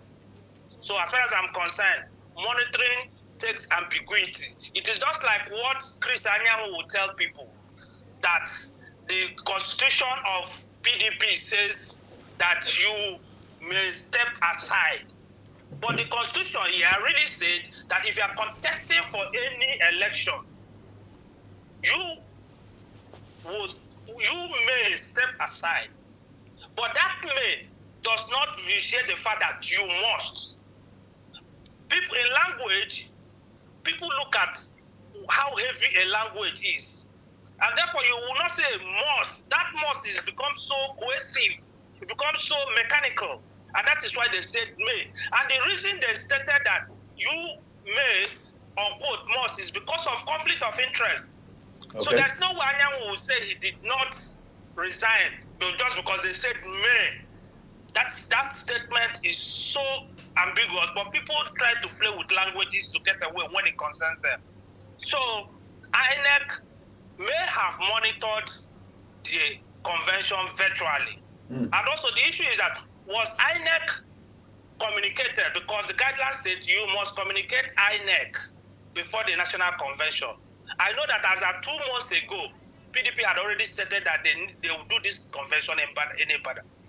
So was INEC informed? If INEC is informed, that settles the whole thing. So somebody going to court 2 or 3 days, just like the former governor of Zamfara also wanted to do, because on Thursday, Friday, he didn't get a ticket to run for national chairman, saying that he has gone to court.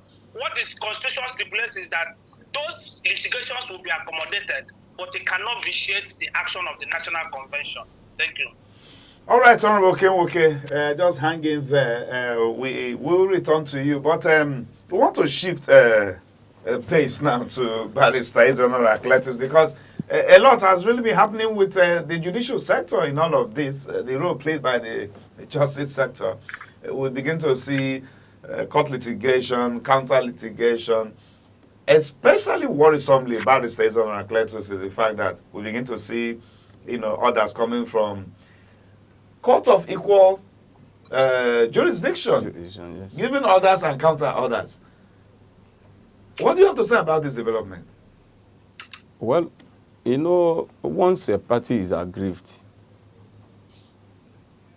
you have the right to approach the court. You get that. But before something brought about, some faction of the People's Democratic Party approaching a court. The first judgment or pronouncement emanating from PDP crisis was handed down by James Omotosho, wherein about 3 members of the PDP, state chairman of the PDP, that of Abia Imo, and deputy national deputy national chairman Southeast. Okay. 3 of them approached Justice Omotosho, approached the court, presided over by Justice Omotosho.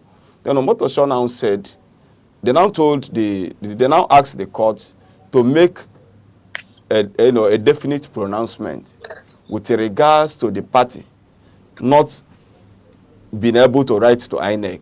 Because the constitution of the party says you must write to INEC, I think 41 days before the convention. Okay. Do you get me? So now, the Damagun-led PDP said they wrote to INEC. Then Anyanwu, on his own part, that's the embattled national secretary, now said no, that my signature on the letter written to INEC was procured by fraud or was forged he didn't sign by it. this is the national chairman, acting national chairman, because Damagun came on board as a result of the resignation of Ayo Chayo. So Ayo Chayo resigned. Ordinarily, the deputy national deputy national vice chairman, not central, ought to have stepped into the shoe. Okay. Yes, that is the express provision of the PDP constitution. Because both of them belong to the same the same senatorial zone, yes. Okay. The same political zone, that's geopolitical zone. So, but the PDP, in their usual way, left to the person they ought to have given the thing and gave it to Damagun, Ambassador Damagun.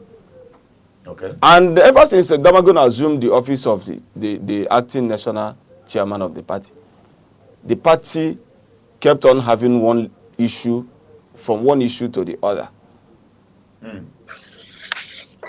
And which has plunged them into series of uncounted legal battles from this court to the other court, from the other court to another court. So, but what we are saying in effect is this. The party has their constitution.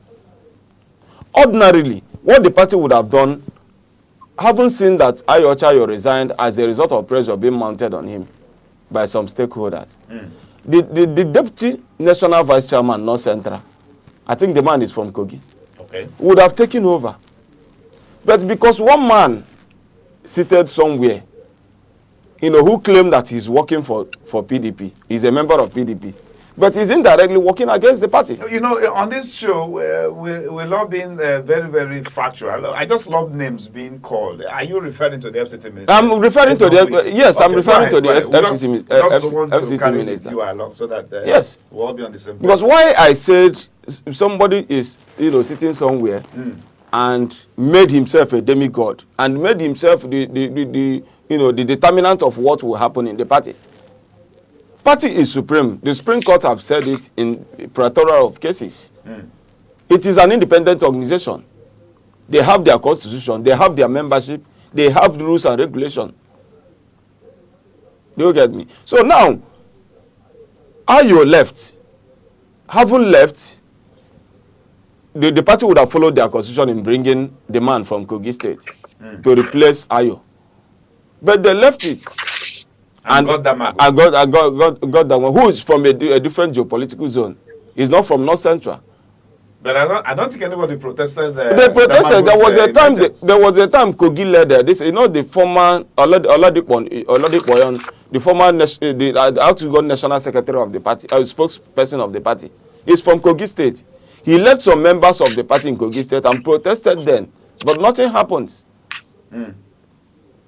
So now, your state, because if you look at the PDP constitution, you can hold interim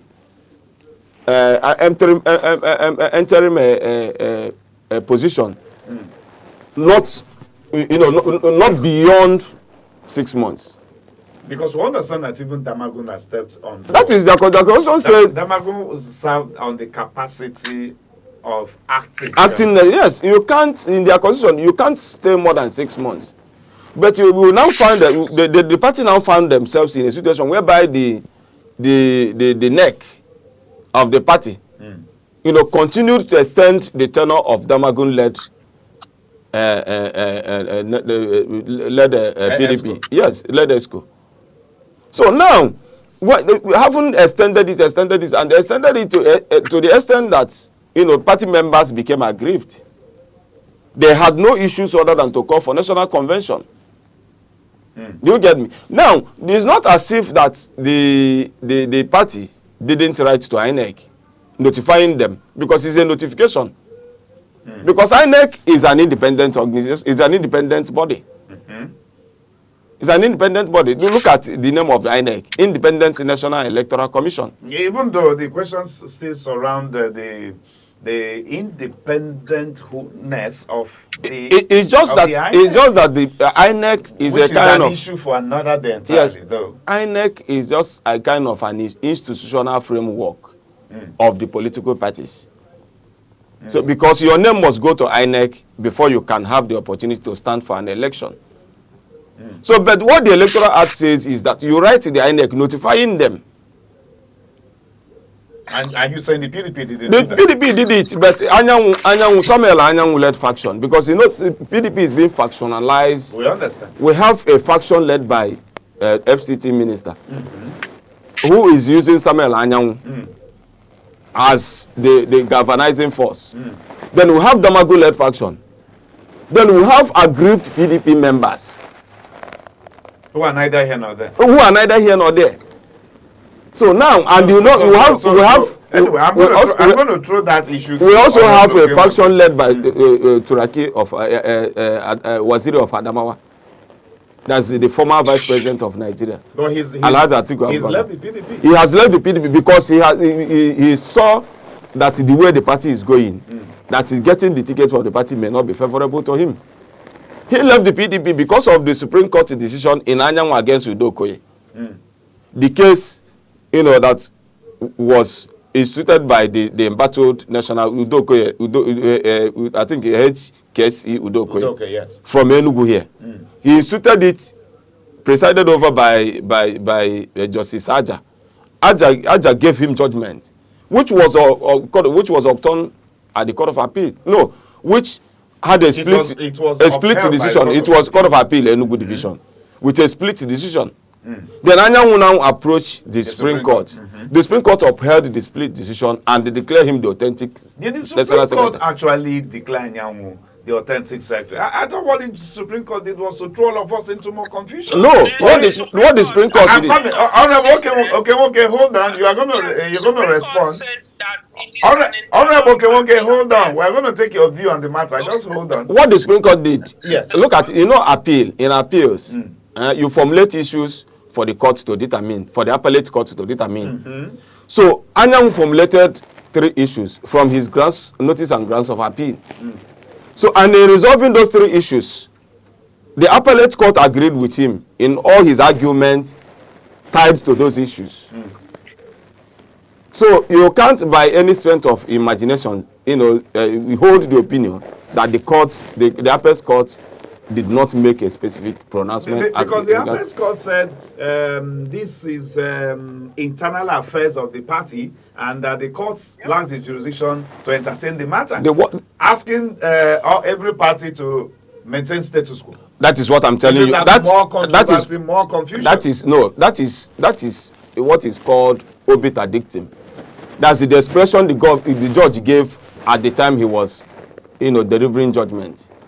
That is not the issue before the court. Everybody knows that party is supreme.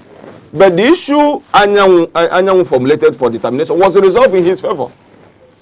Okay, Barry says on our letters, we'll get back to you. And even though and we are if, still assuming not, we are still not satisfied with the fact that your own constituency, the judiciary, yes, seem not to be helping matters, as I said earlier on. We begin to see, court orders and counter-court orders coming from the same courts of equal jurisdiction. Is it normal? It is not normal. But I think I will dissect on that. We'll get back to you because Honorable Kewoke has been itching to get back into the show. Honorable, are you there, sir? I'm still here. Are you seeing my visual now? Well, the signals haven't come yet for your visuals to come up, but I think yes, we can see you. Yeah, I think it's coming up there. I think we can see you. We can see you. Okay, even though it's still glitching, but we can. No, but we can go ahead. I can see a very thick-looking man, Honorable Kewoke. I must confess that you're looking real good. Thank you, Chris. So I don't know. You had the presentation by Barrister Honora Cletus on the brouhaha, the back and forth, within the party all this while. But then I overheard you trying to say something. But I don't know. Your party, the PDP, seems we now have one party and, how do I put it again? One party, is it one party? Yes, we have one party and different camps now. Camps, yeah. Different factions. Different factions. One party, different factions. So let's hear from you, sir. Okay, just to like what Barrister said. You see, we don't move the goalposts while the game is on. Now, in your child, you resign because of pressure. Pressure coming from who? Pressure coming from one man, Wicked. And he brought in Damagu, not from the North Central where Iyachayo came. And remember, how did Iyachayo came? Pressure coming from Wicked, asking Secondus to leave because he wanted to run for presidency. Now, dovetail to Damagu coming in. When Damagu came in, yes, granted that the Kogi people kind of protested, but that protest was so infinitesimal, was so lackluster, it was so weak that it didn't even make more than 24 hours of protest strength. And then that one was forgotten. Now, Damagu and the Yocha and Anyanwu started managing the party on behalf of Wicked. Now, like I said last time, when Damagu now recognized himself that he was going astray, now started wanting to do the right thing, now Wicked now found out that he is not constituted. And now, the lawyer is there. Look back, if a document is presented to you, and then it is your signature is there, would you come as an afterthought to say, no, it is not my signature, I didn't sign it? No, he signed it. What forensic will do is that, does this signature match Anyanwu's signature? Signature, yes. Every other thing will be afterthought because of the fallout. So, INEC got a complete document duly signed by the national chairman and the national secretary of the party that, look, we are going to hold an Ibadan national convention. The notification has been passed through. So it is now left for INEC to monitor or have a reason not to monitor. And then the person who signed coming maybe less than 1 week, even though INEC says that notification should come within 7 days before the national convention holds. Now, one of the party who signed, if there is going to be a change, the two parties who signed, who is the national chairman and the national secretary, supposed to make presentation that there should be a change. And it was after the document was submitted to the INEC that the national secretary was now expelled from the party. That does not vitiate every action taken prior to expellment from the party. So those documents remain valid to the extent of the time the national secretary was expelled from the party. So coming back when you are expelled now to remind the court that no, this is not your signature, and then you expect the national convention to be cancelled, is to my own personal mind as a layman null and void to the extent of that statement. All right. And so that was why the national convention had to hold. Okay. All right. Honorable Kemoke. Hello, are you with me? Yes, sir, I'm with you. Can you hear me, sir? Are you with me? Oh, I don't know what has happened to. Can you hear me, sir? Is it from my side or from your side? We can hear you loud and clear, but I don't know if you can hear us. Okay, while we are trying to sort that connection out, you heard what he said. Yes. Is it possible that Senator Samuel Anyanwu actually signed that document? I'm sure that he signed that document. You're sure he signed Yes, it? because if you compare that signature with all the correspondences the guy had signed, the signature look alike. I saw he's in the social media. Okay. So do you get me? But just because of as my friend said, okay, Honorable okay, because the things fell apart. He now tried to shift the goalposts at the middle of the game. Because as at the time he was working with the Damagun, as at the time he won his case in Supreme Court and came back as the substantive national secretary. And you recall, before that judgment, the PDP Board of Trustees and PDP governors endorsed Udokoye as their preferred national secretary. Because of the position of the governor of Enugu State. Because of the position of who was the then leader of the party in the Southeast. So thereafter, the Supreme Court now gave the decision favoring Anyanwu. Do you get me? And the party had no choice other than to obey the decision of the Supreme Court because it is the highest court of the land. So any appeal arising from the Supreme Court goes to God. And where is God? God is in heaven. so now, until the matter gets to God in heaven. The party, from what I am seeing, the party is yet to rediscover themselves. Because how can you have a constitution?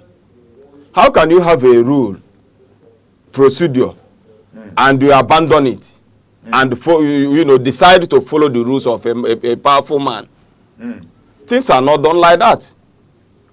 If they don't want to adhere to their constitution, of course they should abrogate it. They should abandon it. They should keep it aside. You can't be telling me you have a constitution that stimulates what should be done and the way it should be done. Okay. Yes, and when events occurs, you will abandon the constitution, ignore the constitution, and begin to do things the other way around. All right, Barrister Ezra Cletus, I don't know what's happened to signals from Honorable Kemoke, but we'll get back to him. While we await that to happen, I don't know if my director will be able to play us the video. We saw some little drama, unfold at the PDP National Secretariat. It's in the social media after the convention. Yes. If my director could just help us with one or two of the videos, let's just see, because it's really was not funny. It wasn't funny. Yes. And I hope Honorable Kemoke is connected back to us so that can we have the videos come on? Oh my God! Oh my God!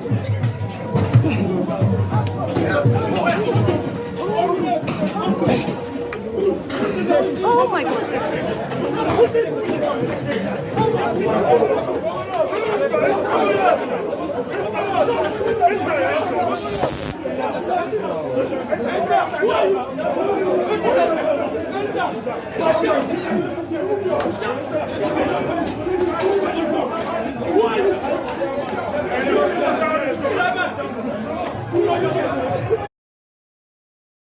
They are fighting for the soul of the party, which is normal. It's not abnormal.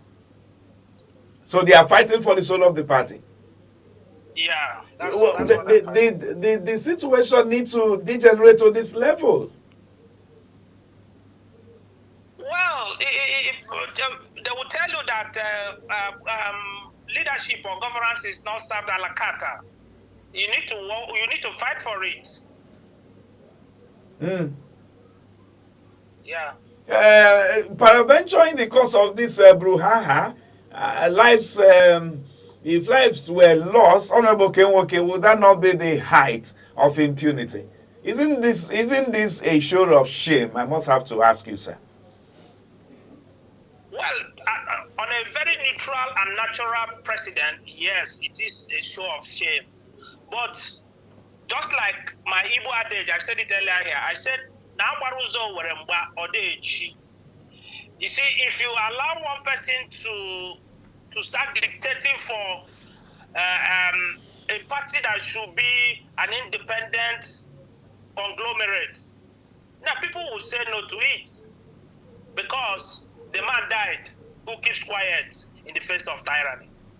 And how do you talk? This is the only way to talk.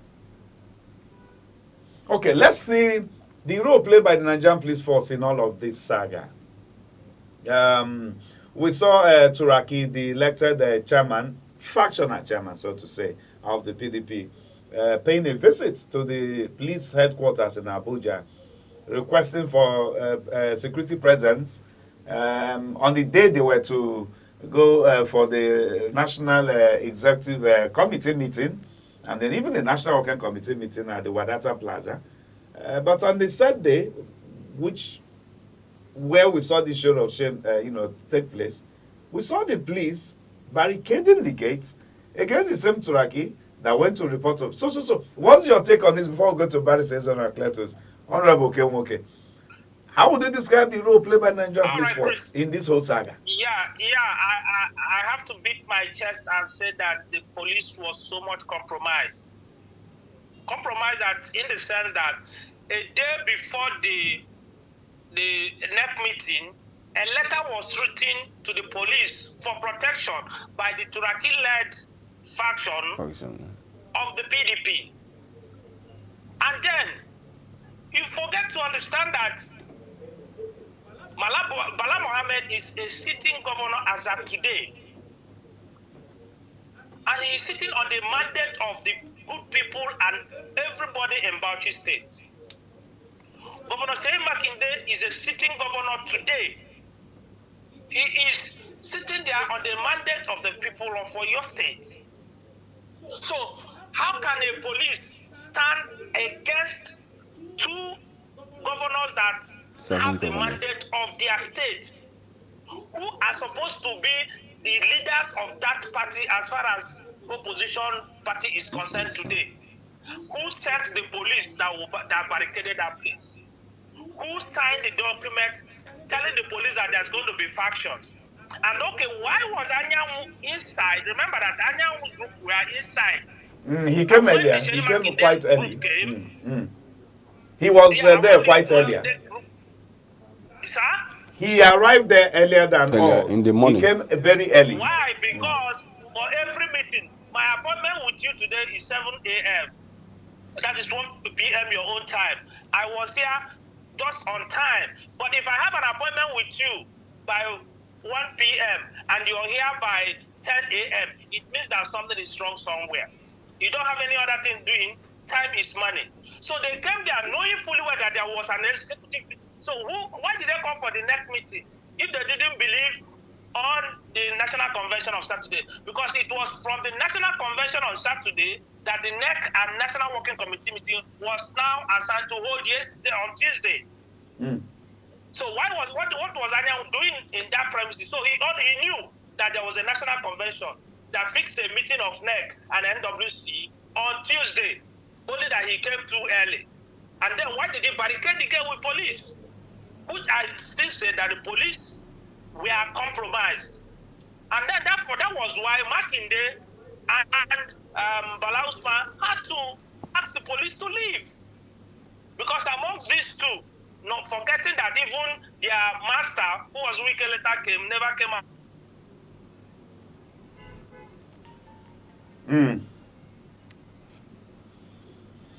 Okay, I think Are you still with us, Honorable Kemoke?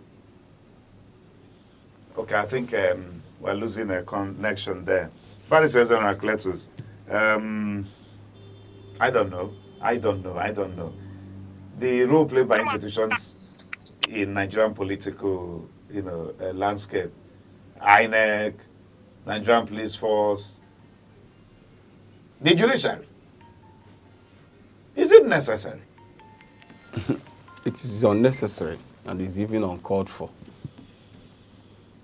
How could the factions file different suits in different courts, and all the courts pretend as if they are not aware of a suit going on in another court? Things are not done like that. What I expect the court to do is to consolidate the entire suit. Okay. Consolidate it, then rule in on one decision. You can't. Your motor show cannot. He can't hand down his own judgment. Then another court. I think Justice Lifu also gave a judgment. Motor show gave judgment. Then one Ibadan High Court judge also gave his own judgment. So among these three judgments, which judgment is going to stand, or which judgment is going to be obeyed? Will you obey Omotoso's judgment and the Lifu's judgment and the Ibadan's judgment? Then which one? So what really is going on in Nigeria? Is it that politicians have overwhelmed every The matter space? should be taken to the NJC for disciplinary actions. For disciplinary actions against those erring judges. Does the NJC have what it takes to? NJC can question them, because you can't be sitting on appeal in the decision given by a court of coordinate jurisdiction. Because a high court in Enugu is the same, it has a coordinate jurisdiction in a high court in Abuja. It's the same coordinate jurisdictions. So it is only the court of appeal that can say, no, what high court said is not the true position of law. Okay. It is only the court of appeal can say it, not the same high court. Not the same high court. Do you get me? So the matter should be quickly addressed to the NJC to take drastic actions and disciplinary actions against those erring judges. You can't be granting an order, and they can't say that they are not oblivious of the order already made by the court of coordinate jurisdiction, by their learned brother. So what you would have advised them, having filed a subsequent suit, you advise them, withdraw this suit, or go to the court that gave that order that you are not dissatisfied with. If you get that order, enroll the order, then file your notice of appeal. File a motion for for accelerated hearing of the appeal. From the look of things, it begins to look like we are not done with the litigations on the PDP matter. Is it possible that any of the parties could go to appeal court again? And the matter has snowballed into appellate dispute. No, what they were doing, in that shenanigans is just they want to truncate the already scheduled national convention.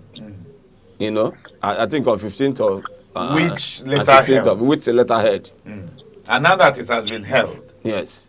Now in defiance of court order, because the first order said don't hold convention until and unless you comply with the prerequisite of writing to INEC, giving them notice for them to come and monitor the convention. But there's something Honorable said. What was that? He said monitoring the election, that's INEC yes, coming to monitor the convention. INEC failure to monitor the convention is not fatal to the outcome of the convention. So because INEC can even choose not to come. INEC can say we are not coming. Even if they are present. Even if they are notified. Even if they're just coming to observe what is going on there. So their presence does not make or mar. Likewise, the absence it does not make or mar. Yes, it does not make or mar. Because party is supreme, which the various courts made several pronouncements on that. Even the apex court of the land. The recent case of Anyanwandu Dokoe. Do you get me? Yes. So these are the things the warring parties should have been taken into consideration. But in Nigeria, we'll always obey the rule of man and disobey the rule of law. Barry says, Honor Cletus, the signals are coming for us to be winding down on the show. I think this is going to snowball into another topic with you anytime after today. Let's look at what is happening with the judicial sector in Nigeria. We're going to look at the issues around the judiciary in Nigeria and how we can get it better, especially... No, judicial rascality should not be allowed to stand. It shouldn't be allowed to stand? To stand, okay, yes. Because if you continue to allow this, this unnecessary pronouncements, you get me? If you honorably say something. If you continue to allow it, that means we we'll don't take have... that as an issue with you anytime soon. Yes, honorable, okay. Your reaction on this matter? No, I was trying to tell Barrister, he said that the case should be taken to NJC. Yes. But to us, who are Nigerians, we know that the NJC is so epileptic that they can't even take, they are just a lame dog. That they can't even, because the ruling party had already bastardized the sanctity, the sacrosanctness of the judiciary. Because on Motosho, you are talking about, had so many decisions that put this country into a chaos. And he's still seated there. There should be no need to go and report to NJC on the glaring issues. Omotosho has become so notorious that Wike uses him as an anchor for any litigation he wants to win. If you say, remember late Kashamu, that was the senator, told us how he put 50 million naira for each case he won.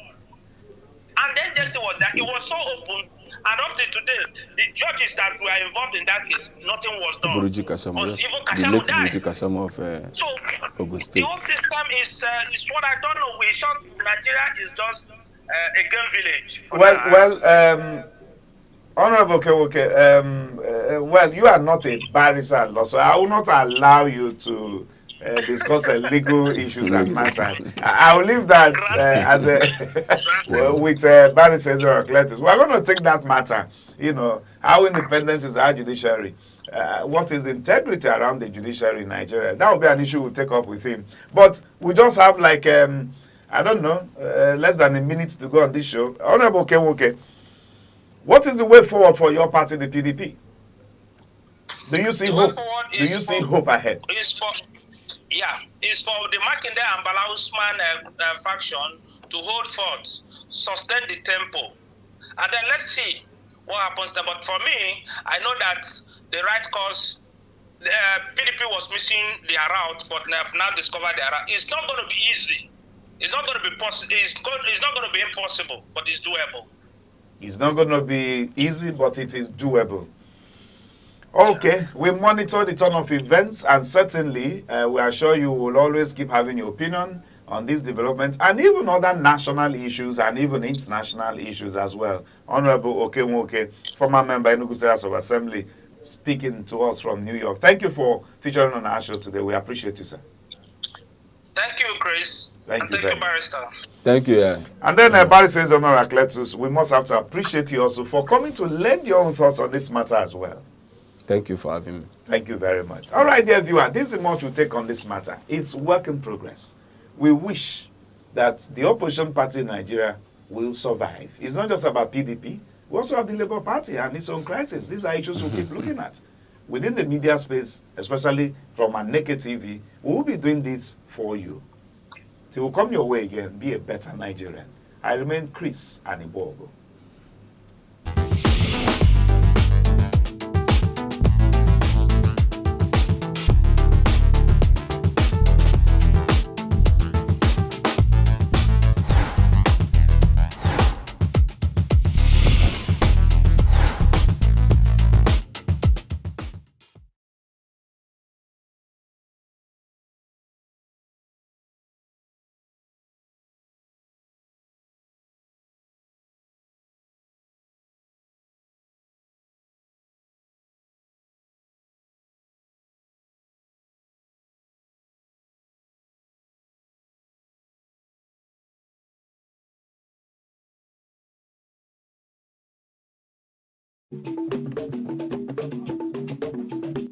The Insight with Uche Osai.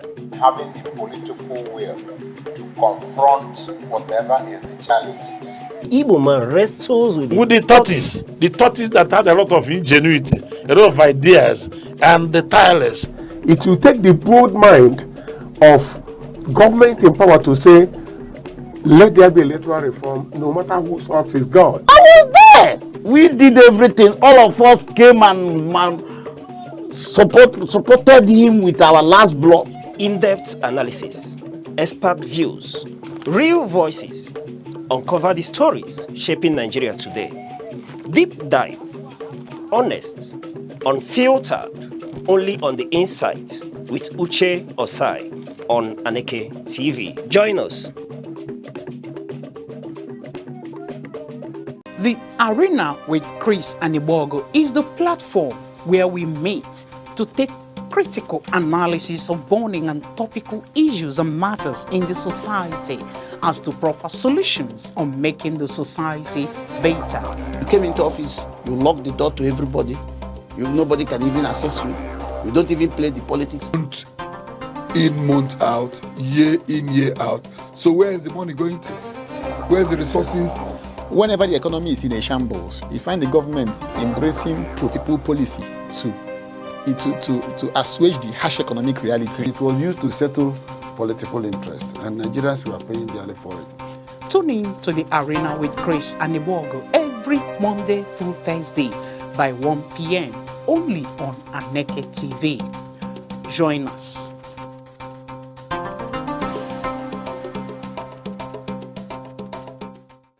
Humility.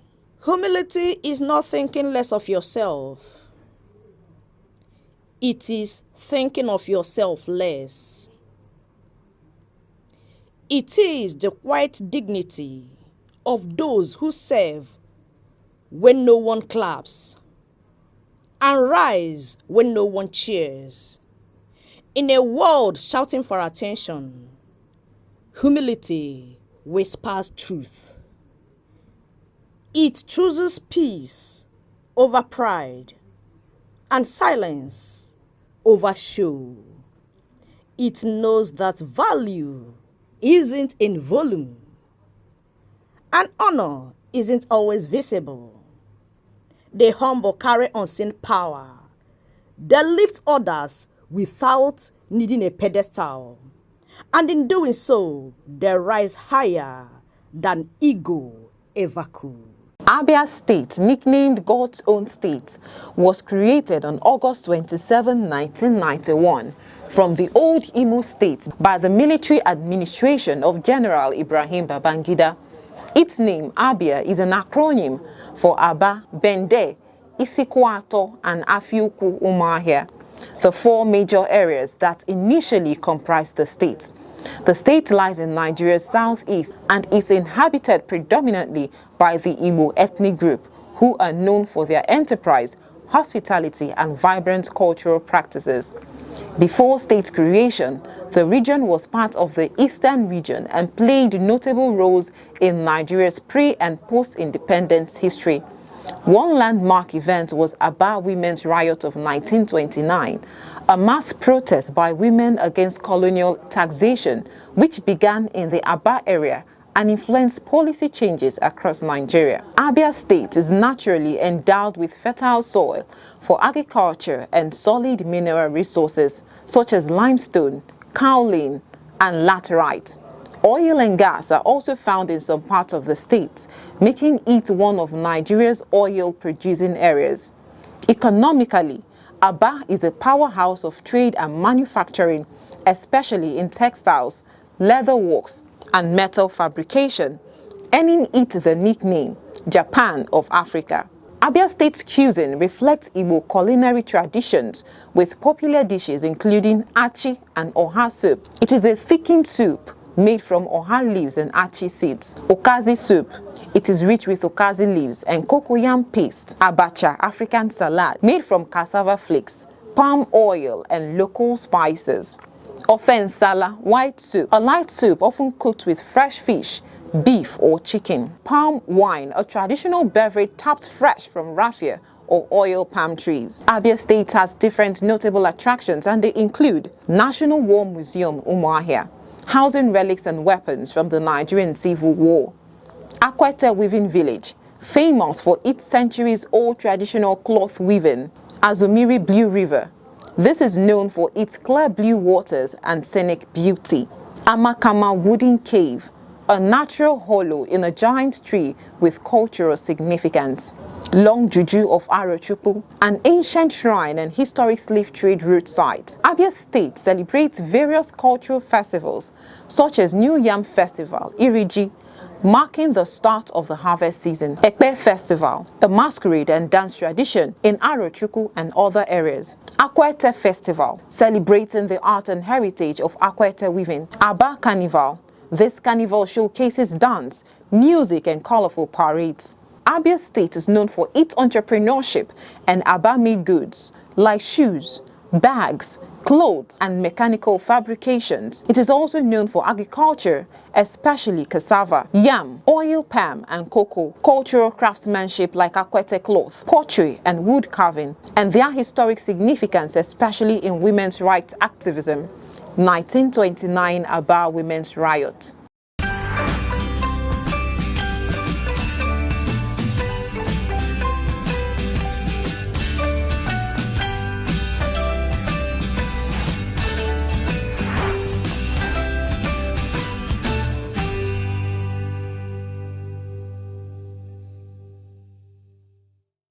Hello there, welcome to another edition of Teens Fun Hub on Aneke TV, and I am your host, Auntie Ongi. Here at Teens Fun Hub, we laugh, we learn, we interact, we have some fun, and we talk about everything that matters most to you. I'm sure you enjoyed the last edition of Teens Fun Hub. We are here again with super exciting segments to keep you entertained. Now, whatever you're doing, I would love you to keep it down and join us on today's edition. Remember to follow us on our social media handles on Instagram, Facebook, X, TikTok, and YouTube at Aneke TV. Stay tuned. Coming up next is the Entertainment Gist by Princess. Thank you, Auntie Oyi, for having me on the show today. Hi, viewer. My name is Annie Princess, your gist mate. Today on Entertainment Gist, I will be telling you about two celebrities. Let's start with Ugochi and her new song, Achalugo. Ugochi, the queen of Achalugo, is slaying the game with her latest banger, Achalugo. I know most of you must have heard of the song because it's literally so popular right now. And guess what? She also organized a red carpet campaign that made her to meet many celebrities like Mary Uche, Uche Nancy, Chineye Nebe, Destiny Tiko, the drama doll, Bimbo Ademoye, and many others. Meanwhile, Vikoka is out again with another hit song, and we are not surprised. Or should I say, I personally am not surprised. Because the guy's got talent pouring out of every pore. If you are a fan of Port Harcourt's finest, I know you would definitely want to check out his latest track. Let's keep it real, Vikoka's got the talent. And speaking of Afrobeat royalty, Davido, the king of Afrobeat, is set to perform live in Enugu on November 1st. And I know you won't want to miss it. Trust me, it's gonna be super epic. If you are in Enugu or nearby Enugu, I know you wouldn't want to miss the opportunity to meet the king of Afrobeat live and in person. Stay tuned for more updates and get ready to dance the night away because it's gonna be so epic. There you go, folks. Ugochi's Achalugo, Vikoka's new song, and Davido's upcoming concert in Enugu. Stay tuned for more updates. I am still your gistmate and the princess. And now I will be handing over to Auntie Ife for past heroes and history. Hi viewer, my name is Ugwi Forma. I hope you enjoyed the information I gave you concerning Margaret Ekpo on my last week's segment. And on today's segment, I'm going to talk about Chief Anthony Enahoro. Chief Anthony Enahoro was a renowned Nigerian nationalist, politician, pro-democracy activist, and journalist, born on July 22nd in 1923. He was the eldest of the 12 children to Anastasius Okotako Enahoro and Fidelia Inibokun. Early life and education. Enahoro attended government school Urumi, government school Owo, and King's College, Lagos, where he became a student leader and led anti-colonial protests. At 21, he became the editor of Nnamdi Azikiwe's newspaper, Southern Nigerian Defender. Career. Enahoro's career spanned journalism, politics, and activism. He was the editor of Southern Nigerian Defender, Daily Comet, and Morning Star. Politics. He was a member of Federal House of Assembly, Minister of Home Affairs, and Federal Commissioner for Information and Labor. Activist, co-founder of National Democratic Coalition and Pro-National Conference Organization. Notable achievements. Chief Anthony Enahoro moved the historic motion of Nigeria's independence in 1953 and was later granted in 1960. He was conferred with the title Adzolo Urumi, meaning someone who brings progress and development, and received many awards including Grand Officer of the Order of Merit, Grand Star of the Order of the Nation, First Class Officer of the Order of Two Nows, and Commander of the Order of Federal Republic in Nigeria. Later life and death. Enahoro married Helen Emayose Idia in 1954 and had 5 children. He later passed away on December 15, 2010 at the age of 87 after a prolonged battle with diabetes. And this is the end of my segment for today. I hope you guys enjoyed the information I gave you about Chief Anthony Enahoro. And now, I'm going to hand over to Auntie Oyi, who is going to take you on the rest of the segments. Thank you so much, Informa, for that wonderful rendition on past heroes. Moving over to the next segment, which is titled Our Chance to Meet. Are you ready to meet our guest on this segment? Hold on still, sit tight and enjoy. Hello, amazing teenagers. Welcome to A Chance to Meet. In this segment, we'll be meeting people, inspiring people who took right decisions during their teenage, and today they're in those places that they have always dreamed to be. And today we'll be talking about an important topic, which is purpose. Why are you here? What makes you unique? How can you use your gifts and abilities to help the world and even the planet as a whole? Don't worry, we are not going to rush into it, because purpose is not just something that you find. It's something you discover step by step.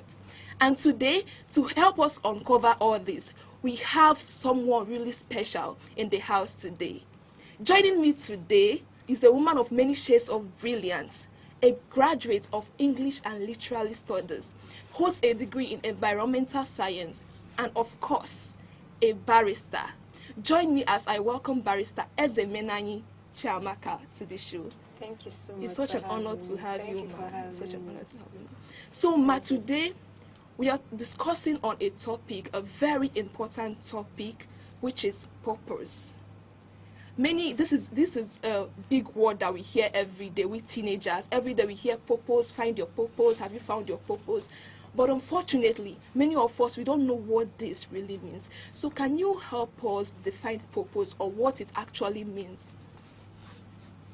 Purpose, when the first time someone says, what's the purpose for you being here? It means, what's the reason for you being here? Why are you here? So purpose simply means why. Why are you in this world? Why are you born? Why did God make you?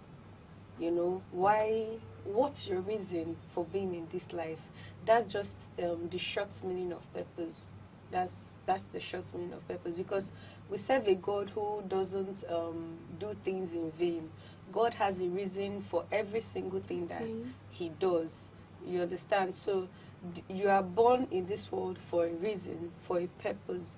So when you hear purpose, that's just the sum. Why were you made? Why did God make you? Okay, so ma, you mean that purpose is the intent in which God created, like what God had in mind, Yes. why creating us? Yes, more like your assignment for being in this world. Okay. Yeah. So that's so powerful, ma. Yesterday, while I was taking my bath, I remembered something. something that happened when I was in JSS3. So in JSS3, I saw my classmates, they were displaying talents. Many could draw, many could sing, many could dance. In fact, the first day I tried dancing in school, it was such a disaster. I can't forget it. And I really felt bad because I thought that I couldn't do anything. So is there really a difference between purpose and talent? Talent there is a difference, do you understand? But I would say that talent helps your purpose.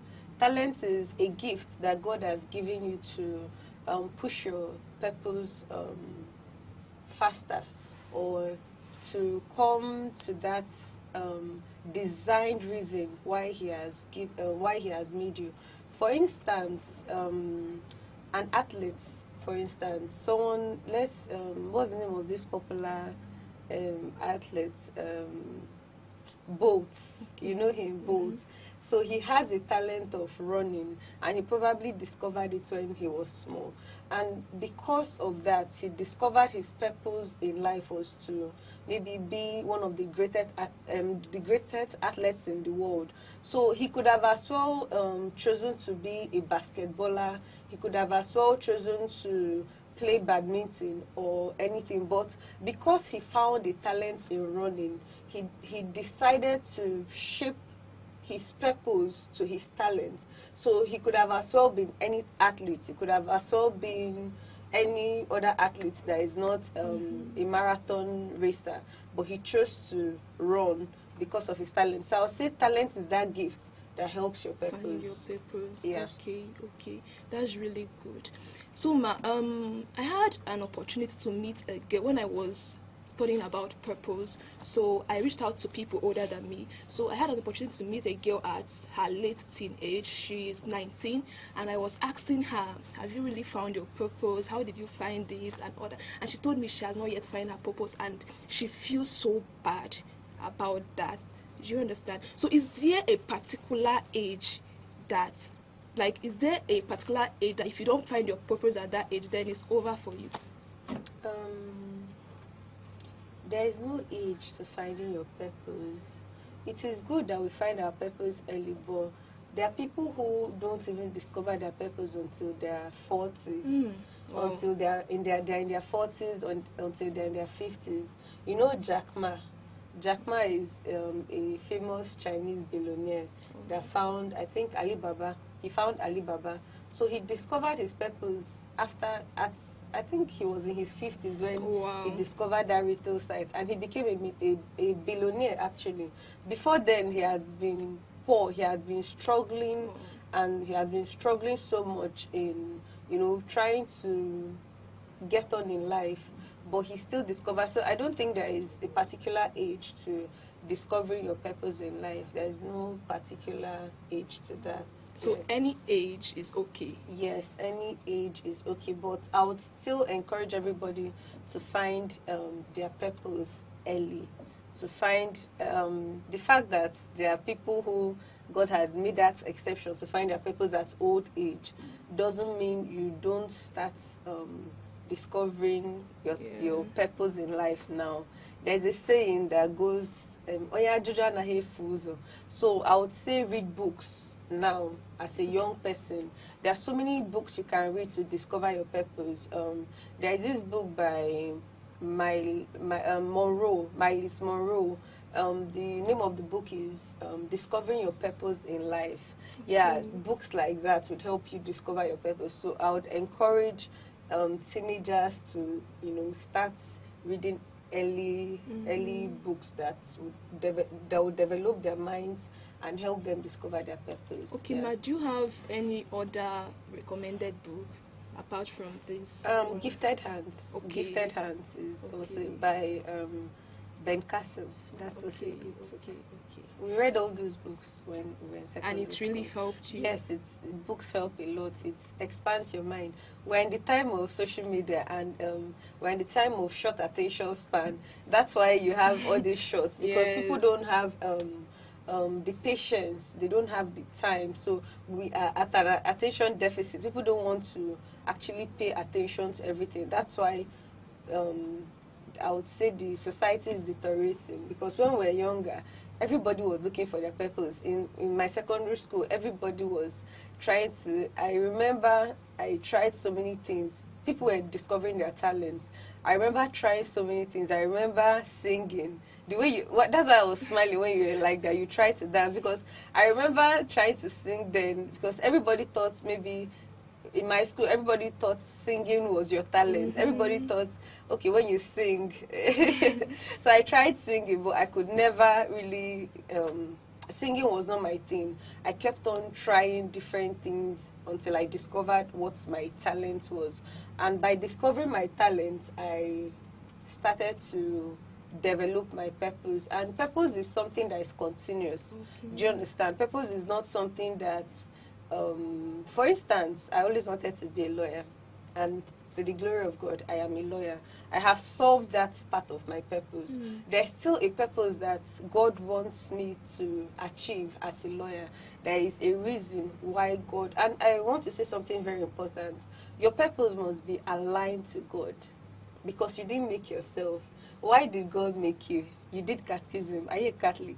We say God made me to serve Him in this world, to love Him with my whole heart.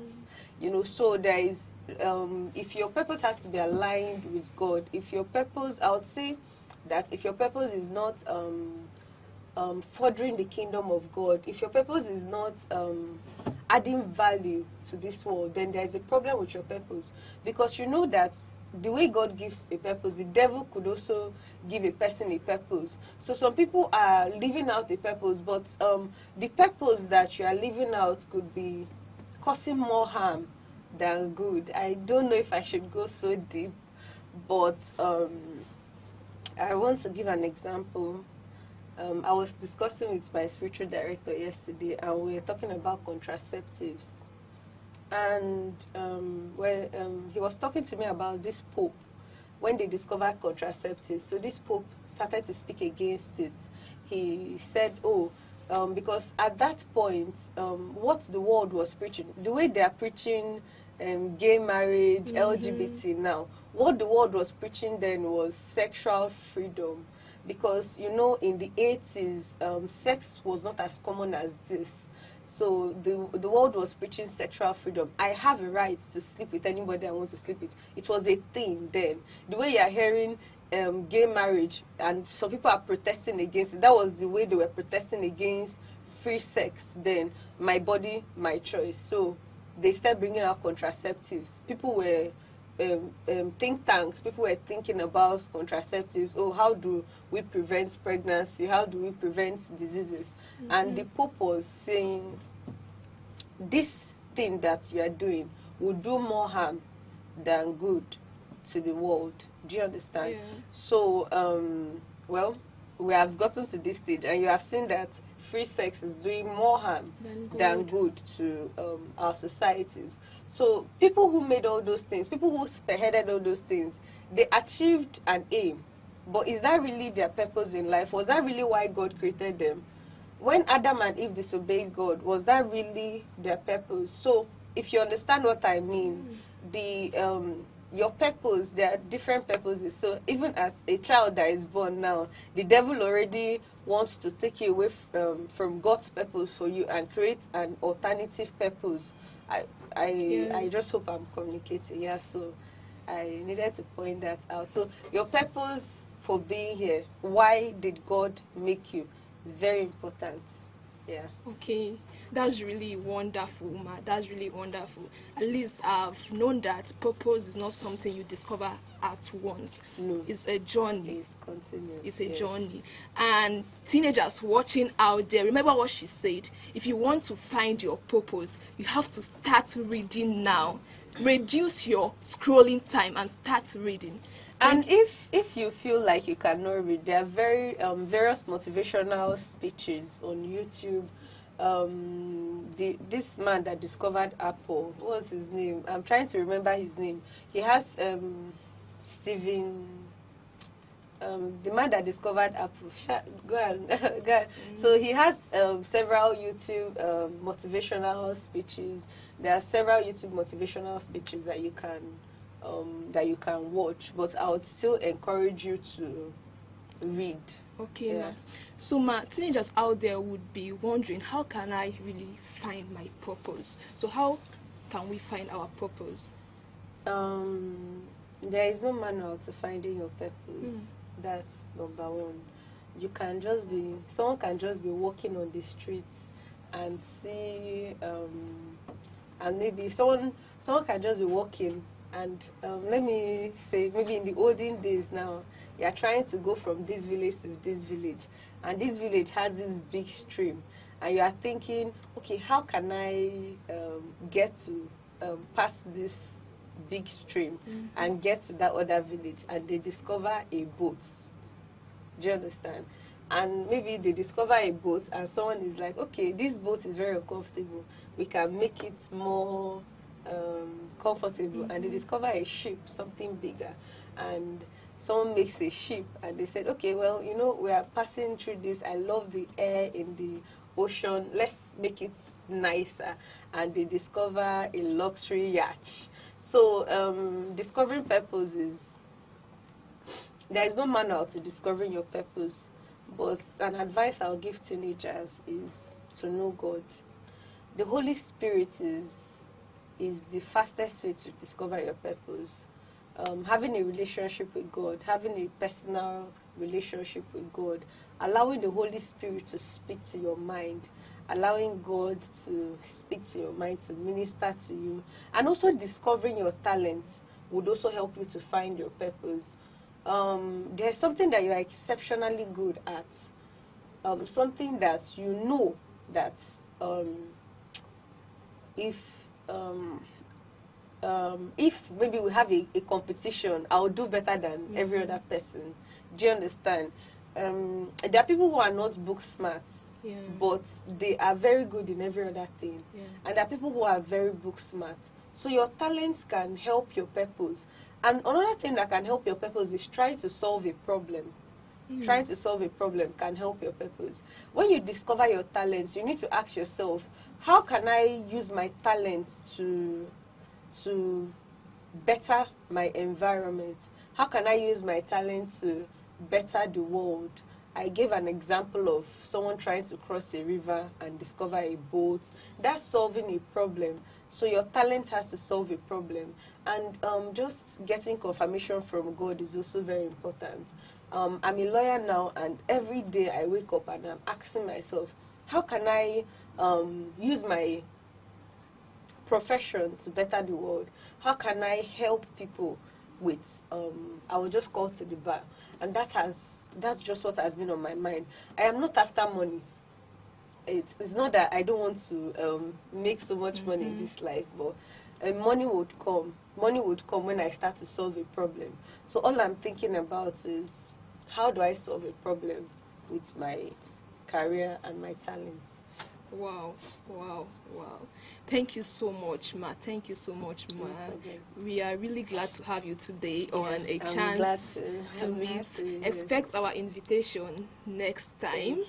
My fellow teenagers, hope you enjoyed this because I did, and hope you learned a lot because I did. So see you next time on a chance to meet, and try as much as possible to put everything that has been said into practice. I am Callista. See you. Bye.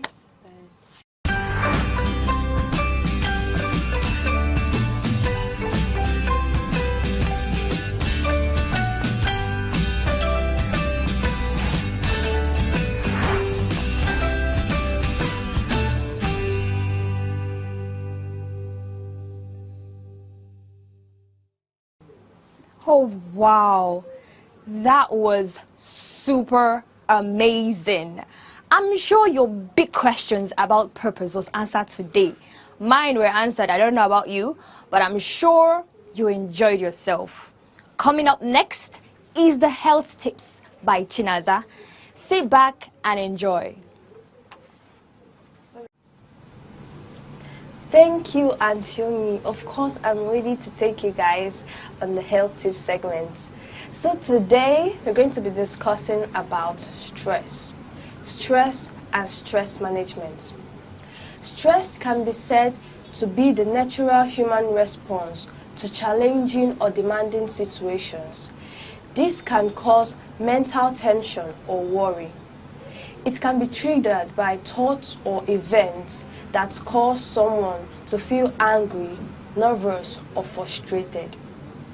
Simply put, stress can be said to be the way the body responds when put under pressure, both negative or positive pressure. So now, we're going to move over to the causes of stress. The major cause of stress, especially in young people, is pressure. Yes, pressure, ranging from academic pressure, financial pressure, your mates are doing this and that pressure, like it's a lot in teens. So now, we're going to move into the consequences of stress. Now, firstly, stress weakens the immune system.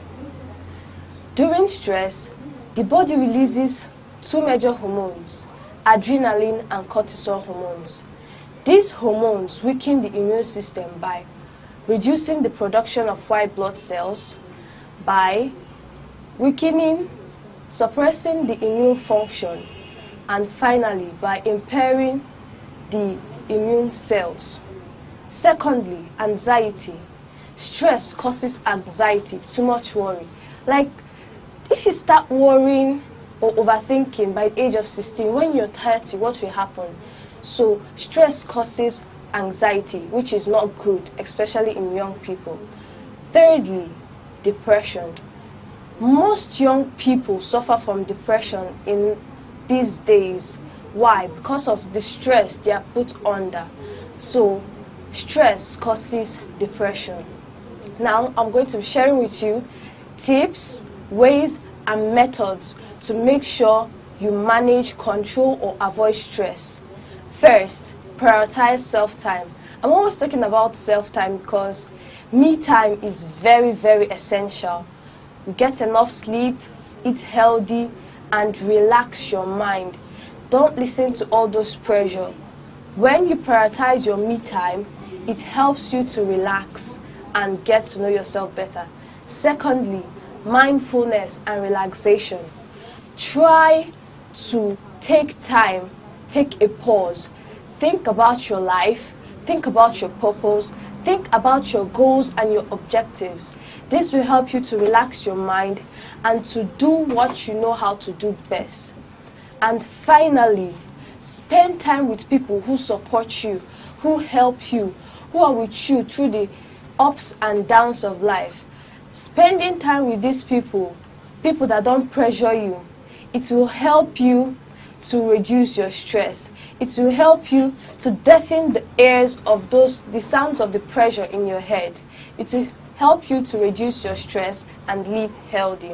So, in conclusion, try to live a stress-free life, as it is essential for healthy living.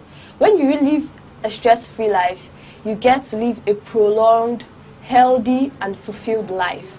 So, I advise you never to joke with yourself, because anyone that is stressing you out is joking with your mental health. So, try as much as possible to live a stress-free life. So, till I come your way next time, same station, I still remain Miss Chinaza. And now I'll be handing over to Antioni to take us on the rest of the show. Stay tuned. Bye.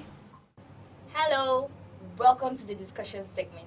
We just concluded the health tips by Chinaza, and I learned how to reduce stress, because stress is a slow killer, not just hypertension. It's actually a silent killer. Sometimes you end up with migraine and all that, but if you learn to reduce the stress on yourself, I think you will live better. Thank you so much, Chinaza, for that wonderful rendition. Now we're on to the discussion segment, and today we'll be talking about something, a topic that almost every teenager at some point in their life have actually encountered. We're talking about peer pressure.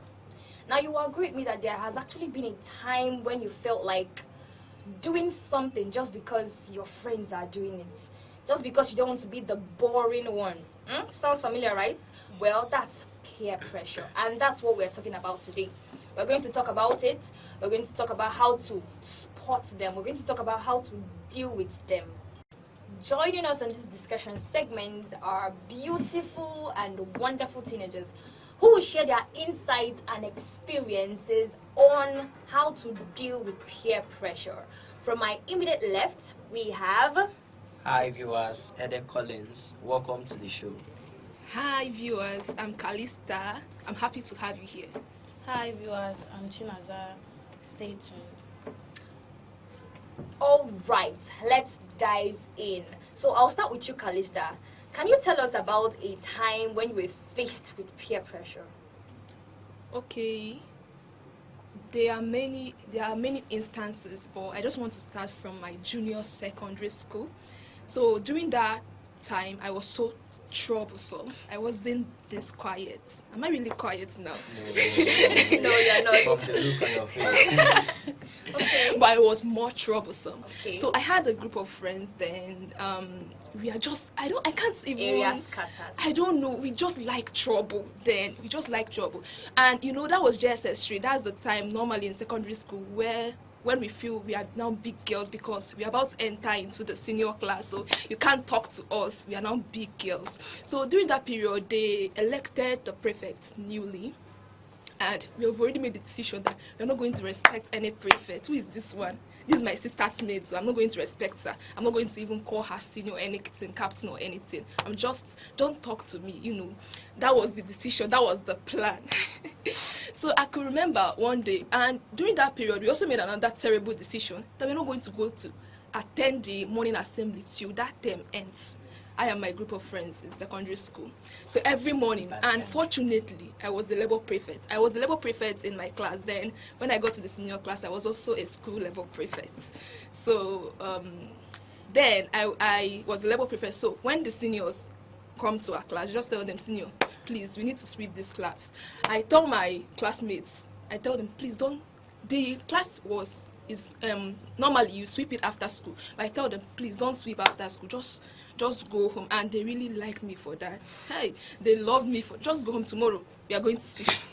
That was a very stupid decision looking back. So I told them, tomorrow we are going to sweep it. So the next morning, I and my friends will just stay in the class. When they come with us, senior, we are sweeping this class and we are not going. We are not going. So one day, another crazy person, like a senior, you know, others, we are calm. Okay. So the crazier one, crazier than us, came. And normally, now you said, senior, we are not going to go. We are not going to go. And the senior said, you must go. He said, senior, we are not, you cannot do anything, just leave. So she went back and called almost all the prefects. And then in my group, we are just 3. No, 4. We are 4. Then about, I think, 7 seniors or more. And when they were coming, everybody escaped. I was the only one caught. Wow, very interesting. Very interesting. I was the only one caught. So that was really bad. So that was one of the major things, peer pressure, negative peer pressure led me to in school. I love the way you just said negative, because there is negative and positive. But before we dive deep into that... Sorry, I want to speak on, she said negative peer pressure. You know, in our country, Nigeria, most often we used to make out our own English, because that's positive peer pressure and negative.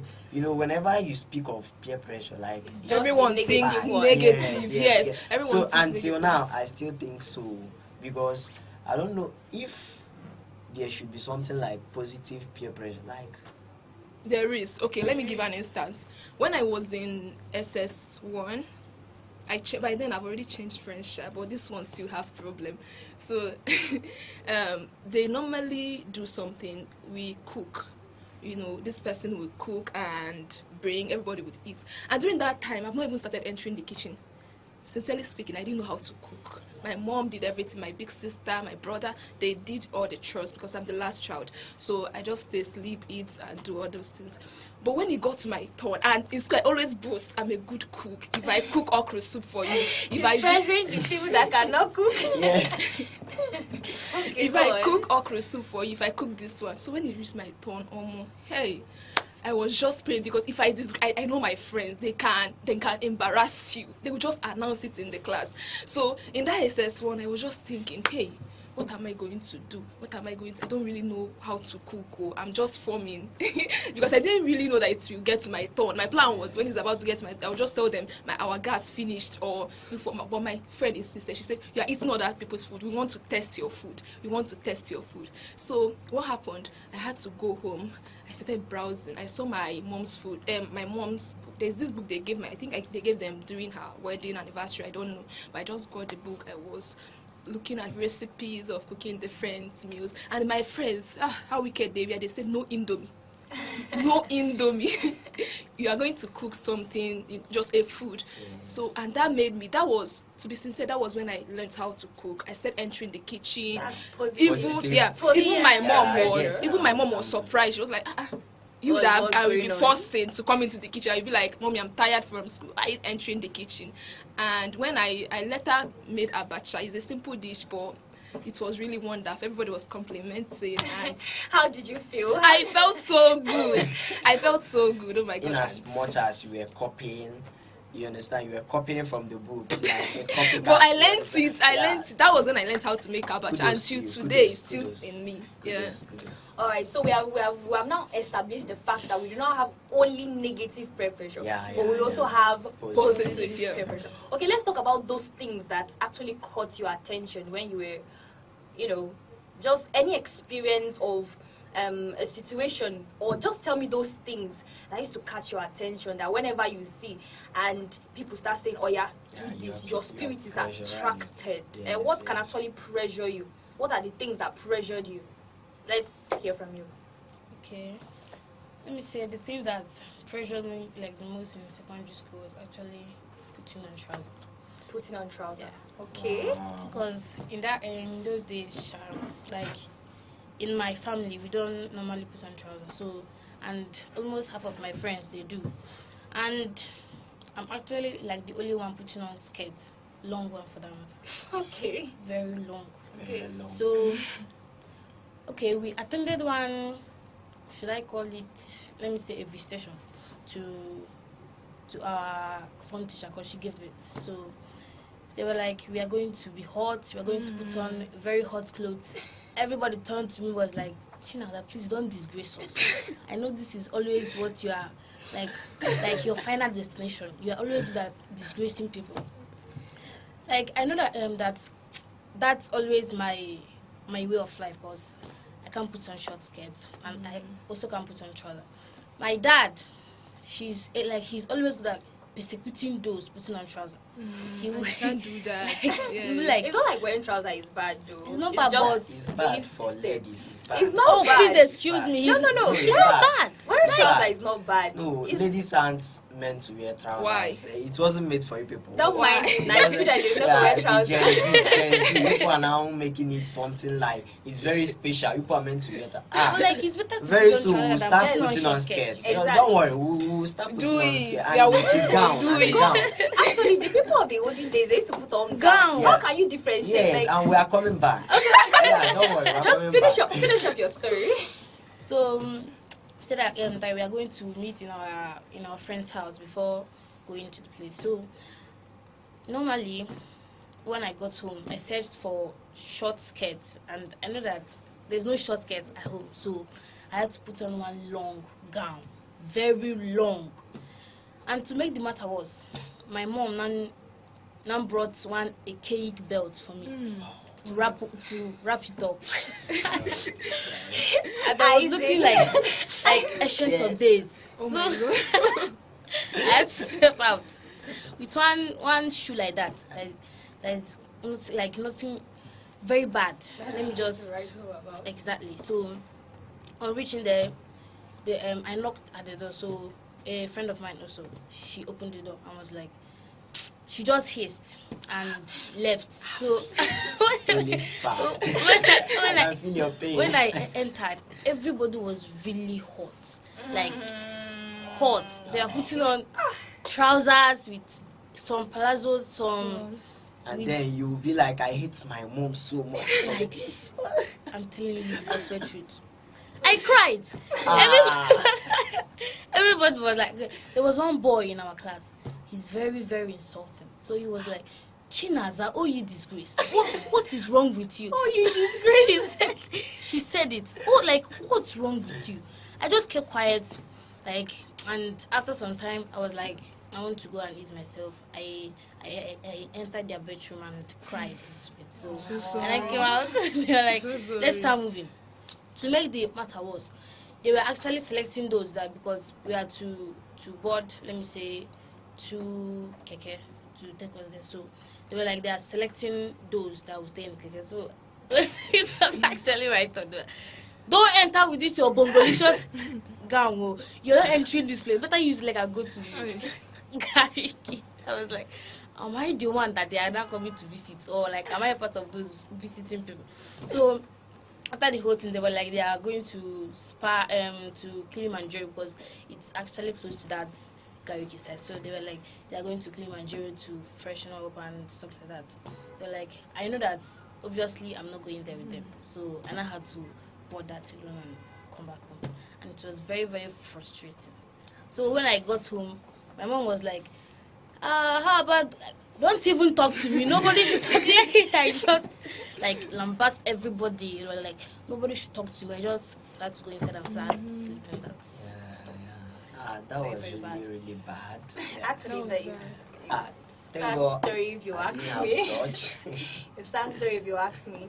But you said in this case you did not give in to, because they came with their idea, oh, that you are going to put on your long skirt again, but you didn't actually give in. And at the end of the day, you still felt displaced, right? So, and I can't really imagine the feeling, although I can imagine because I've been there before. So the thing now is that when we face peer pressure, it's not like it's entirely bad, because like we already established, we have positive and negative peer pressure. So sometimes we just want to follow, we just want to feel among, we just want to fit in to the whole picture. But most times it doesn't really settle with us. Like for her, it did not settle with her belief system, her value system. Okay, let's just move on over to like things that actually cause peer pressure. Help us, colleagues. Okay, I'm a guy, you understand? So it would have to differ, you understand? Okay, because let's hear from the guys. When we guys, we mostly gist. You guys. Yeah, we guys. We gist gist. a lot, and when gisting, there are so many gists. Okay. But at home, you can't really tell an African parent, Mom, if you see this girl I saw today, yeah, that kind She's of so thing. cute. Yeah, she's so cute. The slap. So, but when you are outside with your guys, And you say anything. yeah, you say anything, but there's this time when the story gets sweeter, you understand, gets more interesting, and that time is the time you have to be at home, and you cannot do anything about it. Try and come back a minute after it, your body will tell you. You understand? Okay. So that's one being said. Then secondly, drinking. We love and enjoy alcohol, but as a teenager, should we really take alcohol? But some people came out from different families. You have people that came out from family where their dad can drink, their mom, that's that chills, or that's kind of a thing. Yeah, like, and they want you to be like them so that you won't use it against them. Kind of, they don't want you to say, nah, these people, anyway, your family, you people are always drinking, stuff like that. They want you to belong. Okay. And but you, like me, I came from a family where even my dad, my mom, no one drinks. You understand? So you can't just drink. Number one, if you drink and come back, the order. You understand? Your mom will be like, Onyeka, you understand that kind of thing? Yeah, so let's just leave that here for now. So, but from your story, I think you have drank before. You have drank Honestly, before. I've drank, but Okay, so what was going through your mind? You know that when you go home, when you get home, what was going through your mind when you carried that bottle to drink? honestly, before I drank, I already You planned it well. Yes, You I calculated. planned, and then my age And limit. what's on top? Then, yeah, so I just tried my best after drink. I was actually tipsy after drinking. Then on going home, I was like, God, everybody will find out. Okay, I said the most important thing is that I will pass, make sure I greet my parents, climb the bed, and if anybody touches me, I'm not feeling fine. You understand? Can you imagine? And it was actually working when I was going. I took Tom, as you said. So on reaching home, I didn't check the time when I was making my plans. So that was where everything scattered. I came back, I think that was around after 9, that fateful day. My dad, he doesn't beat. Once you enter the house and see him with his cane, you're in very big trouble. You understand? So when I entered the house, I was like, oh my God, as a guy, I was, Dad, good evening, sir. But, you know, this is not how this boy used to greet before. And he noticed. He was like, okay, he left me. I passed. My mom was in the kitchen. Mommy, good evening, ma. I went back into the bed and lied down. Not up to 20 minutes on my back. Needed to hear the stroke, the lashes. When I woke up, he said, Obi kag nemona in one mania. We better now go move anyhow. You understand that kind of thing? Yes. Like it was a mess. Like that night, he even sent me out of the house. Wow, Like, wow, he that told was me extreme. You understand? I left, but as my mom, you know, have pity on him. That was how I entered the house. But that night, it was dreadful. Wow, so from these experiences you guys have shared, like it's as if I'm the only one that did not do bad things when I was small. I don't believe you. I'm a clean girl, you know. So from your experiences, what do you regret? If we should wind time back, what would you have done differently? Would you have, like, just share with me currently, because I believe you guys are now changing. You're turning a new leaf. So indeed, let me just hear from you. Kalista, what? Okay, one thing I would have done is standing on my morals. There's something my mom usually do when we're about to get to a milestone. That's a new phase of life. Maybe after your primary school, you're entering secondary school, she'll call you. She'll remind you, remember where you are coming from. I trained you well. Remember, we don't steal in this family. We don't do it in this family. Remember, your body is the temple of the Holy Spirit and all that. So those things I always had it in mind. Even when I was peer pressure was dealing with me, I always had it in mind. So one thing that I wished I did was sticking to those morals. I remember one thing that happened. There was a time that my friends, they wanted to go out from school. In fact, those girls, they were boarders. I was the only day student among them. So they wanted to go out from school. They wanted to go to Apapa. And during that time, I've never been there. They wanted to go and get clothes. And they were just telling me, Kalista, come, let's go now. Come, let's go. I was remembering all those words my mom was telling me. It was just coming back to me. I said, I cannot go. I'm afraid. What if my mom? And during that period, my mom was working in that place, at that side. She had a school there. So I was just saying, hey, what if my mom sees? They were like, now, you're a big girl, stop all these things. She will not see. Even if she sees you are going to cover you, just come, let's go. And I fell in. And do you know what happened that day?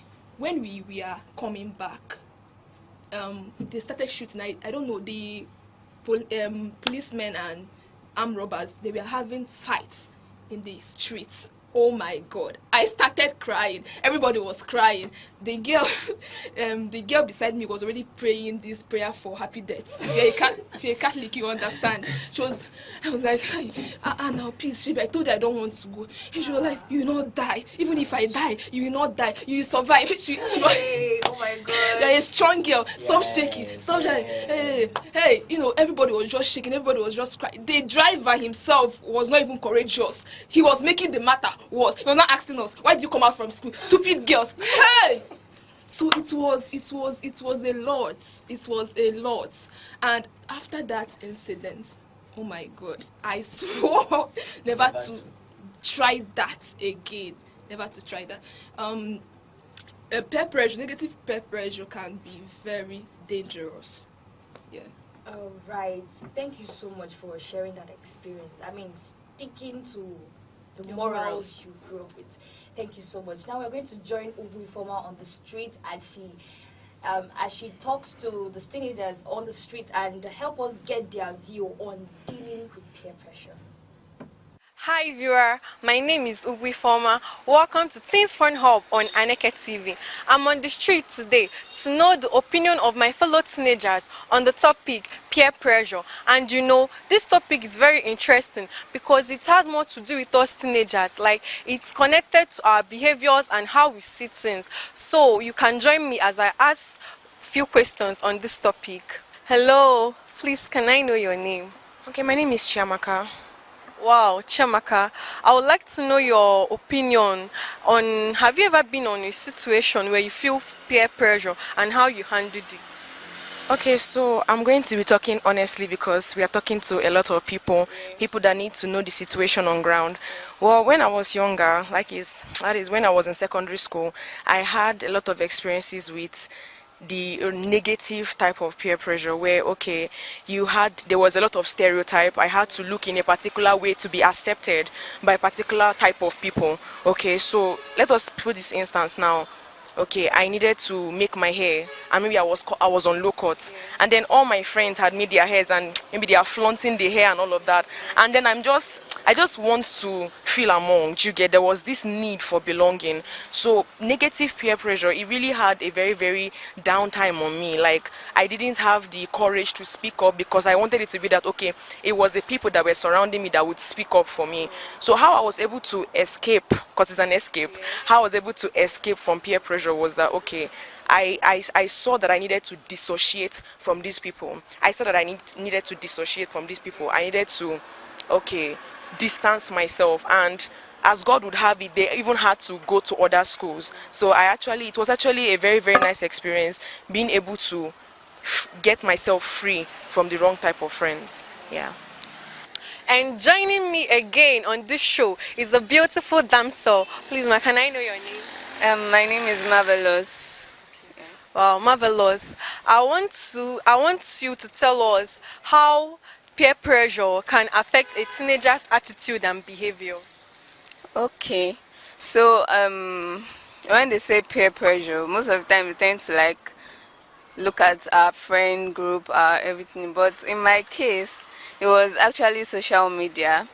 Okay, because during the time I was waiting for admission and all those stuff in school, I was always on my phone. I was always on social media, and I was seeing other girls. They were flexing with their wigs, their phones, and everything.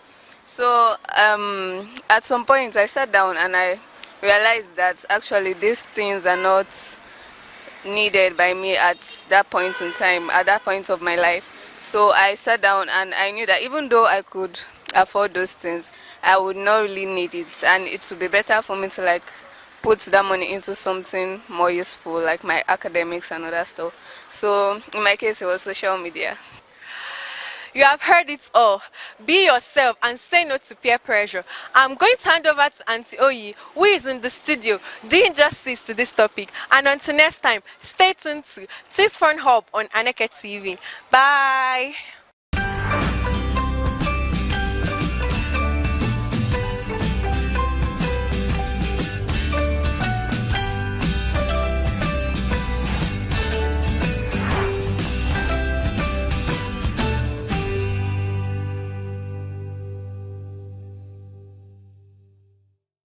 welcome back. If you're just joining us, this is Teens Fun Hub on Aneke TV, and I am Auntie Oyi. So we're discussing about peer pressure, and we have heard the teenagers' experience and review on how they handled their own peer pressure.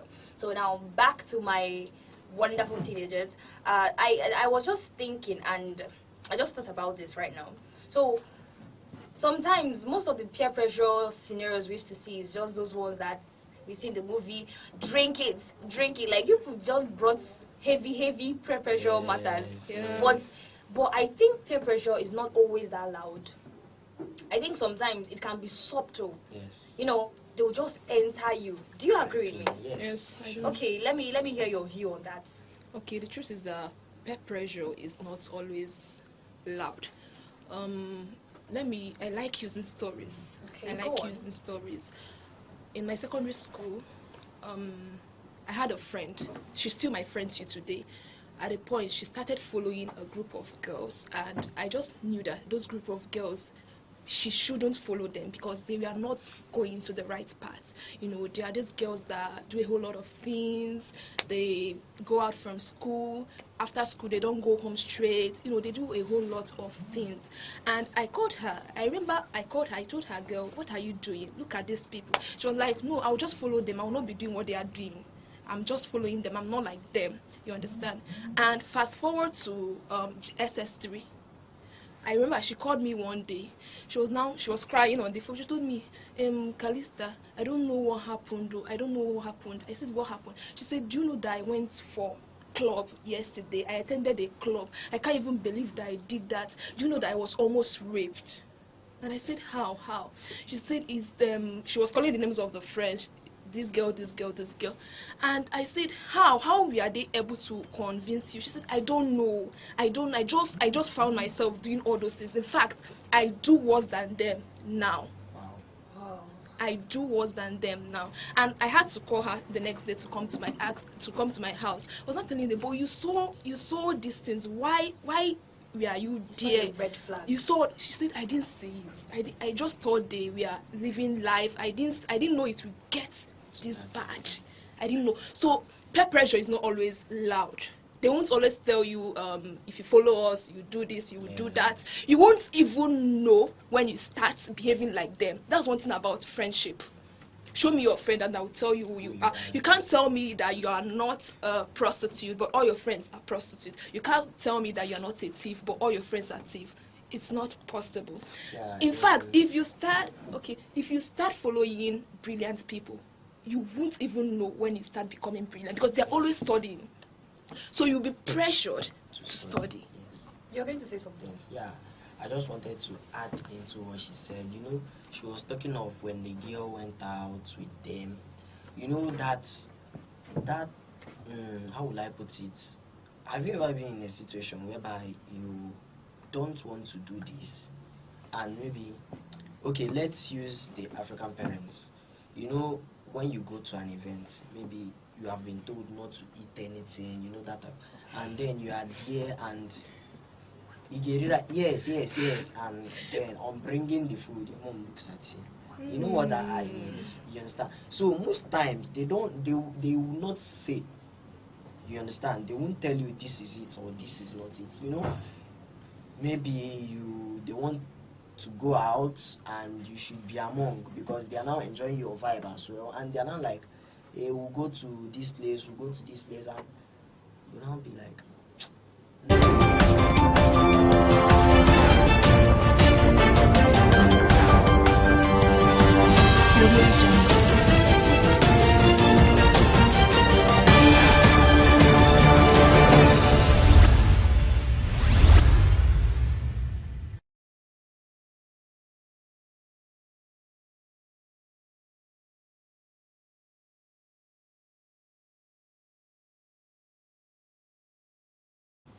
Good afternoon and welcome to the news at 3 on Aneke TV. First, let's look at stories making the headlines.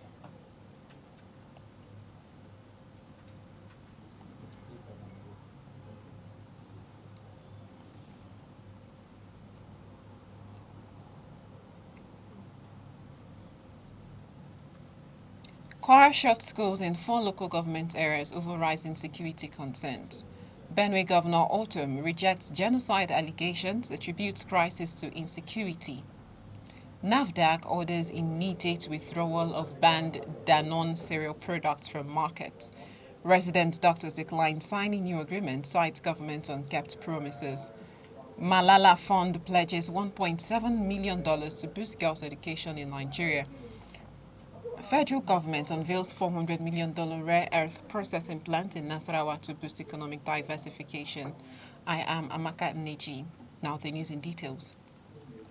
The Federal High Court sitting in Abuja has convicted the detained leader of the Indigenous People of Biafra IPOB, Nnamdi Kanu, on count 1 of terrorism charges preferred against him by the federal government. The ruling followed years of legal battles surrounding his separatist campaigns and alleged violent broadcasts. Justice James Omotosho, who delivered the judgment, said the court found credible proof that Kanu made inciting statements encouraging attacks and killings in furtherance of his agitation for an independent Biafra republic. The judge stressed that such utterances posed a grave threat to national security and public peace. According to the court, the prosecution successfully demonstrated that Kanu's broadcasts were not only deliberate but also triggered criminal actions across the southeast region. It described the evidence against him as clear, unchallenged and uncontroverted. The conviction marks a critical phase in the high-profile trial that has drawn strong reactions globally. Sentencing is expected at a later date as judicial procedures continue, even as his supporters vow to challenge the ruling at the appellate court.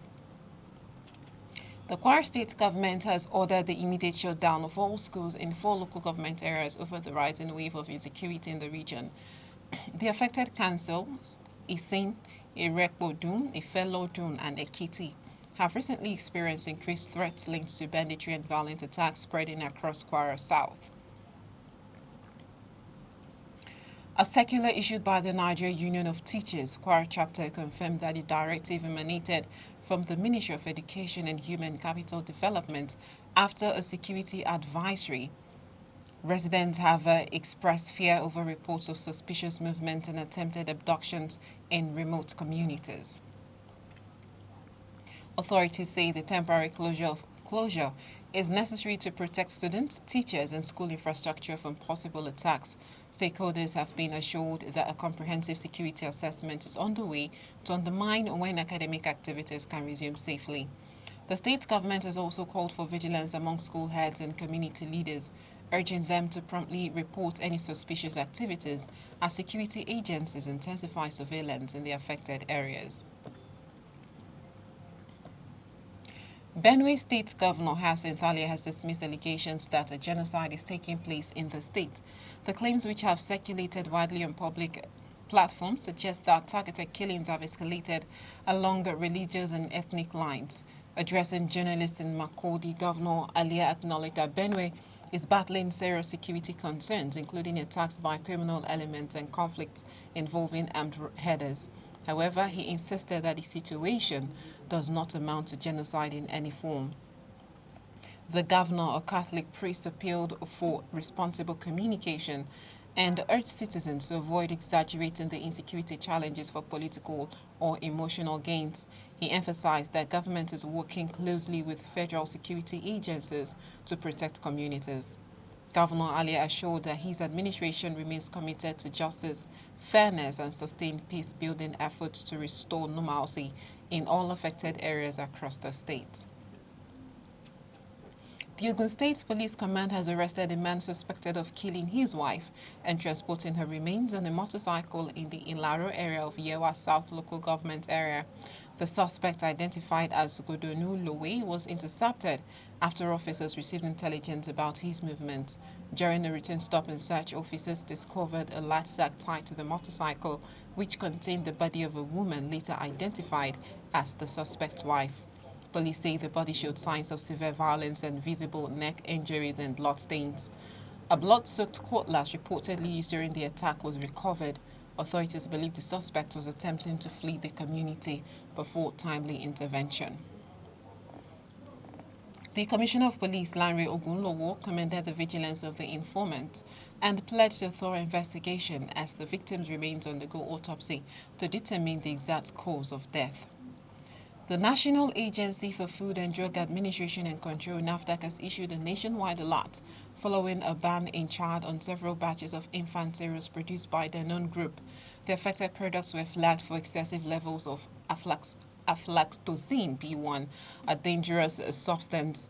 NAFDAC confirmed that the cereals, including variants of Bledin, Savoy Biscuit, Mile and Lay, and Banani and Lay, may have already entered Nigerian markets, especially in border communities. The agency has vowed to intensify market surveillance to trace and remove them from circulation. The contamination poses significant risks to infants, including liver damage, weakened immunity, and possible long-term health complications. Caregivers, retailers, and healthcare providers are advised to verify products before use or sale. NAFDAC is urging Nigerians to report any suspicious product or adverse reactions immediately as officials work with regional partners to prevent widespread exposure. The Nigerian Association of Resident Doctors, NAD, has rejected the federal government's claim that key demands fueling its ongoing nationwide strike have been largely met. Doctors insist that not a single one of their 19 core requests has been fully implemented. NAD's leadership criticized what they described as bureaucratic promises and said the government's pronouncements on allowances and salary adjustments have not reflected in workers' pay. They argue that committees and paperwork cannot replace visible actions. The association further condemned a proposed memorandum of understanding presented by the Labour Ministry, calling it a repetition of previously broken commitments without timelines for enforcement. NAD is demanding immediate payment of arrears, reinstatement of disengaged doctors, and full implementation of the one-for-one replacement policy to curb manpower shortages in tertiary hospitals before the strike can be suspended. The Malala Fund has announced $1.7 million in new grants for 9 Nigerian education-focused organizations in a major push to tackle the country's high rate of out-of-school girls.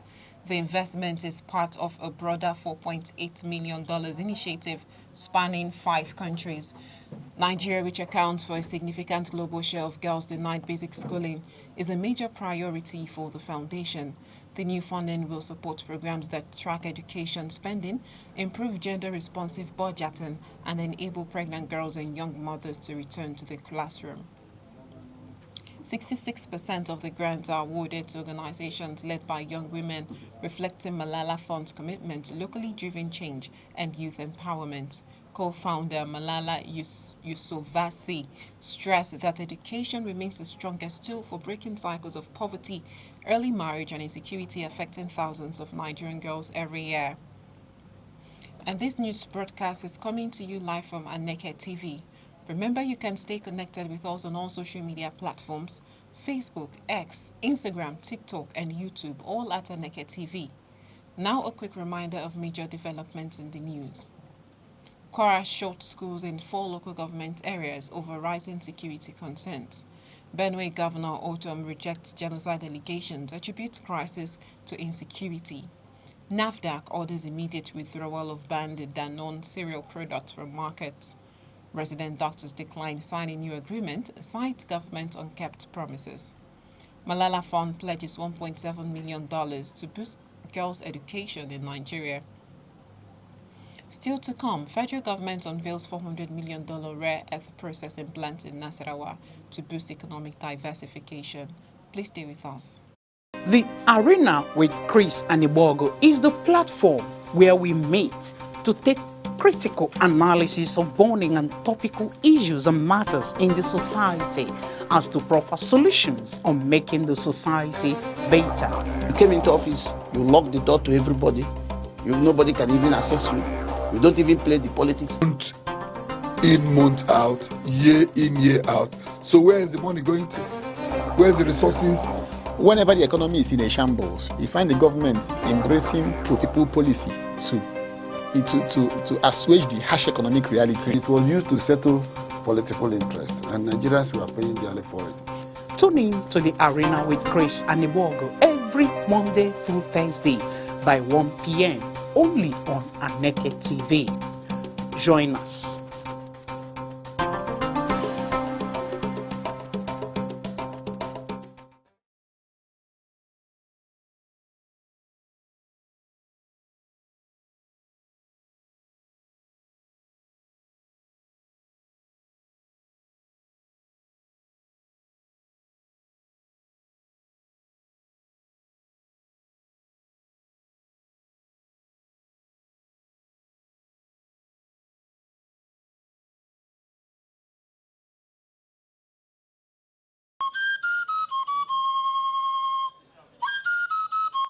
From the tiniest cells to the farthest galaxies, life holds secrets we are only beginning to uncover.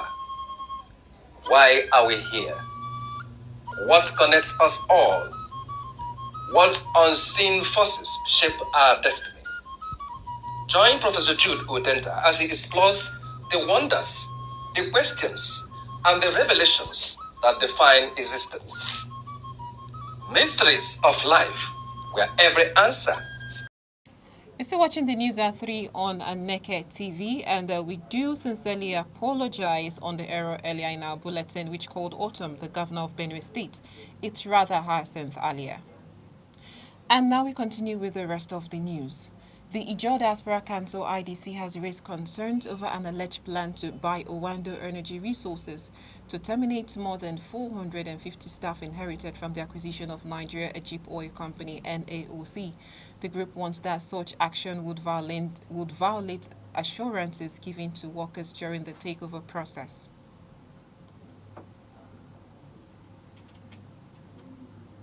IDC Chairman Professor Monday Gold argued that the employees were guaranteed job security under a collective agreement involving Owando and group and labor unions. The council believes the decision could trigger tensions across host communities. However, Owando's managing director, Ainoje Irune, has denied the allegation, insisting that no staff termination has been approved. He emphasized that proper communication will be issued to address public concerns. The development is being closely monitored by labor regulators as stakeholders call for transparency and strict adherence to industry labor standards. Nigeria's solid mineral sector is witnessing a major boost as licensing revenue soared from 12 billion naira in 2024 to 26 billion naira in 10 months of 2025. The Minister of Solid Minerals Development, Dr. Dele Alake, disclosed this in Nasarawa during the groundbreaking of a rare earth minerals processing plant. The $400 million facility developed by Hassetens Group aims to position Nigeria as a key player in the global energy transition market. Rare earth metals such as lithium and cobalt are critical for electric vehicles, aerospace, and defense technologies. Construction is expected to create at least 10,000 jobs, strengthening the drive to diversify Nigeria's economy beyond oil. Investors have also pledged adherence to environmental standards throughout the process and operations. The minister added that Nigeria's gold and gemstone industry is gaining increased global attention, with upcoming exhibitions expected to stimulate foreign exchange earnings. Stakeholders in Nigeria's power sector say electricity supply remains grossly inadequate despite ongoing reforms. They warn that structural weaknesses continue to hinder sustainable energy delivery nationwide. LCCI President Gabriel Idahosa identified the absence of significant investment in transmission and distribution as a major challenge.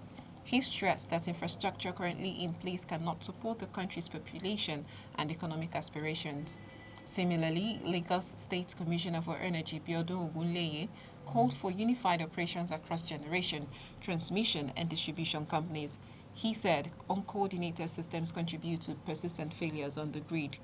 Experts are urging stronger private sector participation and modernized power infrastructure to ensure stable and affordable electricity for homes and businesses. The Federation Account Allocation Committee FAAC has shared 2.094 trillion naira in revenue for the month of October 2025 to federal, state and local governments. The allocation reflects rising remittances from key oil and non-oil sources. A breakdown of revenue shows that the federal government received 758.405 billion naira, state government collected 689.120 billion naira, while local government councils were allocated 505.803 billion naira. Oil producing states collectively earned 141.359 billion naira as 13% derivation. FAAC attributed the performance to increased inflows from petroleum profit in tax, hydrocarbon tax, and companies' income tax. However, VAT receipts dropped when compared to the previous month. Finance officials described the distribution as essential for supporting critical public services, including healthcare, education, and infrastructure development at all levels of government. In sports, Nigeria Super Falcons have been crowned the 2025 CAF Women's National Team of the Year. reaffirming their dominance in the African women's football. The announcement was made at a grand award ceremony in Rabat, Morocco. The team enjoyed a remarkable year, winning their 10th Women's Africa Cup of Nations title after a dramatic comeback victory against host Morocco. Their unbeaten run in the group stage and resilient displays in the knockout rounds earned applause across the continent. Individual players also shone brightly, with captain Rashidat Ajibade and goalkeeper Jamakan Nadoze receiving prestigious nominations. Their exploit is seen as vital to the Falcons' continued success. The latest achievement is a morale booster ahead of future international competitions as the team continues to serve as role models in advancing women's sports in Nigeria. Former Super Eagles captain John Mikel Obi has strongly criticized the Nigerian Football Federation for failing to secure World Cup qualification. He described the situation as a major embarrassment for a footballing powerhouse like Nigeria. Speaking on his podcast, Mikel said missing the 2026 World Cup represents a failure of leadership and planning within the football administration. He called on NFF board members to resign immediately. Mikel insisted that even winning the upcoming AFCON would not erase the setback or console millions of fans deprived of seeing Nigeria on the world stage. He emphasized that urgent reforms are required to build competence and restore international respect for Nigerian football. In entertainment, Nigerian music stars Zlatan Ibile and his partner Davita Lamai have celebrated the first birthday of their son, Benaya. The couple shared heartwarming messages and photos on social media to mark the special day. Zlatan described his son as a bright light who has transformed his life in the past year. He also prayed for continuous blessings and a glorious future for the celebrant. Davita expressed gratitude and joy, sharing intimate moments with Benaya and reiterating her devotion as a mother. The couple's fans joined in sending congratulatory wishes. The celebration comes in a year filled with achievements for the family, including Davita's graduation and the continued growth in Zlatan's music career. And finally, Nollywood actress Chizzy Alichi has used International Men's Day to shower praises on her husband on social media. Her emotional message highlighted his support, kindness, and strength in their marriage. Chizzy described him as a pillar and partner, noting that his love continues to illuminate their life daily. The tribute follows the couple's recent celebration of their 5th wedding anniversary. The actress has gained attention over the years for outspoken remarks on marital values and loyalty. She insists that trust and mutual understanding remain the foundation of their relationship. Her fans have applauded the message, commending the couple for projecting positivity about marriage and family life. And that's the news at 3 on Aneke TV. Before we end the news, here are the main points. Kwara State government has shut down schools in 4 local government areas over rising security concerns. Benue State Governor Hassan Thalia has rejected genocide allegations, attributes crisis to insecurity. Court in Abuja has convicted IPOB leader Nnamdi Kanu on terrorism charge. Federal government has unveiled $400 million rare earth processing plant in Nasarawa to boost economic diversification. And that's the news at 3 p.m. For more updates and breaking stories, please follow Aneke TV across all social media platforms or call 0703-043-7110 for eyewitness reports. On behalf of the producer, Chidima Sogwa, I am Amaka Nichi. Good afternoon and thank you for joining us.